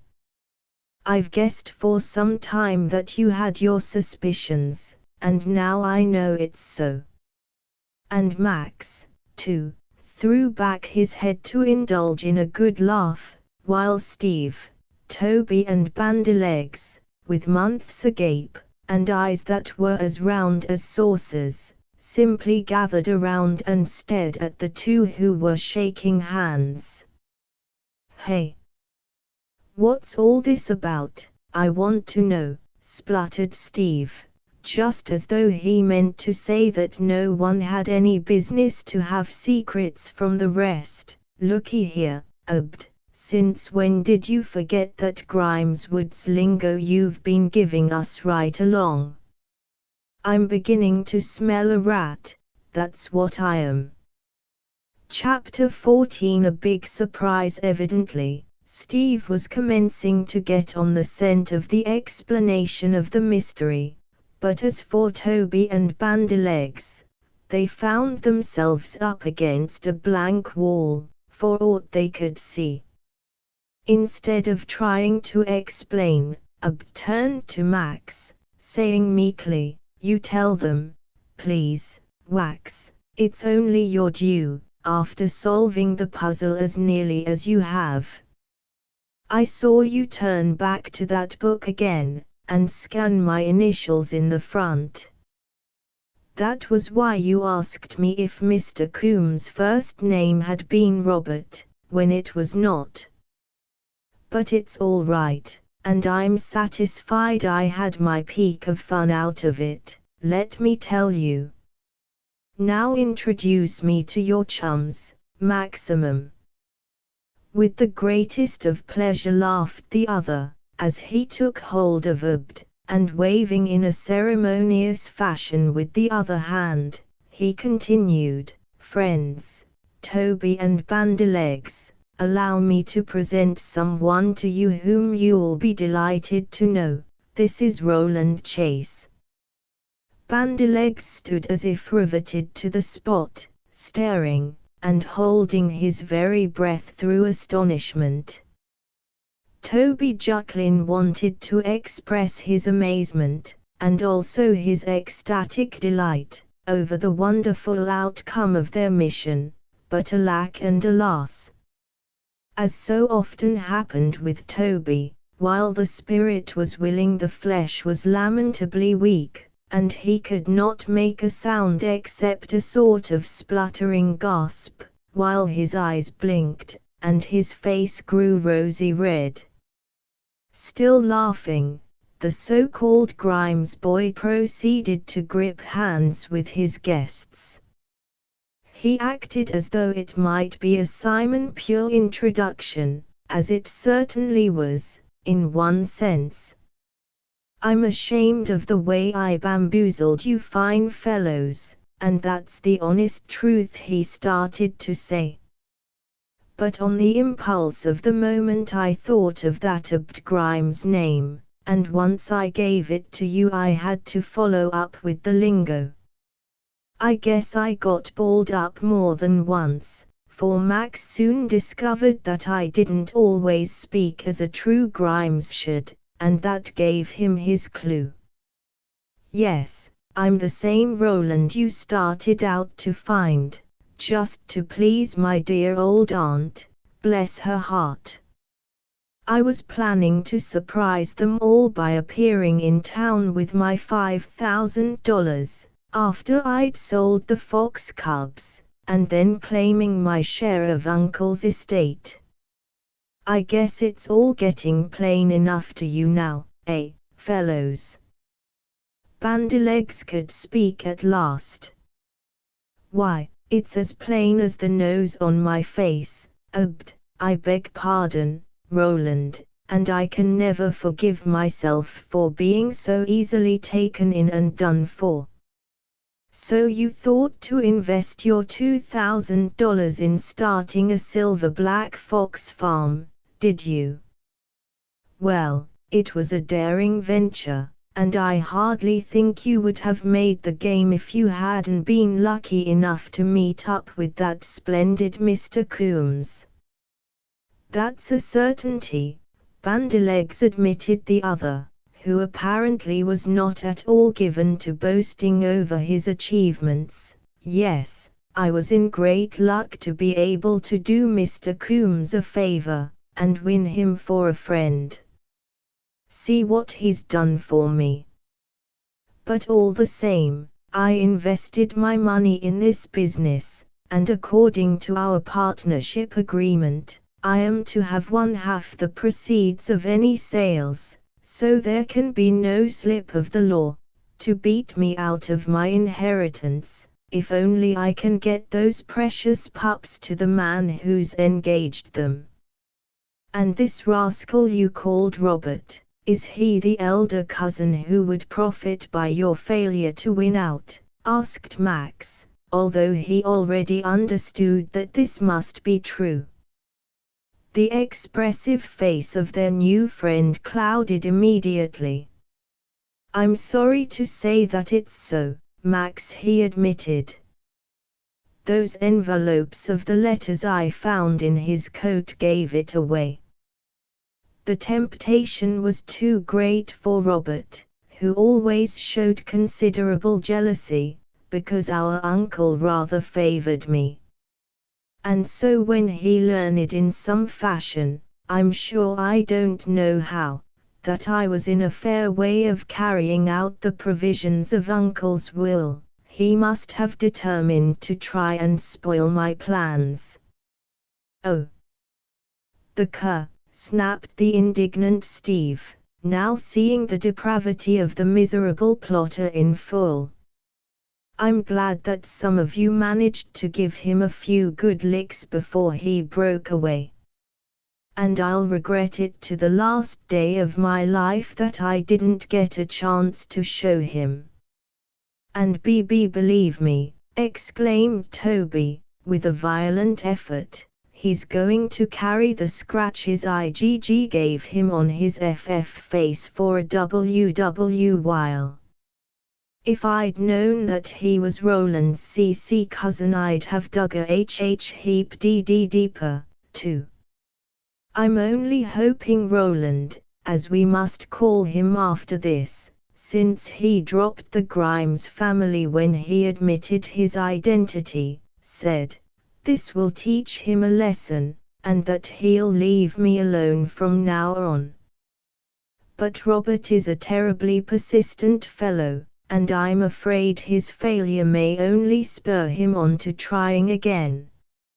Never mind, Roland, said Steve, dwelling almost affectionately on the name. Now that he knew the one who claimed it, we're going to stand back of you through thick and thin. If those fox pups don't eventually get to their prospective purchaser, we'll have to know the reason why. Isn't that so, fellows? My sentiments exactly, said Max, promptly. Me, too, exclaimed Toby. Ditto here, added Bandylegs. I want to say this, observed Roland with a suspicious moisture in his fine eyes. It was the luckiest hour of my life when I ran across this bunch of royal good fellows.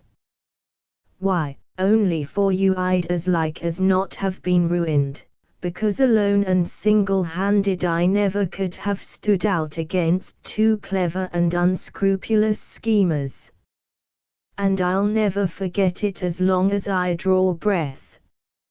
There'll be some people mighty sorry, though, I bet you, Bandylegs hastened to add, as he looked roguishly at Roland, by which I mean those poor Grimeses, who have lost tonight the brightest star in the whole big Grimes constellation. Why, I can just picture how they'll all mourn, Uncle Hiram, Uncle Silas, Uncle Nicodemus, and all those other uncles and aunts, with old Granddaddy Grimes weeping harder than any of the rest over the bereavement, for Abd is no longer in the flesh. The comical way in which Bandylegs said this caused a general laugh. Why, even the wondering prisoner on the floor, who, of course, could hardly understand the joke, had to grin at the humorous expression on the boy's face. Oh, I guess they'll be able to stand it, if I can, ventured Roland. Please don't bear me any malice, fellows, for having my little joke. You see, I used to be quite a hand for such things, but living all alone up here didn't give me much of an opportunity to try any pranks, and so I was just aching for a turn. It didn't do any harm, and afforded me some fun, so please forget it. But, Roland, none of that story you told us about your good friend, Mr. Coombs, was made up, of course, asked Steve. That was every word of it true, came the quick answer. Oh.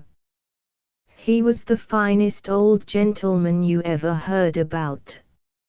I grew very fond of him, and when I received word in a letter from his housekeeper that he had died, shortly after his wife went, it broke me all up. I moped around here for a whole week, and came near throwing the entire job up. Then I remembered how he had always put such confidence in everything I attempted, and so I just shut my teeth tighter together, and said I'd go through with it or know the reason why. And I have, for I'm on the point of success, if only that Robert doesn't upset the fat in the fire at the last hour. Well, he won't, you can just depend on that, said Bandylegs, almost fiercely. Here are 4 standbys who are booked to gather around, and see that you get the fox pups to market. Next time Robert comes where he isn't wanted, he may get a broken head, or something just as bad, for now we know his ugly game. We're not apt to be over particular how hard we hit.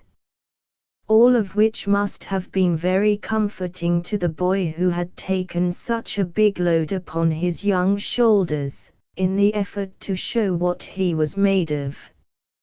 After all, perhaps the eccentric uncle who left such a strange provision in his will knew human nature better than most people do, for he had picked out the very thing calculated to spur a chap like Roland to do his best.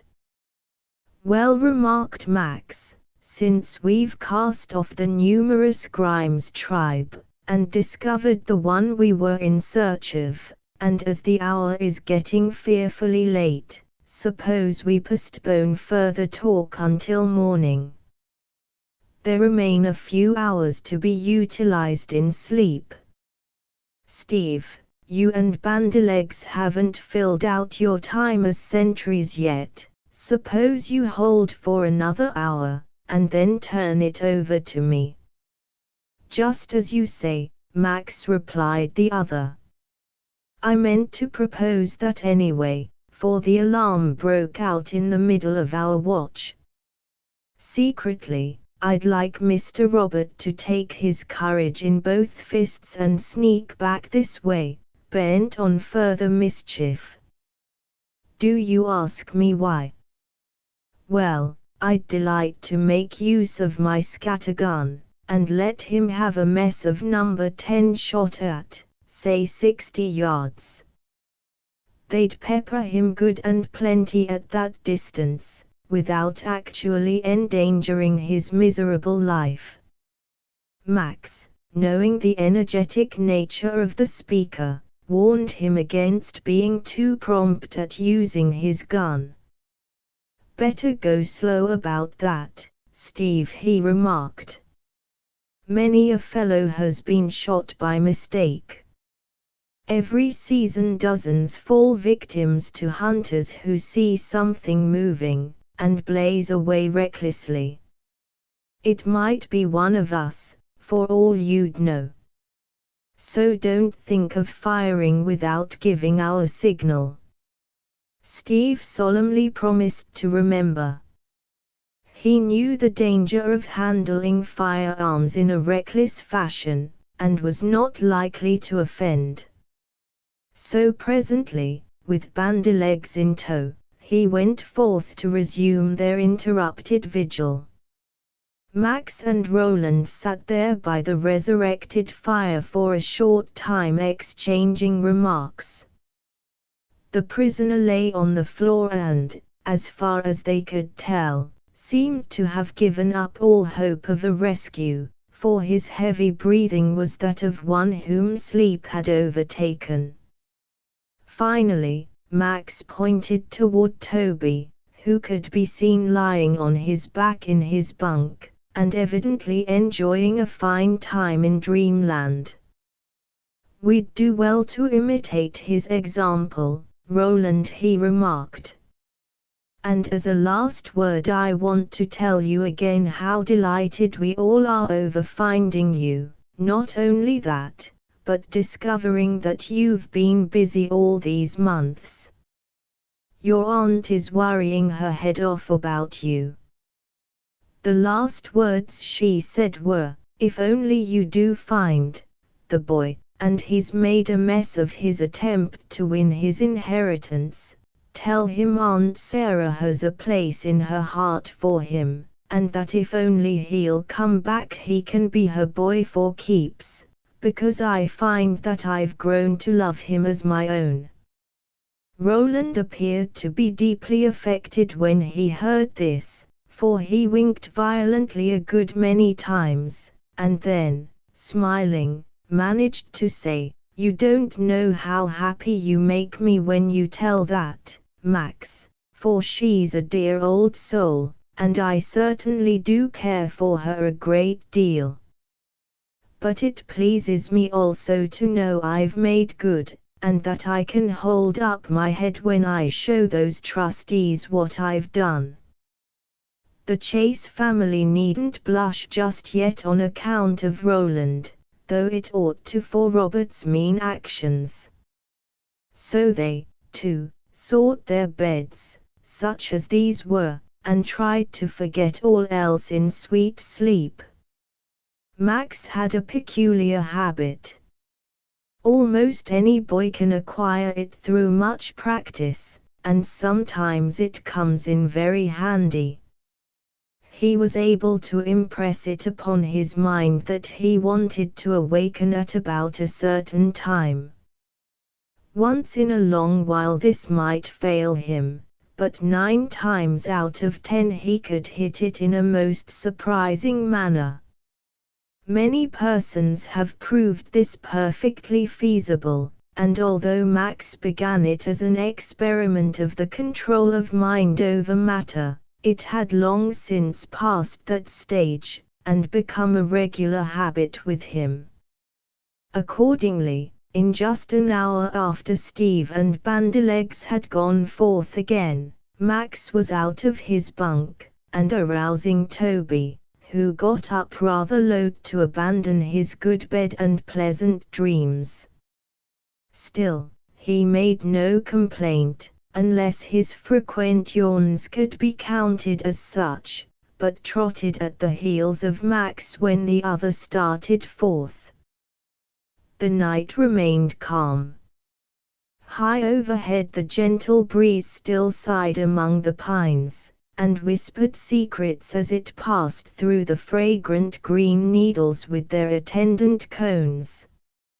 Max took a single glance aloft at the star-studded heavens, and this told him pretty close on the hour, for in addition to many other ways of the forest nomad and believer in woodcraft, Max had mastered the positions of the planets, so that it was always possible for him to gauge the passage of time when the night granted him a survey of the constellations above. When he and Bandylegs had advanced a certain distance, Max stopped and imitated the call of a screech owl, so like the whinny of a horse. It ended up with a peculiar twist, and it was this that would tell any of the other fellows the sound was intended for a signal, and did not proceed from the real bird itself. An answer quickly came. Then a couple of dim forms hove in sight, being Steve and his fellow Vidit, ready to hand over the guns to their successors, and seek the shelter of the cabin for a little rest. "Listen," Max said Steve, while this exchange was taking place, "there's something queer out yonder a ways, and I want you to try and make out what it can mean." "How is that?" demanded the other.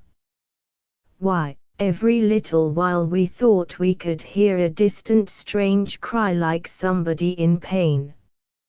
Of course it might come from a night bird that we don't happen to be acquainted with, but it's been worrying us a heap. I'm afraid, though, the wind has shifted latterly, because we didn't seem to catch it so well." Max hardly knew what to think of what Steve had told him. Nevertheless, he promised the other he and Toby would listen for all they were worth, and see if they might have any better success in recognizing the strange sounds.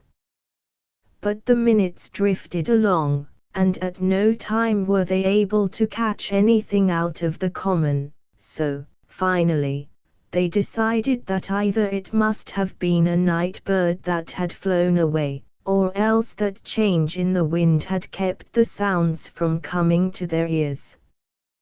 Chapter 15 Steve's dream comes true. "Did you hear anything, Max?" That was the very first thing Steve asked on the following morning, when he poked his head out of his hole in the wall like a shrewd old tortoise looking around to learn if the coast were clear. "We listened from time to time," explained Max, "but were never sure that we heard any strange sound." "It seems that you must have been impressed with it considerably, Steve, to have it on your mind so." "I was, Max, and I am right now, admitted the other, frankly.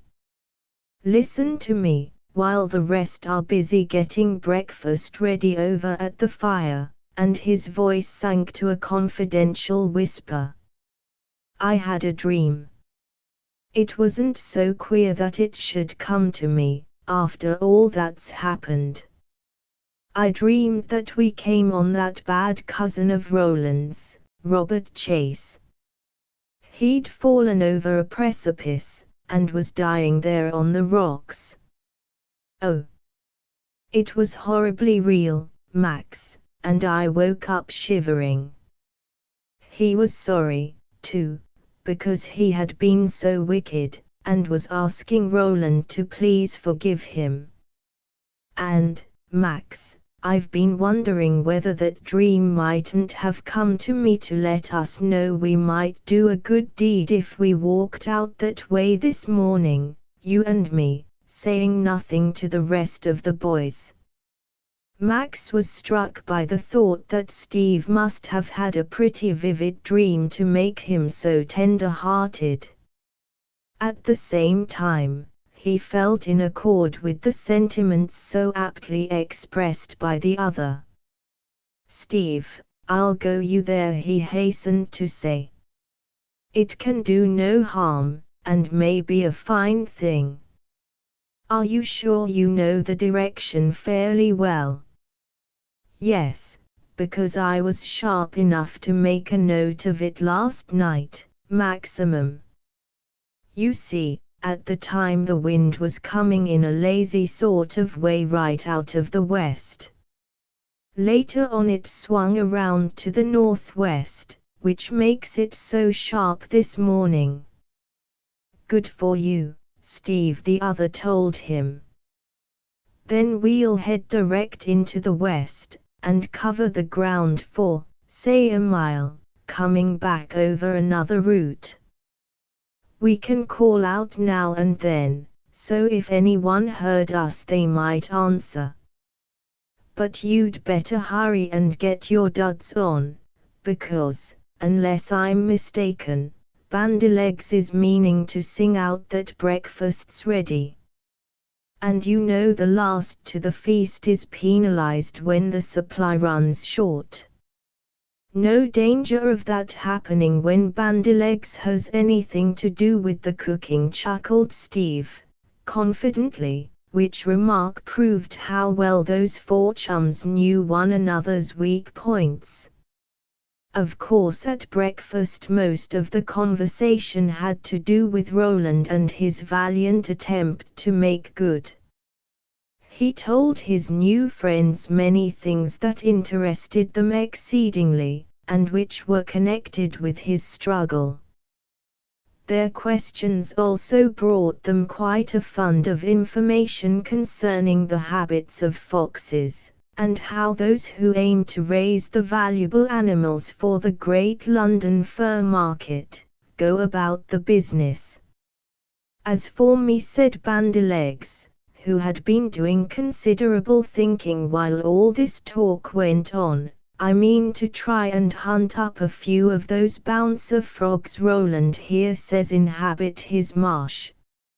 Of course I know that at this time of year they are deep down in the mud, and meaning to lie there till spring thaws them out, but it may be I can scare up just a mess. I'm awfully fond of frogs' legs, you may remember, boys." They all wished him luck. Steve advised him to borrow a spade from the owner of the woods cabin, for he might have to dig deep. Bandylegs, however, only grinned and showed no signs of a change of mind, for once he set his heart on a thing and he was apt to keep everlastingly at it until the realization that it was quite hopeless would compel him to throw up the sponge, which Bandylegs always did with a bad grace. So breakfast was finally finished, and the boys separated. True to his promise, the would-be frog hunter set out valiantly on his errand, urged by his love for a dainty dish. Toby had agreed to assist Roland look after his fox brood, for there were many things he did not yet understand concerning their care, and which he earnestly wished to know. This arrangement quite suited Steve and Max, for it left them free to saunter forth. They announced their intention of taking a little look around.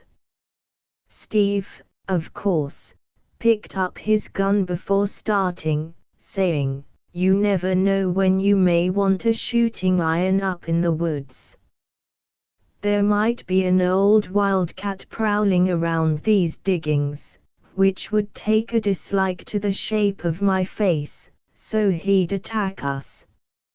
And I'm homely enough as it is right now, without inviting a cat to make the map of Ireland over my phiz." He and Max showed no signs of being in any unusual hurry as they left the cabin. They started directly toward the west, and once out of sight of those left behind, Steve quickened his pace a bit. At least he checked up and began to show more animation. "A mile, you said, Max, didn't you?" he asked.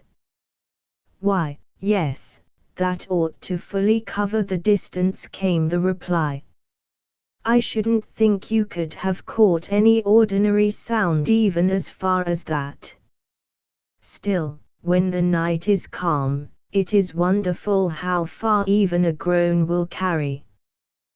The atmosphere seems to be in a peculiar condition at such times, and acts as a splendid medium for conveying sounds." They looked to the right and to the left as they advanced. Nothing escaped the eyes of those two chums, accustomed to the great outdoors as they were, and having long ago graduated in a knowledge of woodcraft. Some little time passed thus. They had so far seen and heard nothing calculated to impress them, though Steve was just as sure the sounds he caught on the preceding night must have been a human voice crying out in anguish. Doubtless that vivid dream was also making quite an impression on the mind of the boy, for Max found him unusually docile and thoughtful. They had now gone considerably over half a mile. Max felt that if any discovery was going to be made, it must come very soon. He raised his voice occasionally, and gave a half shout, after which both of them would stand still and strain their hearing in hopes of catching some answering hail. Squirrels barked at the intruders of their nut domain. Blue jays screamed harshly as they flitted from limb to limb among adjacent trees. Crows sent forth many noisy caws from atop of some neighboring pine, watching those moving figures suspiciously the while. And once a deer suddenly leaped across the trail, with a flip of its short tail, to speedily vanish amidst the colored foliage of some bushes. This last event caused Steve to give a real yell, he was so startled. Hardly had he done this than he gripped the sleeve of his comrade. "Did you hear that, Max?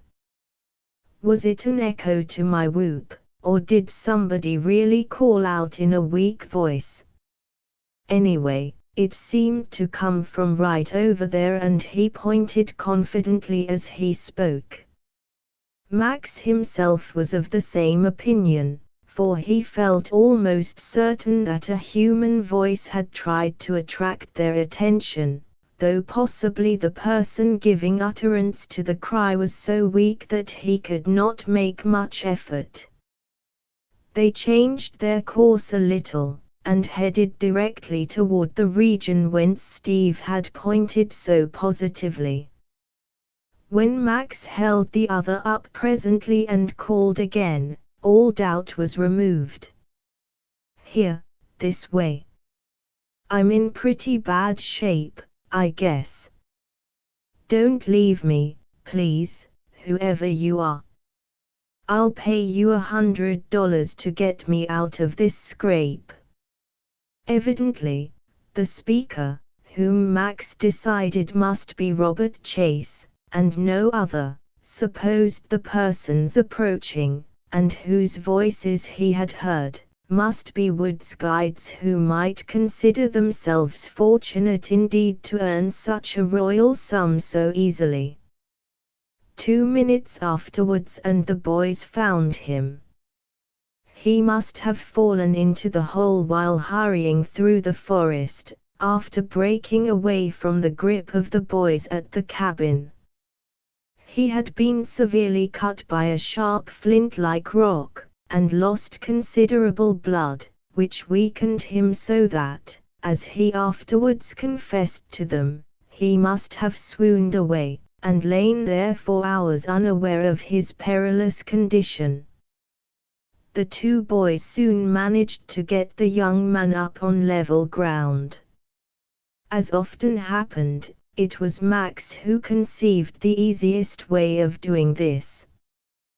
To lift a dead weight of 150 pounds is no light task, and so he started to break away one side of the pit, thus raising the bottom of the interior until they were able to simply carry Robert out of the hole. Steve was loud in his expressions of admiration. Whoever else would have thought up such a clever piece of business, Max? But you, he went on to say, as they rested after their effort. Why, if it had been me in charge now, I reckon I'd have gone to all sorts of trouble rigging up some sort of block and tackle, so as to hoist him up, but you just knock down a part of the wall, and there you are, as neat as wax. Wherever did you learn that trick, I want to know, Max? You'll laugh if I tell you, chuckled the other.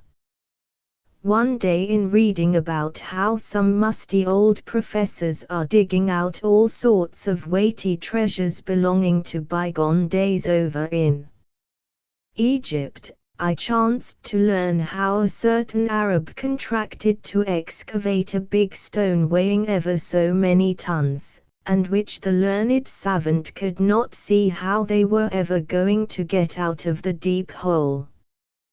Well, that Arab just kept filling up the hole, and lifting the stone inch by inch. When he finished there was no hole, but the great rock stood on level ground. And that, Steve, they say is old-time mechanical engineering, which has never been beaten in these modern days. The pyramids were built in that simple way. Human lives and labor counted for little in those old times.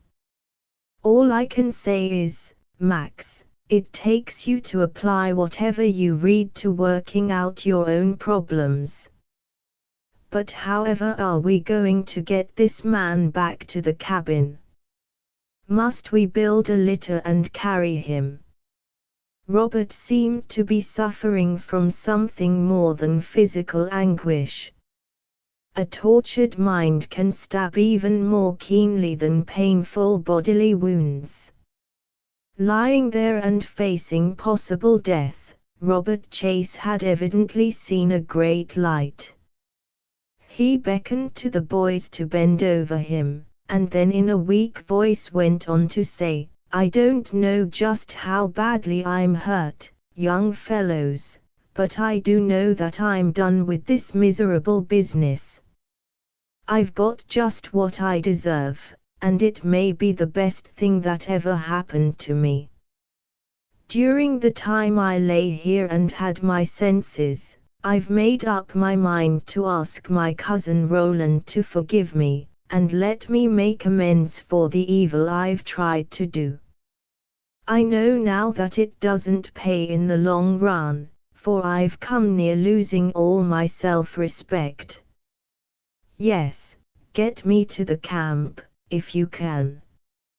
I want to face the music, and have it over with.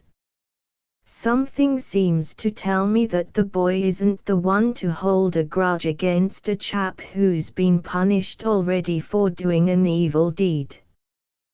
That sort of talk pleased Max immensely. He saw that Robert Chase must have been having a terrible conflict between his better nature and the insatiate craving for wealth, and now that a wise providence had stepped in to nip all his plots in the bud, why things began to look very bright all around.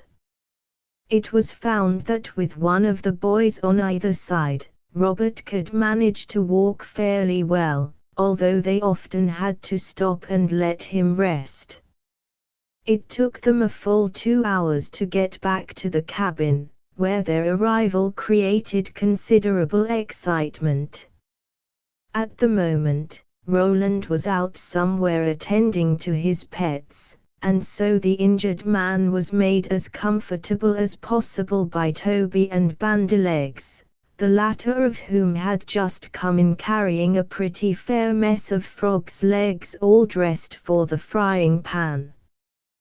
Then when Roland came along, to be told what had happened, and how his cousin was anxious to see him alone, he looked actually pleased at the queer turn affairs had taken. He went in and was with Robert for quite a long time. They must have had a good heart-to-heart talk, for when Roland appeared again, he was smiling broadly, and hastened to say, "We've not only patched up a truce, boys, but made an enduring covenant. After this there's not going to be any war in the Chase family, and now that Robert has humbled himself to confess his wrongdoing, I believe we're going to be the best of friends. I've promised him, without his asking it, that I'll never tell a single soul about what happened up here. You must agree to the same thing, for my sake. I feel sure you'll all like Robert, when you get to know him." "Who can tell?" muttered Toby, as if to himself. "In time we might even get familiar with him. Stranger things than that have happened. I only hope he won't hold a grudge against me when he sees the mark of all my fingernails down his face. Just now, Toby, he isn't in a mood to bear anybody a grudge," Roland went on to say, "for he believes he didn't get half that he merited. But after all it's come out 1,000% better than I ever dreamed it would. And when I start off with my pair of grown cubs I needn't be afraid of anyone waylaying me on the road." "All the same," observed Steve, raising his heavy eyebrows suggestively, "we'll see to it that you have plenty of company on the way. Since the object of our trip up here into the heart of the Adirondacks has been fulfilled, I rather reckon we'll be wanting to go along with you, to see the fox pups handed over, and that lovely check received. Afterwards we can all start for Carson, where you and your good old aunt may have a family reunion all to yourselves, unless you see fit to invite Uncle Cephas, Uncle Nicodemus, Uncle Job, or some of those old worthies to join with you, so as to make things hum." They all laughed at Steve's humorous remark. But what's to be done with this pretty thing?" demanded Toby, pointing as he spoke to their prisoner, who was sitting outside the door, having one of his ankles held fast with a trailing rope, so that he could not run away, even if tempted to do so, which, considering his helpless condition, with both hands tied behind his back, he was hardly in the humor to do. Chapter 16 The Fur Farmer's Triumph. Conclusion While all this talk was going on, the man had of course listened.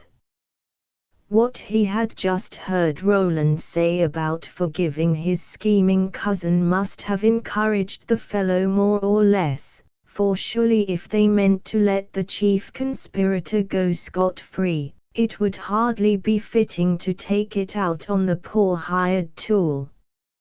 "I hope you include me in that general amnesty order, young fellows," he now hastened to say, with a wishful look on his face. "Since the fat is in the fire, I'm ready to tell anything you want of me. Course my name isn't Jake Storms, though it isn't necessary for me to inform you what it might be, because that doesn't concern anybody around here. I needed money pretty badly, and the gent tempted me beyond my limit, so I agreed to help him steal the fox cubs. I was to have all they'd fetch when sold, and so I came along.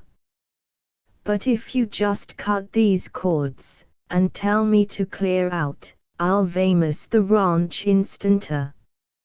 Max nodded his head in the affirmative. "You might as well make an early start," he remarked, dryly. "Since things have turned out the way they have, we couldn't make any use of you. But before you go, understand one thing, my friend." "What might that be, young fellow?" asked the other, though looking very much pleased at hearing he would be set free. "Don't get it into your head that it's going to be an easy snap to come back here and rob this fox farm. You'd be a fool to try it for many reasons. In the first place, silver blacks are so few in number that anyone selling a cub or a pelt can be tracked, and made to prove ownership. There's also an association forming that will insure these costly animals, and chase a thief across the continent until they eventually get him, just as the Bankers Association does. Understand that?" "Oh, don't bother about me," the man hastened to tell them. "I'm through with this sort of risky game. I can make a living at something that brings in easier returns. Only set me free and I'll never come back here again, never, on your life." "There'll be a guard here while we're gone," continued Max, sternly, "a man who can hit a silver quarter with his rifle as far as he can see it through the telescopic globe sight. It wouldn't be safe for prowlers to show up here. Besides, they could never find the foxes, hidden deep down in their burrows, during the night time. Steve, set him free, please." The boys felt that they could afford to be magnanimous, since things had taken such a glorious turn in their favor. So they not only gave the so-called Jake Storms his liberty but filled his pockets with such food as would serve him until he came to a town. Roland was seen talking with him just before he left, and Max felt sure the boy must have thrust some money into the man's hand, for the fellow acted as though greatly confused, and shook his head while walking hastily away, as though the kindness of those boys quite overwhelmed him. Roland continued his work of making his cousin thoroughly ashamed of his recent mean actions. He waited on the injured man as though Robert had always been one of his best friends.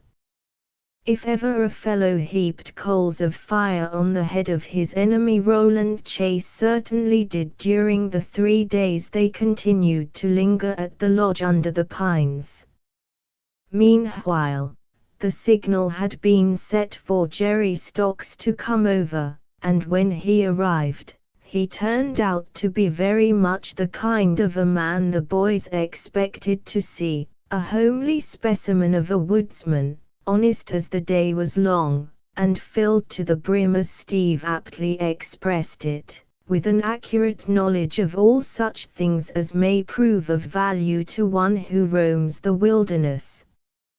He was to be left in charge during the absence of the young fur farmer.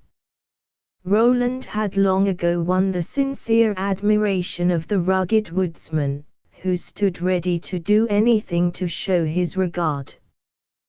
Besides, he would be well paid for all his trouble, and his family might even come over to visit him occasionally.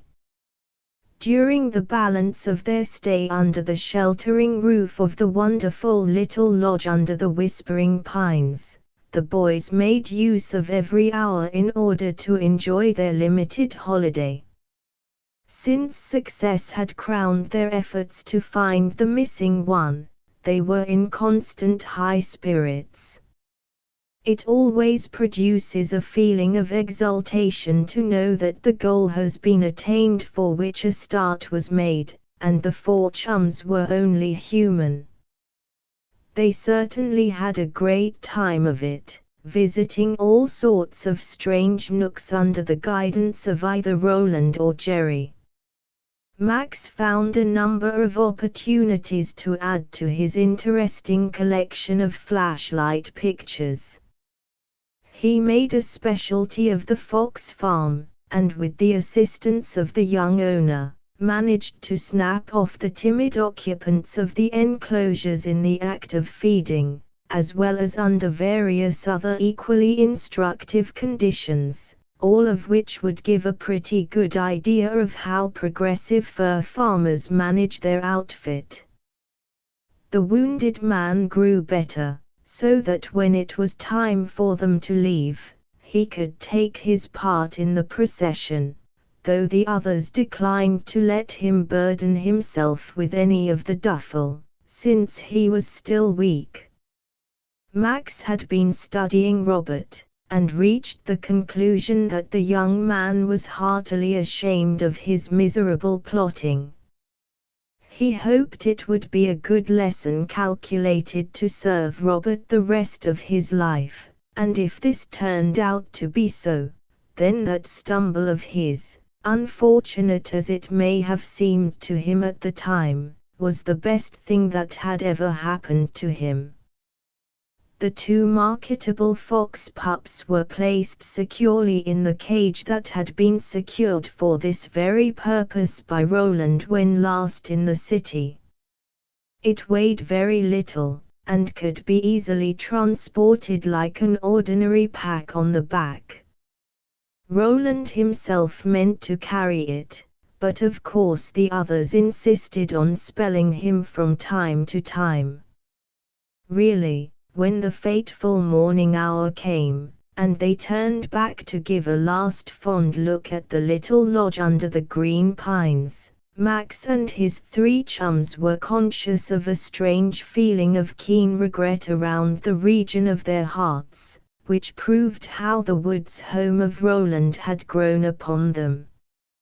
"I certainly do hope those pictures will turn out to be daisies, Maximum," Steve was heard to say, most earnestly, "because I'll take a heap of satisfaction in recalling many of the pleasant things that have happened to us up here, where the breeze is always telling tales to the pine tops, and it's nice to be able to see what your mind is centered on."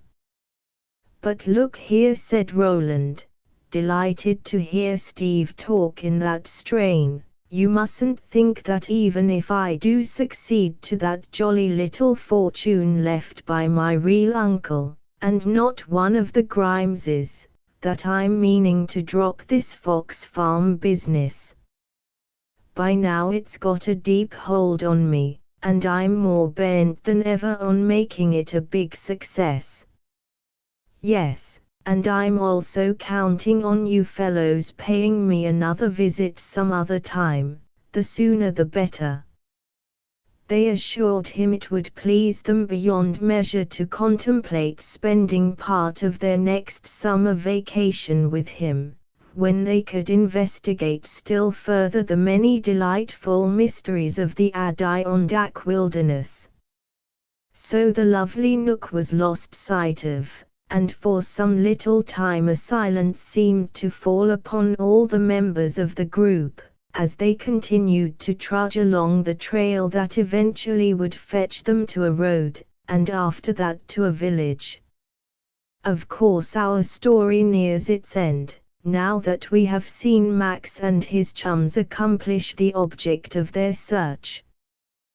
They meant to continue along in the company of Roland, and see that the pair of beautiful glossy silver-black fox pups were safely delivered to the purchaser, who intended to start a fur farm of his own in some other part of the country, possibly away up in the Canadian Northwest, and had taken a great fancy for the particular strain of animal Roland was propagating. In due time they arrived at the city where this rich gentleman lived. He had, it appeared, seen and admired the fox pups while fishing in the neighborhood of the fur farm, and made a contract with Roland for the delivery of the pair at a certain time, binding the bargain with a cash payment.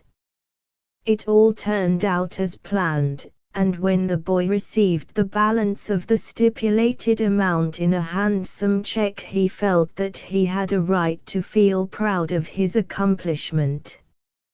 Robert had long before then took his leave, and in doing so he squeezed the hand of his younger cousin, and assuring Roland that he meant to see more of him in the future.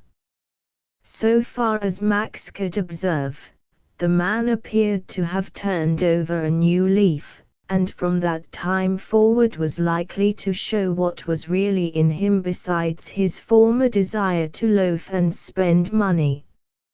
And so in the fullness of time, the 5 boys turned up in Carson, where a certain good woman whom Roland claimed as his aunt was wonderfully well pleased to find his arms about her wrinkled neck, and his boyish kiss pressed upon her cheek. She assured Roland the first thing, that there was no need of his worrying about the future, because she had determined to make him her heir, regardless of whether he ever came into the money left under such exacting conditions by his deceased uncle. Naturally, Roland was proud to tell his aunt that while he appreciated her fresh interest in his career, and would be only too glad to respond to her affection, at the same time she must know he had not made a failure, and that even now he was about to call upon the trustees of the will, to show them he had faithfully carried out all the provisions upon the fulfillment of which his legacy depended.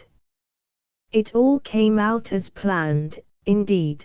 Those same old trustees of the estate, living in another town, had the greatest surprise of their lives when that troop of boys called upon them, and the whole story was told, for of course Max and the other trio eagerly snapped at Roland's warm invitation to accompany him on this momentous occasion, so as to witness his crowning triumph, and add their testimony, if needed, as witnesses to the successful outcome of his plans.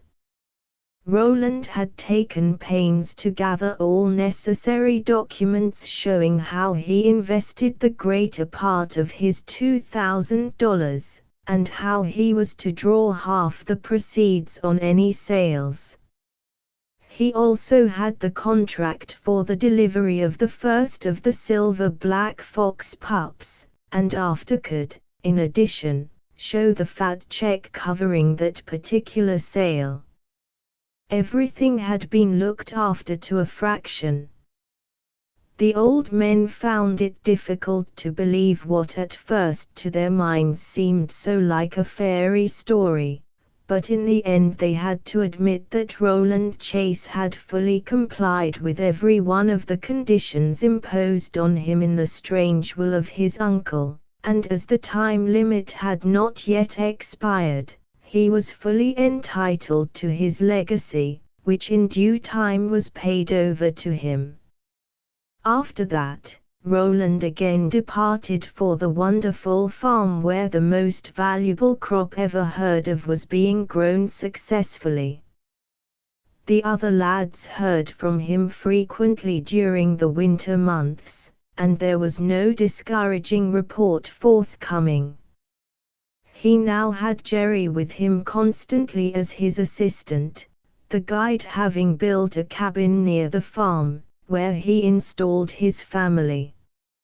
It was nicer for Roland, too, since there were several children, and he could spend many an evening sociably, having taken up a phonograph with him, together with a fine supply of all sorts of records suitable for amusing a mixed company.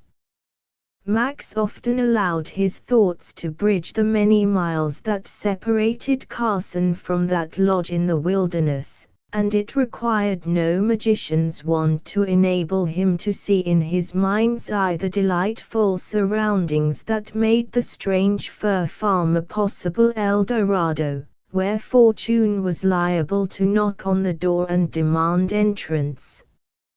It is with more or less regret that the writer finds he has reached the point where he must say goodbye, and he only does so with the understanding that just as soon as further stirring events worth narrating come to pass, it will be his pleasure, as well as duty, to place them between the covers of another book in this series. The Oblong Box.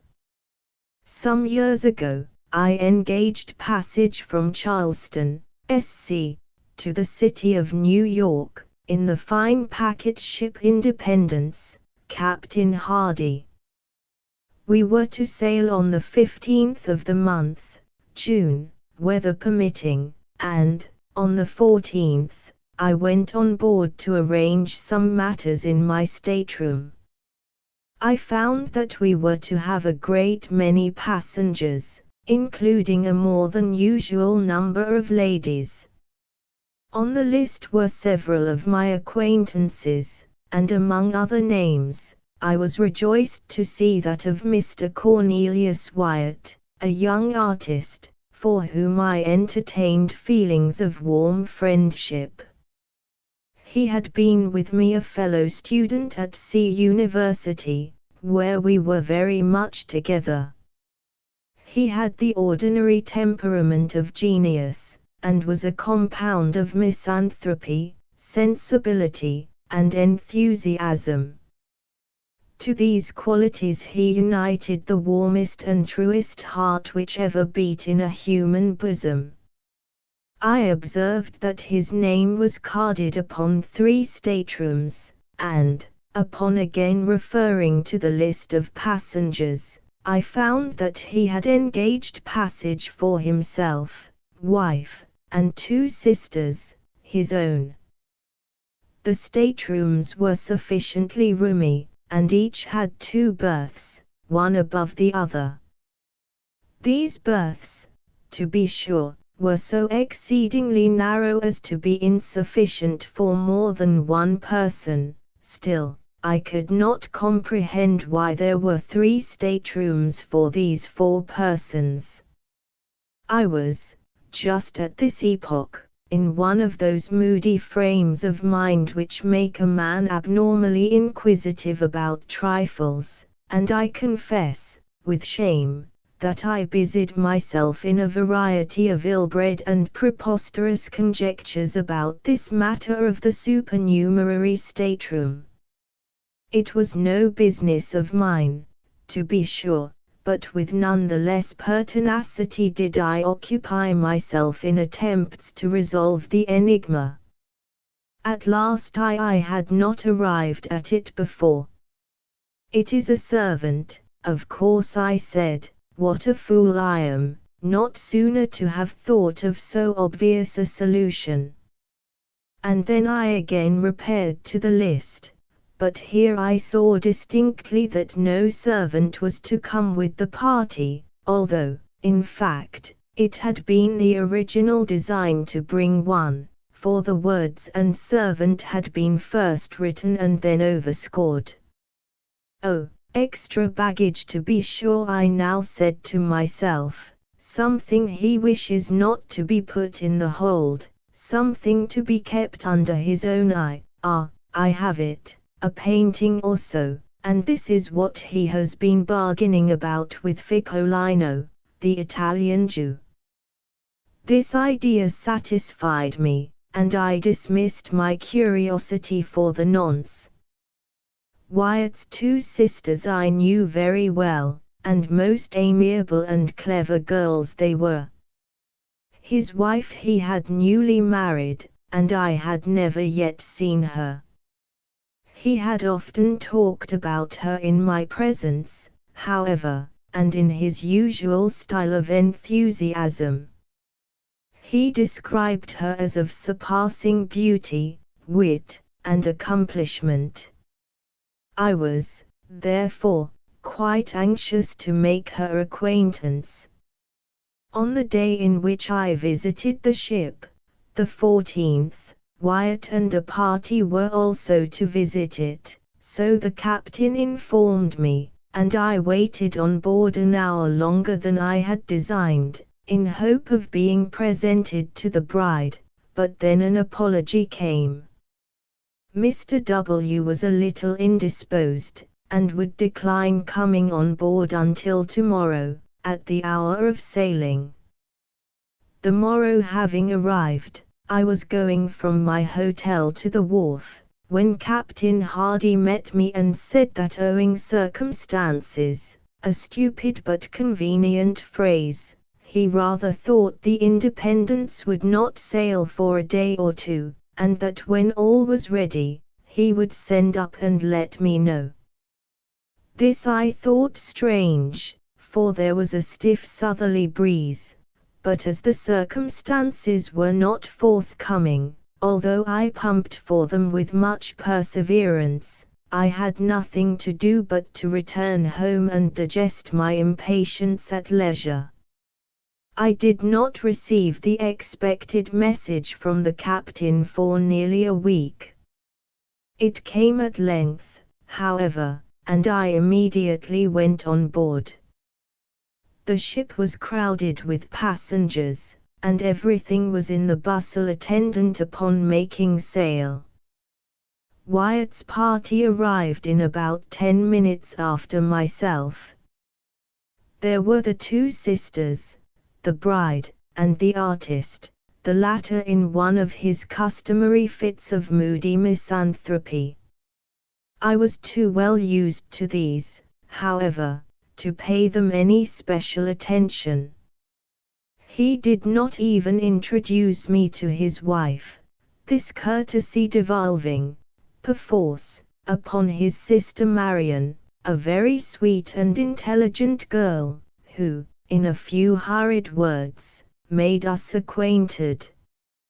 Mrs. Wyatt had been closely veiled, and when she raised her veil, in acknowledging my bow, I confess that I was very profoundly astonished.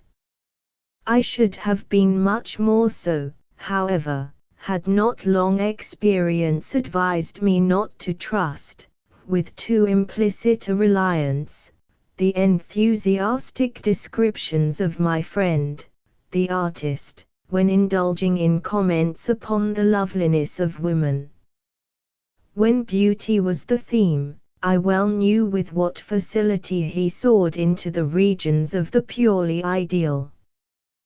The truth is, I could not help regarding Mrs. Wyatt as a decidedly plain-looking woman. If not positively ugly, she was not, I think, very far from it. She was dressed, however, in exquisite taste, and then I had no doubt that she had captivated my friend's heart by the more enduring graces of the intellect and soul. She said very few words, and passed at once into her stateroom with Mr. W. My old inquisitiveness now returned. There was no servant, that was a settled point. I looked, therefore, for the extra baggage. After some delay, a cart arrived at the wharf, with an oblong pine box, which was everything that seemed to be expected. Immediately upon its arrival we made sail, and in a short time were safely over the bar and standing out to sea. The box in question was, as I say, oblong. It was about 6 feet in length by 2½ in breadth. I observed it attentively, and like to be precise. Now this shape was peculiar, and no sooner had I seen it, than I took credit to myself for the accuracy of my guessing. I had reached the conclusion, it will be remembered, that the extra baggage of my friend, the artist, would prove to be pictures, or at least a picture, for I knew he had been for several weeks in conference with Nicolino, and now here was a box which, from its shape, could possibly contain nothing in the world but a copy of Leonardo's Last Supper, and a copy of this very Last Supper done by Rubini the Younger at Florence. I had known, for some time, to be in the possession of Nicolino. This point, therefore, I considered as sufficiently settled. I chuckled excessively when I thought of my acumen. It was the first time I ever known Wyatt to keep from me any of his artistical secrets, but here he evidently intended to steal a march upon me, and smuggle a fine picture to New York, under my very nose, expecting me to know nothing of the matter. I resolved to quiz him well, now and hereafter. One thing, however, annoyed me not a little. The box did not go into the extra stateroom. It was deposited in Wyatt's own, and there, too, it remained, occupying nearly the whole of the floor, no doubt to the exceeding discomfort of the artist and his wife. This the more especially as the tar or paint with which it was lettered in sprawling capitals, emitted a strong, disagreeable, and, to my fancy, a peculiarly disgusting odor. On the lid were painted the words, Mrs. Adelaide Curtis, Albany, New York. Charge of Cornelius Wyatt, Esquire, this side up. To be handled with care. Now, I was aware that Mrs. Adelaide Curtis, of Albany, was the artist's wife's mother, but then I looked upon the whole address as a mystification, intended especially for myself. I made up my mind, of course, that the box and contents would never get farther north than the studio of my misanthropic friend, in Chambers Street, New York. For the first 3 or 4 days we had fine weather, although the wind was dead ahead, having chopped round to the northward, immediately upon our losing sight of the coast. The passengers were, consequently, in high spirits, and disposed to be social. I must except, however, Wyatt and his sisters, who behaved stiffly, and, I could not help thinking, uncourteously to the rest of the party. Wyatt's conduct I did not so much regard. He was gloomy, even beyond his usual habit, in fact he was morose, but in him I was prepared for eccentricity. For the sisters, however, I could make no excuse. They secluded themselves in their staterooms during the greater part of the passage, and absolutely refused, although I repeatedly urged them, to hold communication with any person on board. Mrs. Wyatt herself was far more agreeable. That is to say, she was chatty, and to be chatty is no slight recommendation at sea. She became excessively intimate with most of the ladies, and, to my profound astonishment, evinced no equivocal disposition to coquet with the men. She amused us all very much. I say amused, and scarcely know how to explain myself. The truth is, I soon found that Mrs. W. was far oftener laughed at than with. The gentlemen said little about her, but the ladies, in a little while, pronounced her a good-hearted thing, rather indifferent-looking, totally uneducated, and decidedly vulgar. The great wonder was, how Wyatt had been entrapped into such a match. Wealth was the general solution, but this I knew to be no solution at all, for Wyatt had told me that she neither brought him $1 nor had any expectations from any source whatever. He had married, he said, for love, and for love only, and his bride was far more than worthy of his love. When I thought of these expressions, on the part of my friend, I confess that I felt indescribably puzzled. Could it be possible that he was taking leave of his senses? What else could I think? He, so refined, so intellectual, so fastidious, with so exquisite a perception of the faulty, and so keen an appreciation of the beautiful. To be sure, the lady seemed especially fond of him, particularly so in his absence, when she made herself ridiculous by frequent quotations of what had been said by her beloved husband, Mr. Wyatt.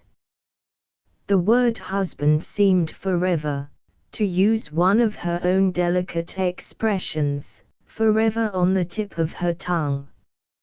In the meantime, it was observed by all on board, that he avoided her in the most pointed manner, and, for the most part, shut himself up alone in his stateroom, where, in fact, he might have been said to live altogether, leaving his wife at full liberty to amuse herself as she thought best, in the public society of the main cabin.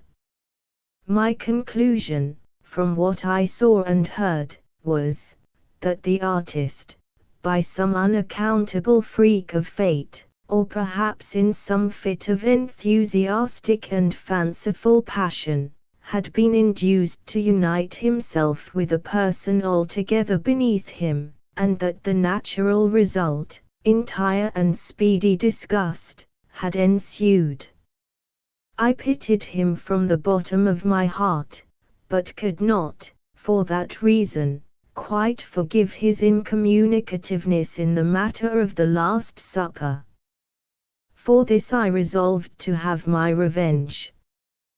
One day he came upon deck, and, taking his arm as had been my wont, I sauntered with him backward and forward. His gloom, however, which I considered quite natural under the circumstances, seemed entirely unabated. He said little, and that moodily, and with evident effort. I ventured a jest or two, and he made a sickening attempt at a smile. Poor fellow! As I thought of his wife, I wondered that he could have heart to put on even the semblance of mirth. At last I ventured a home thrust.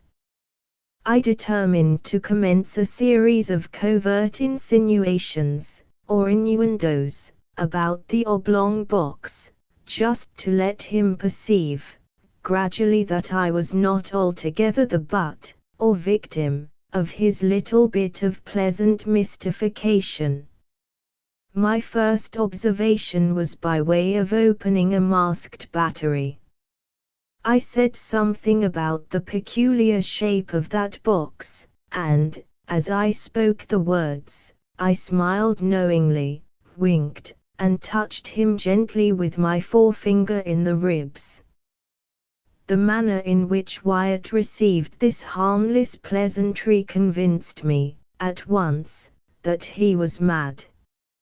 At first he stared at me as if he found it impossible to comprehend the witticism of my remark, but as its point seemed slowly to make its way into his brain, his eyes, in the same proportion, seemed protruding from their sockets.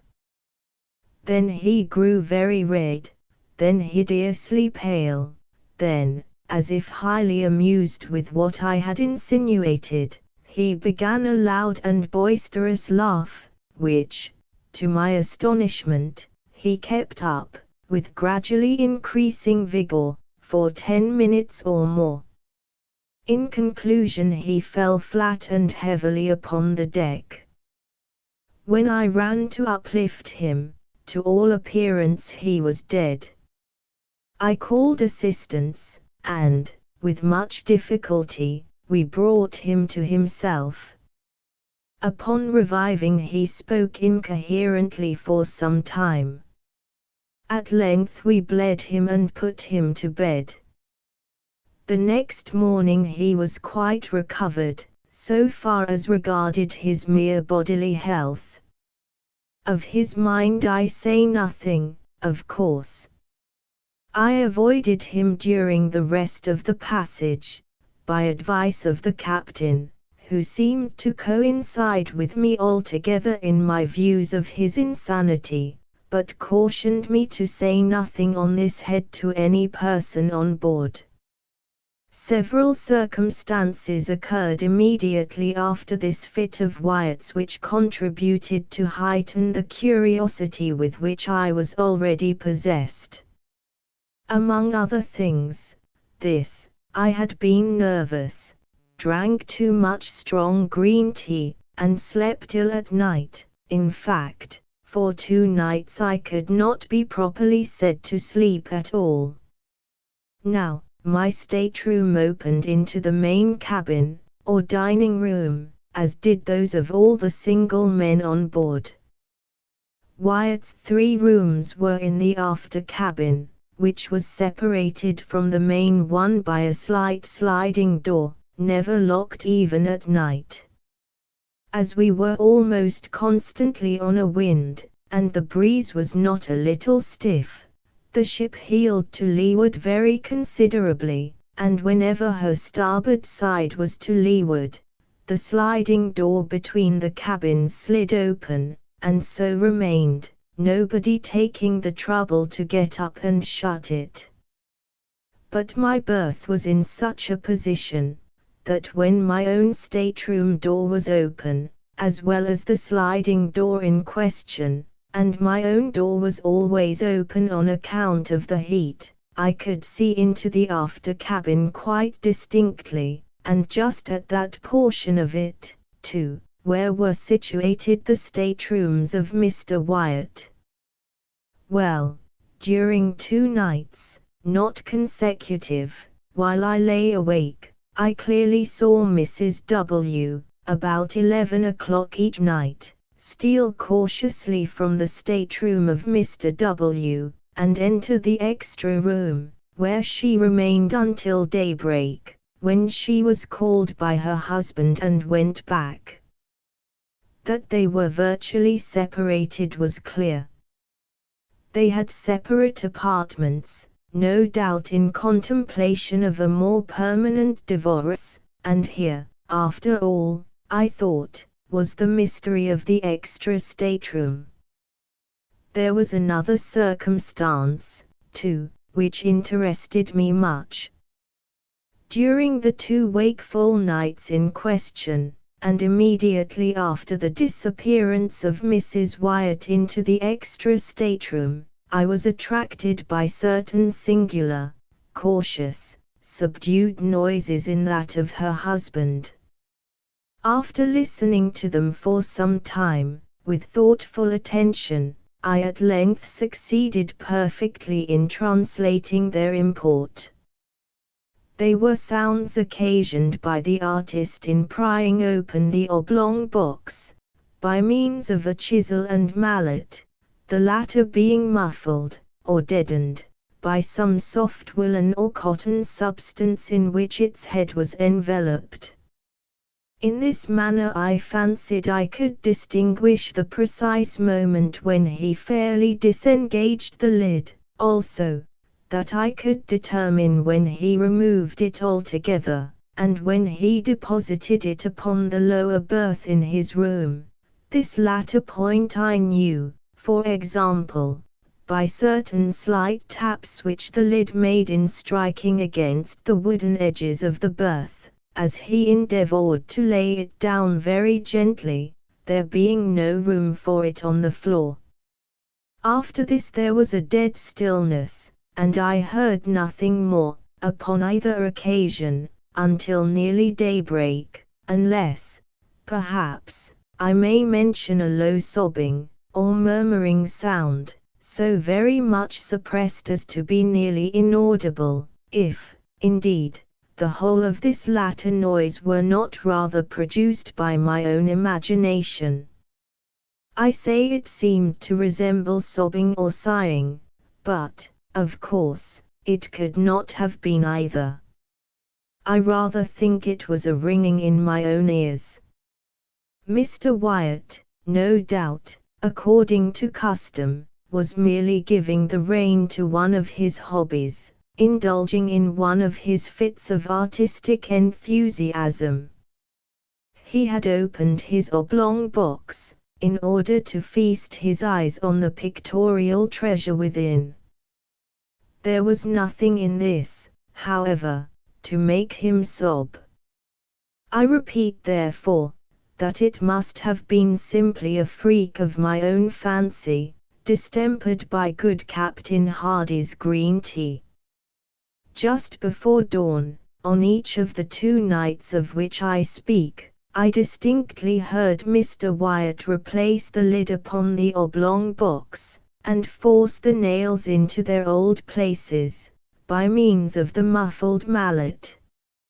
Having done this, he issued from his stateroom, fully dressed, and proceeded to call Mrs. W. from hers. We had been at sea 7 days, and were now off Cape Hatteras, when there came a tremendously heavy blow from the southwest. We were, in a measure, prepared for it, however, as the weather had been holding out threats for some time. Everything was made snug, alow and aloft, and as the wind steadily freshened, we lay to, at length, under spanker and foretopsail, both double-reefed. In this trim, we rode safely enough for 48 hours, the ship proving herself an excellent sea-boat, in many respects, and shipping no water of any consequence. At the end of this period, however, the gale had freshened into a hurricane, and our aftersail split into ribbons, bringing us so much in the trough of the water that we shipped several prodigious seas, one immediately after the other. By this accident we lost 3 men overboard with the caboose, and nearly the whole of the larboard bulwarks. Scarcely had we recovered our senses, before the foretopsail went into shreds when we got up a storm staysail, and with this did pretty well for some hours, the ship heading the sea much more steadily than before. The gale still held on, however, and we saw no signs of its abating. The rigging was found to be ill-fitted, and greatly strained, and on the third day of the blow, about 5 in the afternoon, our mizzen-mast, in a heavy lurch to windward, went by the board. For an hour or more, we tried in vain to get rid of it, on account of the prodigious rolling of the ship, and, before we had succeeded, the carpenter came aft and announced 4 feet water in the hold. To add to our dilemma, we found the pumps choked and nearly useless.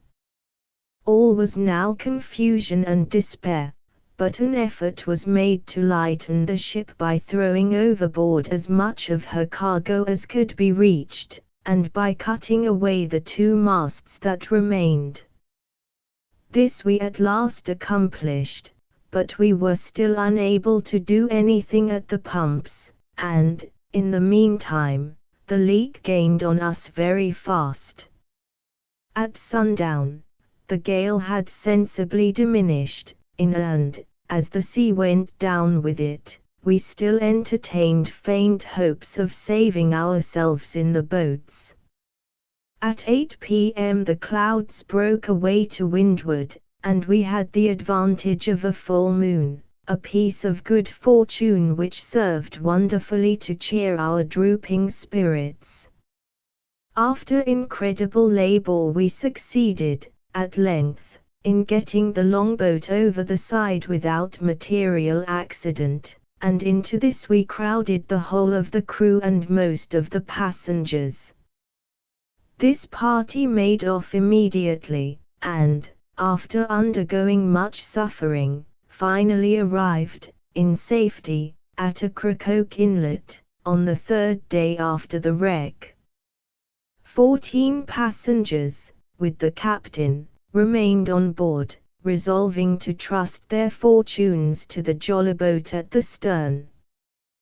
We lowered it without difficulty, although it was only by a miracle that we prevented it from swamping as it touched the water.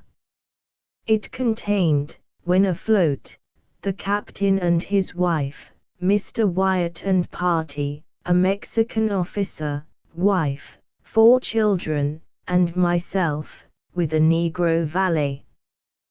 We had no room, of course, for anything except a few positively necessary instruments, some provision, and the clothes upon our backs. No one had thought of even attempting to save anything more.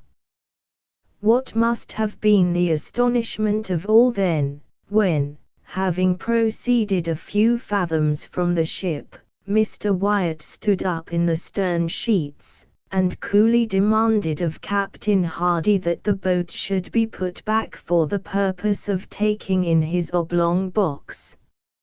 "Sit down, Mr. Wyatt," replied the captain, somewhat sternly, "you will capsize us if you do not sit quite still. Our goon whale is almost in the water now." "The box," vociferated Mr. Wyatt, still standing, "the box, I say." "Captain Hardy, you cannot, you will not refuse me. Its weight will be but a trifle, it is nothing, mere nothing.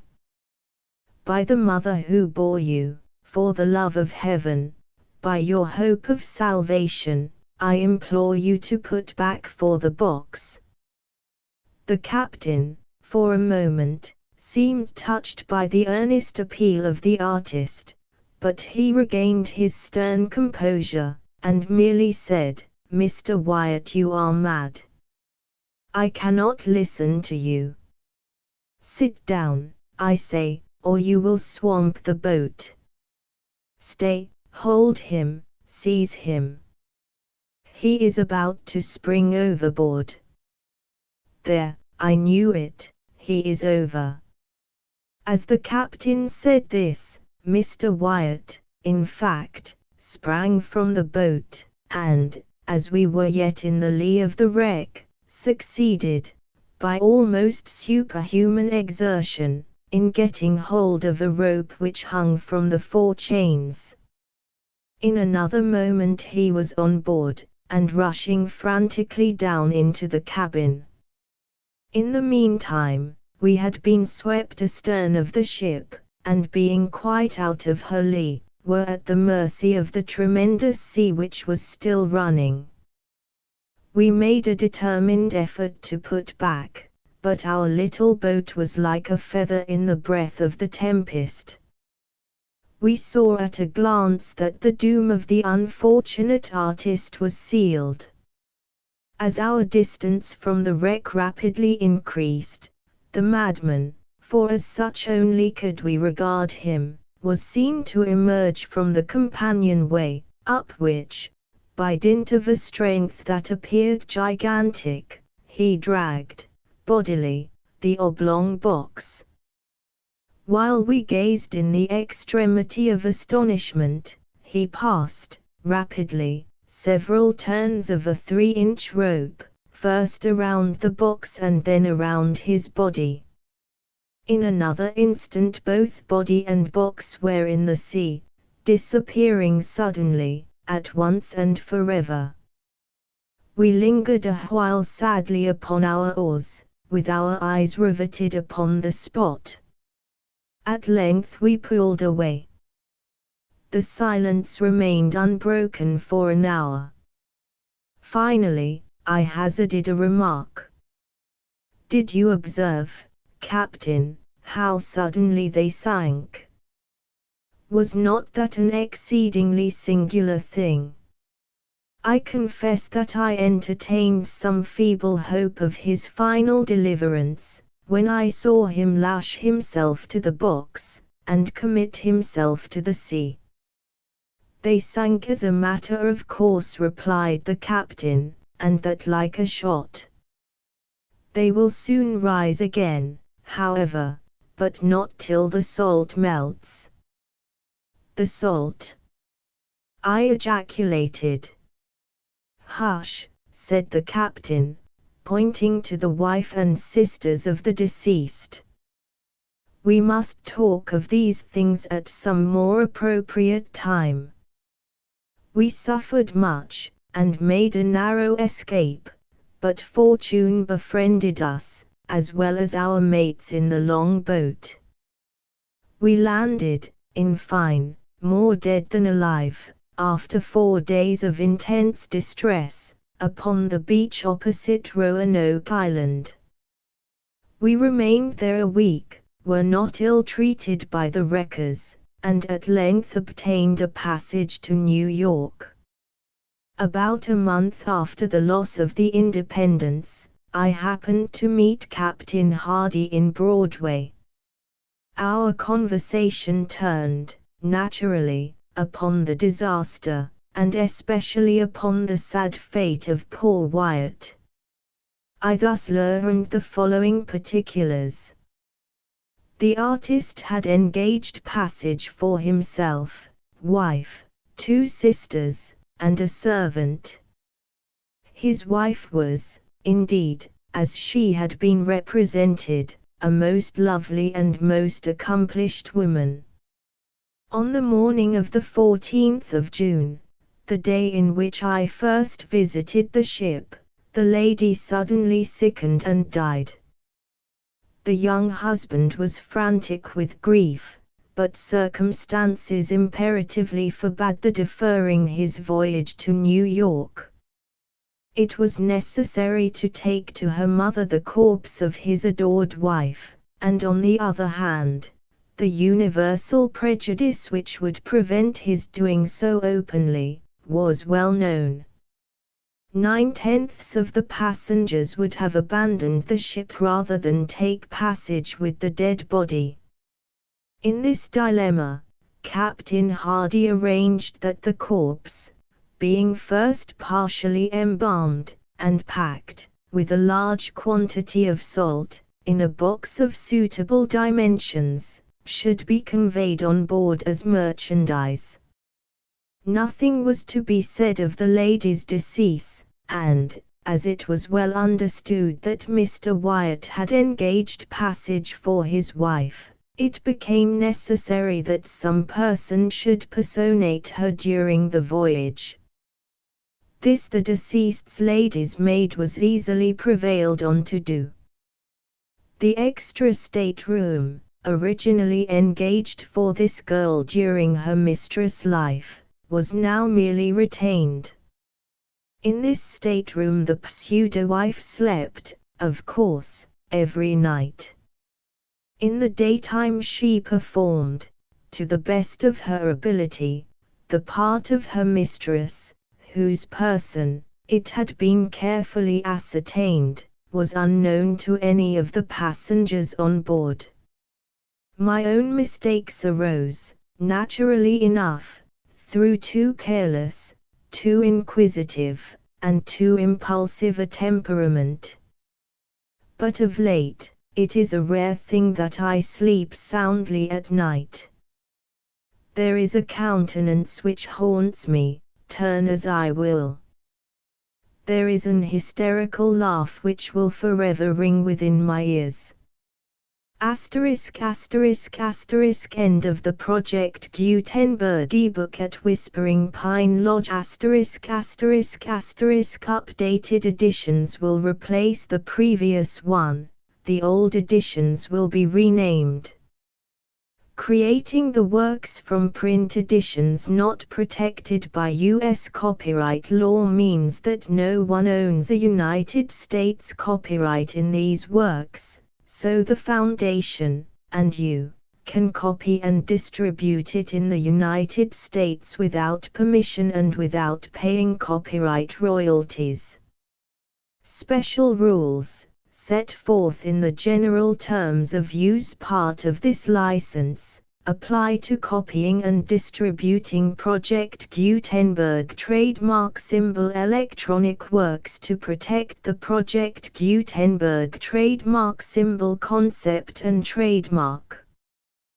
Project Gutenberg is a registered trademark, and may not be used if you charge for an ebook, except by following the terms of the trademark license, including paying royalties for use of the Project Gutenberg trademark. If you do not charge anything for copies of this ebook, complying with the trademark license is very easy. You may use this ebook for nearly any purpose such as creation of derivative works, reports, performances and research. Project Gutenberg ebooks may be modified and printed and given away. You may do practically anything in the United States with ebooks not protected by U.S. copyright law. Redistribution is subject to the trademark license, especially commercial redistribution. Start. Full license. The full Project Gutenberg license. Please read this before you distribute or use this work to protect the Project Gutenberg trademark symbol mission of promoting the free distribution of electronic works, by using or distributing this work, or any other work associated in any way with the phrase Project Gutenberg. You agree to comply with all the terms of the full Project Gutenberg trademark symbol license available with this file or online at www.gutenberg.org/license. Section 1. General Terms of Use and Redistributing Project Gutenberg Trademark Symbol Electronic Works 1.0. By reading or using any part of this Project Gutenberg trademark symbol electronic work, you indicate that you have read, understand, agree to and accept all the terms of this license and intellectual property, trademark/copyright, agreement. If you do not agree to abide by all the terms of this agreement, you must cease using and return or destroy all copies of Project Gutenberg trademark symbol electronic works in your possession. If you paid a fee for obtaining a copy of or access to a Project Gutenberg trademark symbol electronic work and you do not agree to be bound by the terms of this agreement, you may obtain a refund from the person or entity to whom you paid the fee as set forth in paragraph 1.e.8. 1.b Project Gutenberg is a registered trademark. It may only be used on or associated in any way with an electronic work by people who agree to be bound by the terms of this agreement. There are a few things that you can do with most Project Gutenberg trademark symbol electronic works even without complying with the full terms of this agreement. See paragraph 1.c below. There are a lot of things you can do with Project Gutenberg trademark symbol electronic works if you follow the terms of this agreement and help preserve free future access to Project Gutenberg trademark symbol electronic works. See paragraph 1.e below. 1.c The Project Gutenberg Literary Archive Foundation, the Foundation or PGLAF, owns a compilation copyright in the collection of Project Gutenberg trademark symbol electronic works. Nearly all the individual works in the collection are in the public domain in the United States. If an individual work is unprotected by copyright law in the United States and you are located in the United States, we do not claim a right to prevent you from copying, distributing, performing, displaying or creating derivative works based on the work as long as all references to Project Gutenberg are removed. Of course, we hope that you will support the Project Gutenberg trademark symbol mission of promoting free access to electronic works by freely sharing Project Gutenberg trademark symbol works in compliance with the terms of this agreement for keeping the Project Gutenberg trademark symbol name associated with the work. You can easily comply with the terms of this agreement by keeping this work in the same format with its attached full Project Gutenberg trademark symbol license when you share it without charge with others. 1.d The copyright laws of the place where you are located also govern what you can do with this work. Copyright laws in most countries are in a constant state of change. If you are outside the United States, check the laws of your country in addition to the terms of this agreement before downloading, copying, displaying, performing, distributing or creating derivative works based on this work or any other Project Gutenberg trademark symbol work. The Foundation makes no representations concerning the copyright status of any work in any country other than the United States. 1.e Unless you have removed all references to Project Gutenberg, 1.e.1. The following sentence, with active links to, or other immediate access to, the full Project Gutenberg trademark symbol license must appear prominently whenever any copy of a Project Gutenberg trademark symbol work, any work on which the phrase Project Gutenberg appears, or with which the phrase Project Gutenberg is associated, is accessed, displayed, performed, viewed, copied or distributed. This ebook is for the use of anyone anywhere in the United States and most other parts of the world at no cost and with almost no restrictions whatsoever. You may copy it, give it away or reuse it under the terms of the Project Gutenberg license included with this ebook or online at www.gutenberg.org. If you are not located in the United States, you will have to check the laws of the country where you are located before using this ebook.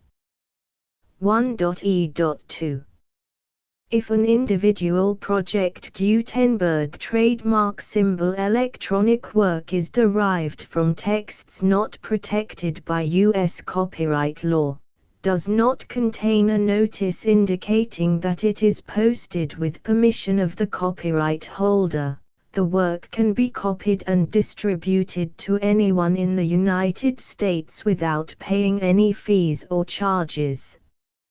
If you are redistributing or providing access to a work with the phrase Project Gutenberg associated with or appearing on the work, you must comply either with the requirements of paragraphs 1.e.1 through 1.e.7 or obtain permission for the use of the work and the Project Gutenberg trademark symbol trademark as set forth in paragraphs 1.e.8 or 1.e.9. 1.e.3 If an individual Project Gutenberg trademark symbol electronic work is posted with the permission of the copyright holder, your use and distribution must comply with both paragraphs 1.e.1 through 1.e.7 and any additional terms imposed by the copyright holder. Additional terms will be linked to the Project Gutenberg trademark symbol license for all works posted with the permission of the copyright holder found at the beginning of this work. 1.e.4 Do not unlink or detach or remove the full Project Gutenberg trademark symbol license terms from this work, or any files containing a part of this work or any other work associated with Project Gutenberg trademark symbol. 1.e.5 Do not copy, display, perform, distribute or redistribute this electronic work, or any part of this electronic work, without prominently displaying the sentence set forth in paragraph 1.e.1 with active links or immediate access to the full terms of the Project Gutenberg trademark symbol license. 1.e.6 You may convert to and distribute this work in any binary, compressed, marked up, non-proprietary or proprietary form, including any word processing or hypertext form. However, if you provide access to or distribute copies of a Project Gutenberg trademark symbol work in a format other than plain vanilla ASCII or other format used in the official version posted on the official Project Gutenberg trademark symbol website, www.gutenberg.org, you must, at no additional cost, fee or expense to the user, provide a copy, a means of exporting a copy, or a means of obtaining a copy upon request, of the work in its original plain vanilla ASCII or other form. Any alternate format must include the full Project Gutenberg trademark symbol license as specified in paragraph 1.e.1. 1.e.7 Do not charge a fee for access to, viewing, displaying, performing, copying or distributing any Project Gutenberg trademark symbol works unless you comply with paragraph 1.e.8 or 1.e.9. 1.e.8 You may charge a reasonable fee for copies of or providing access to or distributing Project Gutenberg trademark symbol electronic works provided that You pay a royalty fee of 20% of the gross profits you derive from the use of Project Gutenberg trademark symbol works calculated using the method you already use to calculate your applicable taxes. The fee is owed to the owner of the Project Gutenberg trademark symbol trademark, but he has agreed to donate royalties under this paragraph to the Project Gutenberg Literary Archive Foundation.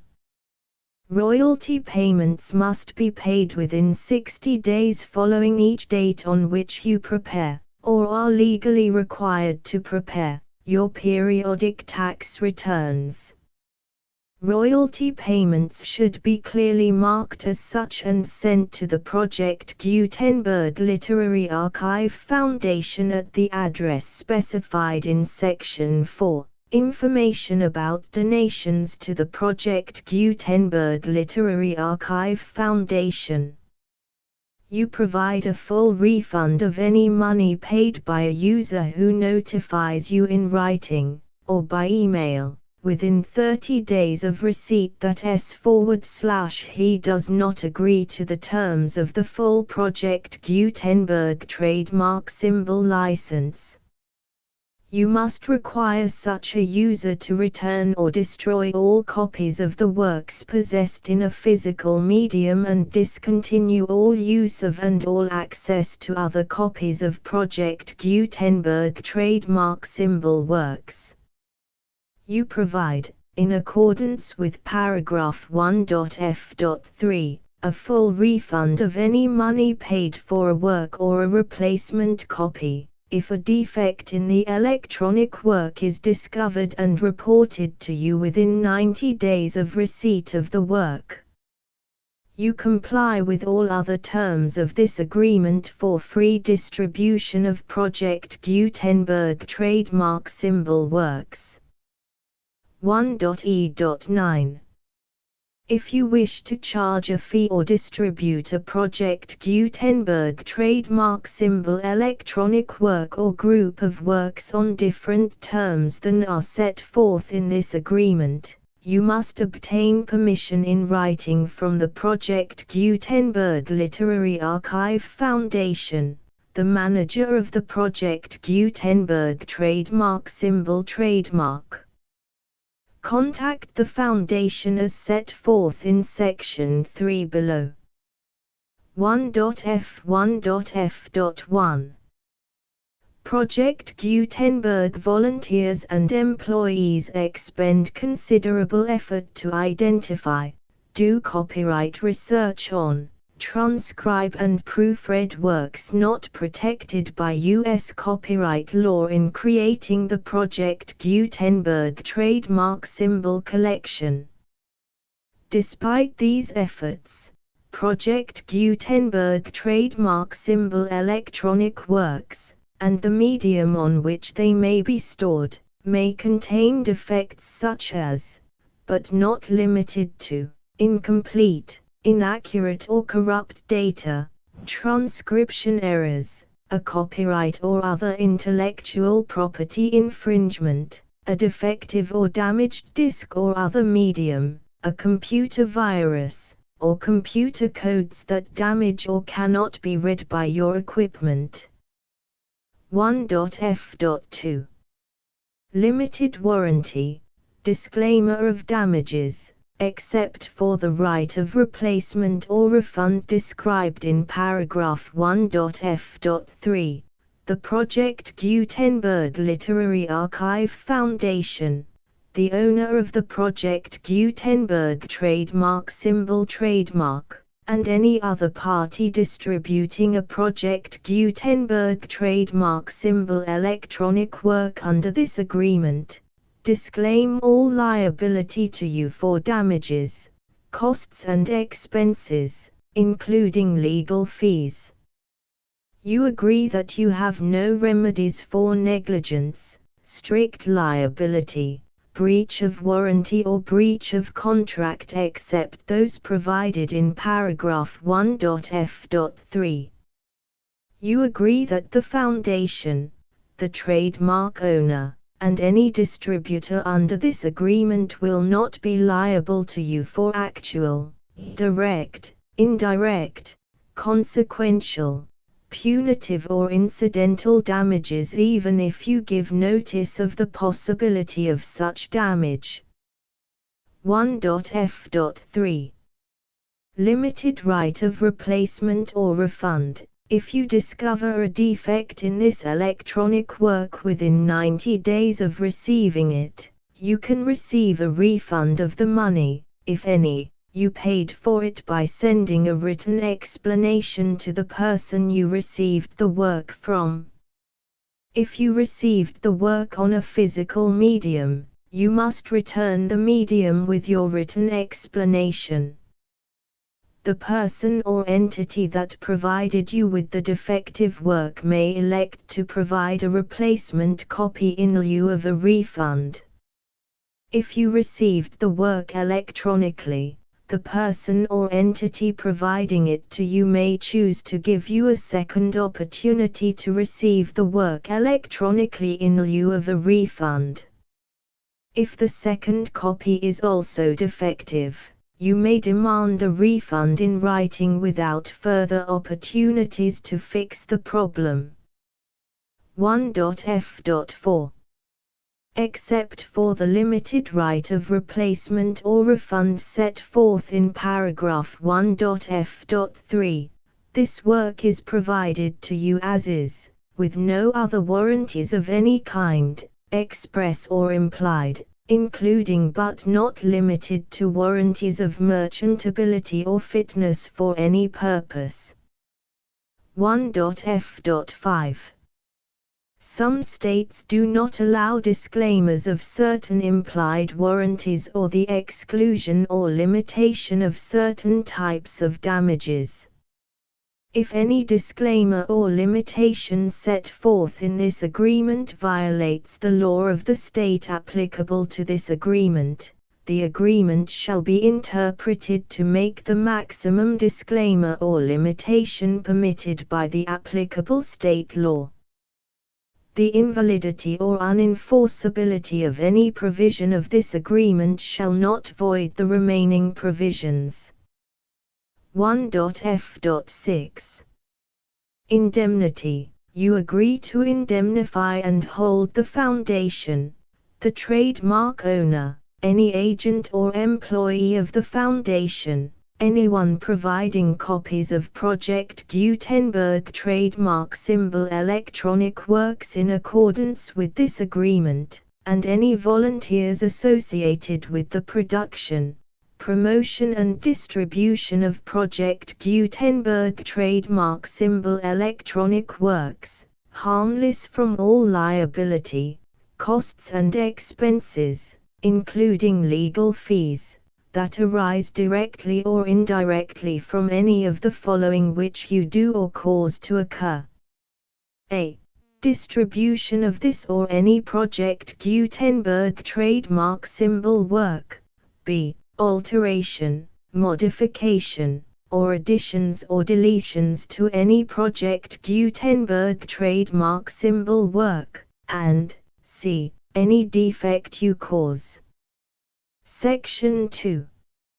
Information about the mission of Project Gutenberg trademark symbol. Project Gutenberg trademark symbol is synonymous with the free distribution of electronic works in formats readable by the widest variety of computers, including obsolete, old, middle-aged and new computers. It exists because of the efforts of hundreds of volunteers and donations from people in all walks of life. Volunteers and financial support to provide volunteers with the assistance they need are critical to reaching Project Gutenberg trademark symbol's goals and ensuring that the Project Gutenberg trademark symbol collection will remain freely available for generations to come. In 2001, The Project Gutenberg Literary Archive Foundation was created to provide a secure and permanent future for Project Gutenberg trademark symbol and future generations. To learn more about the Project Gutenberg Literary Archive Foundation and how your efforts and donations can help, see sections 3 and 4 and the Foundation information page at www.gutenberg.org. Section 3.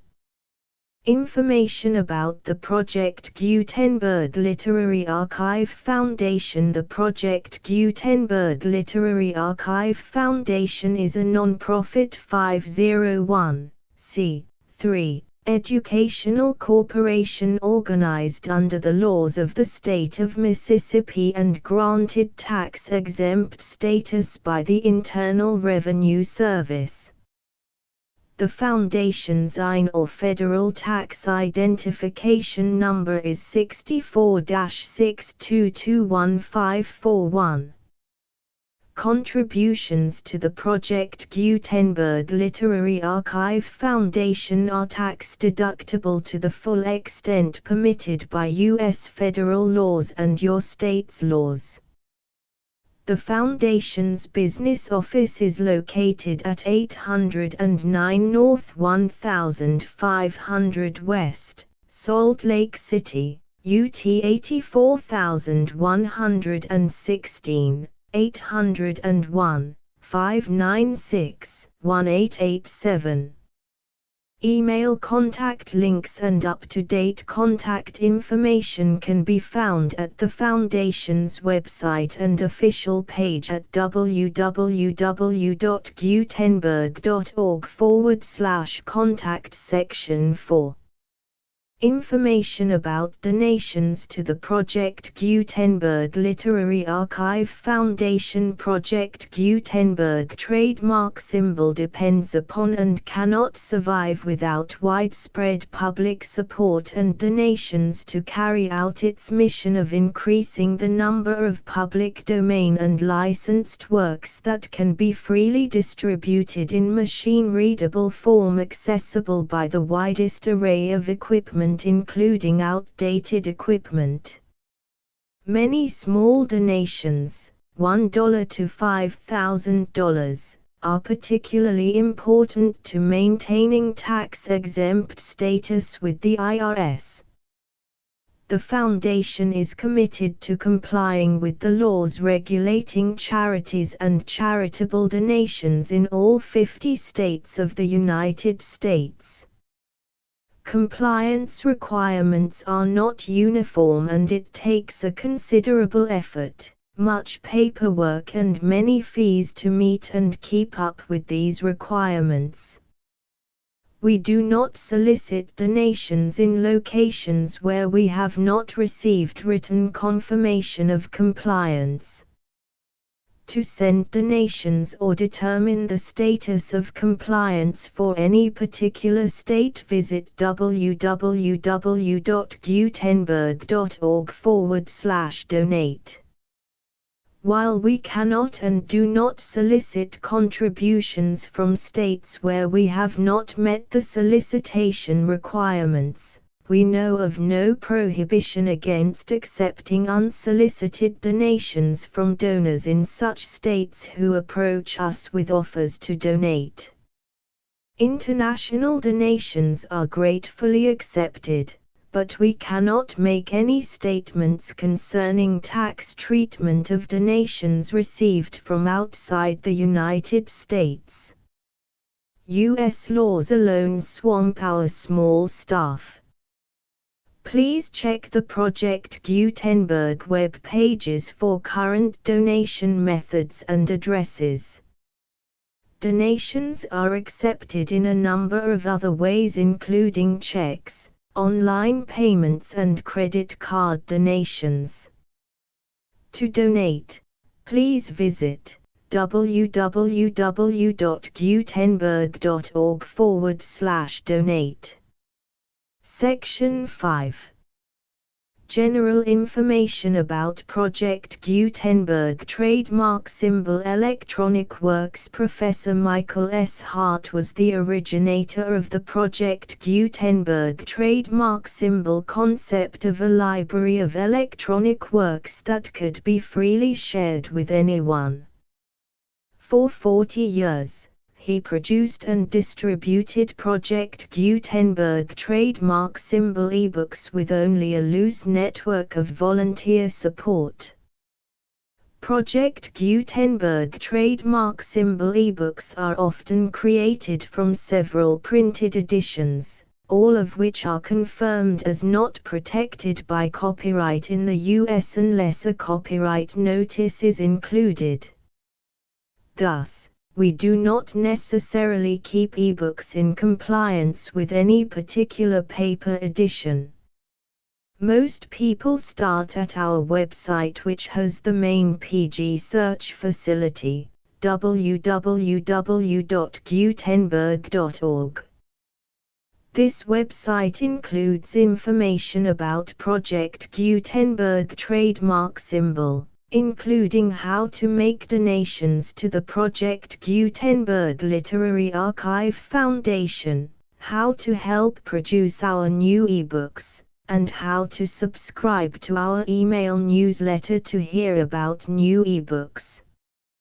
At Whispering Pine Lodge Chapter I, Chapter 2, Chapter 3, Chapter 4, Chapter V, Chapter 6, Chapter 7, Chapter 8, Chapter 9, Chapter X, Chapter 11, Chapter 12, Chapter 13, Chapter 14, Chapter 15, Chapter 16. The Oblong Box.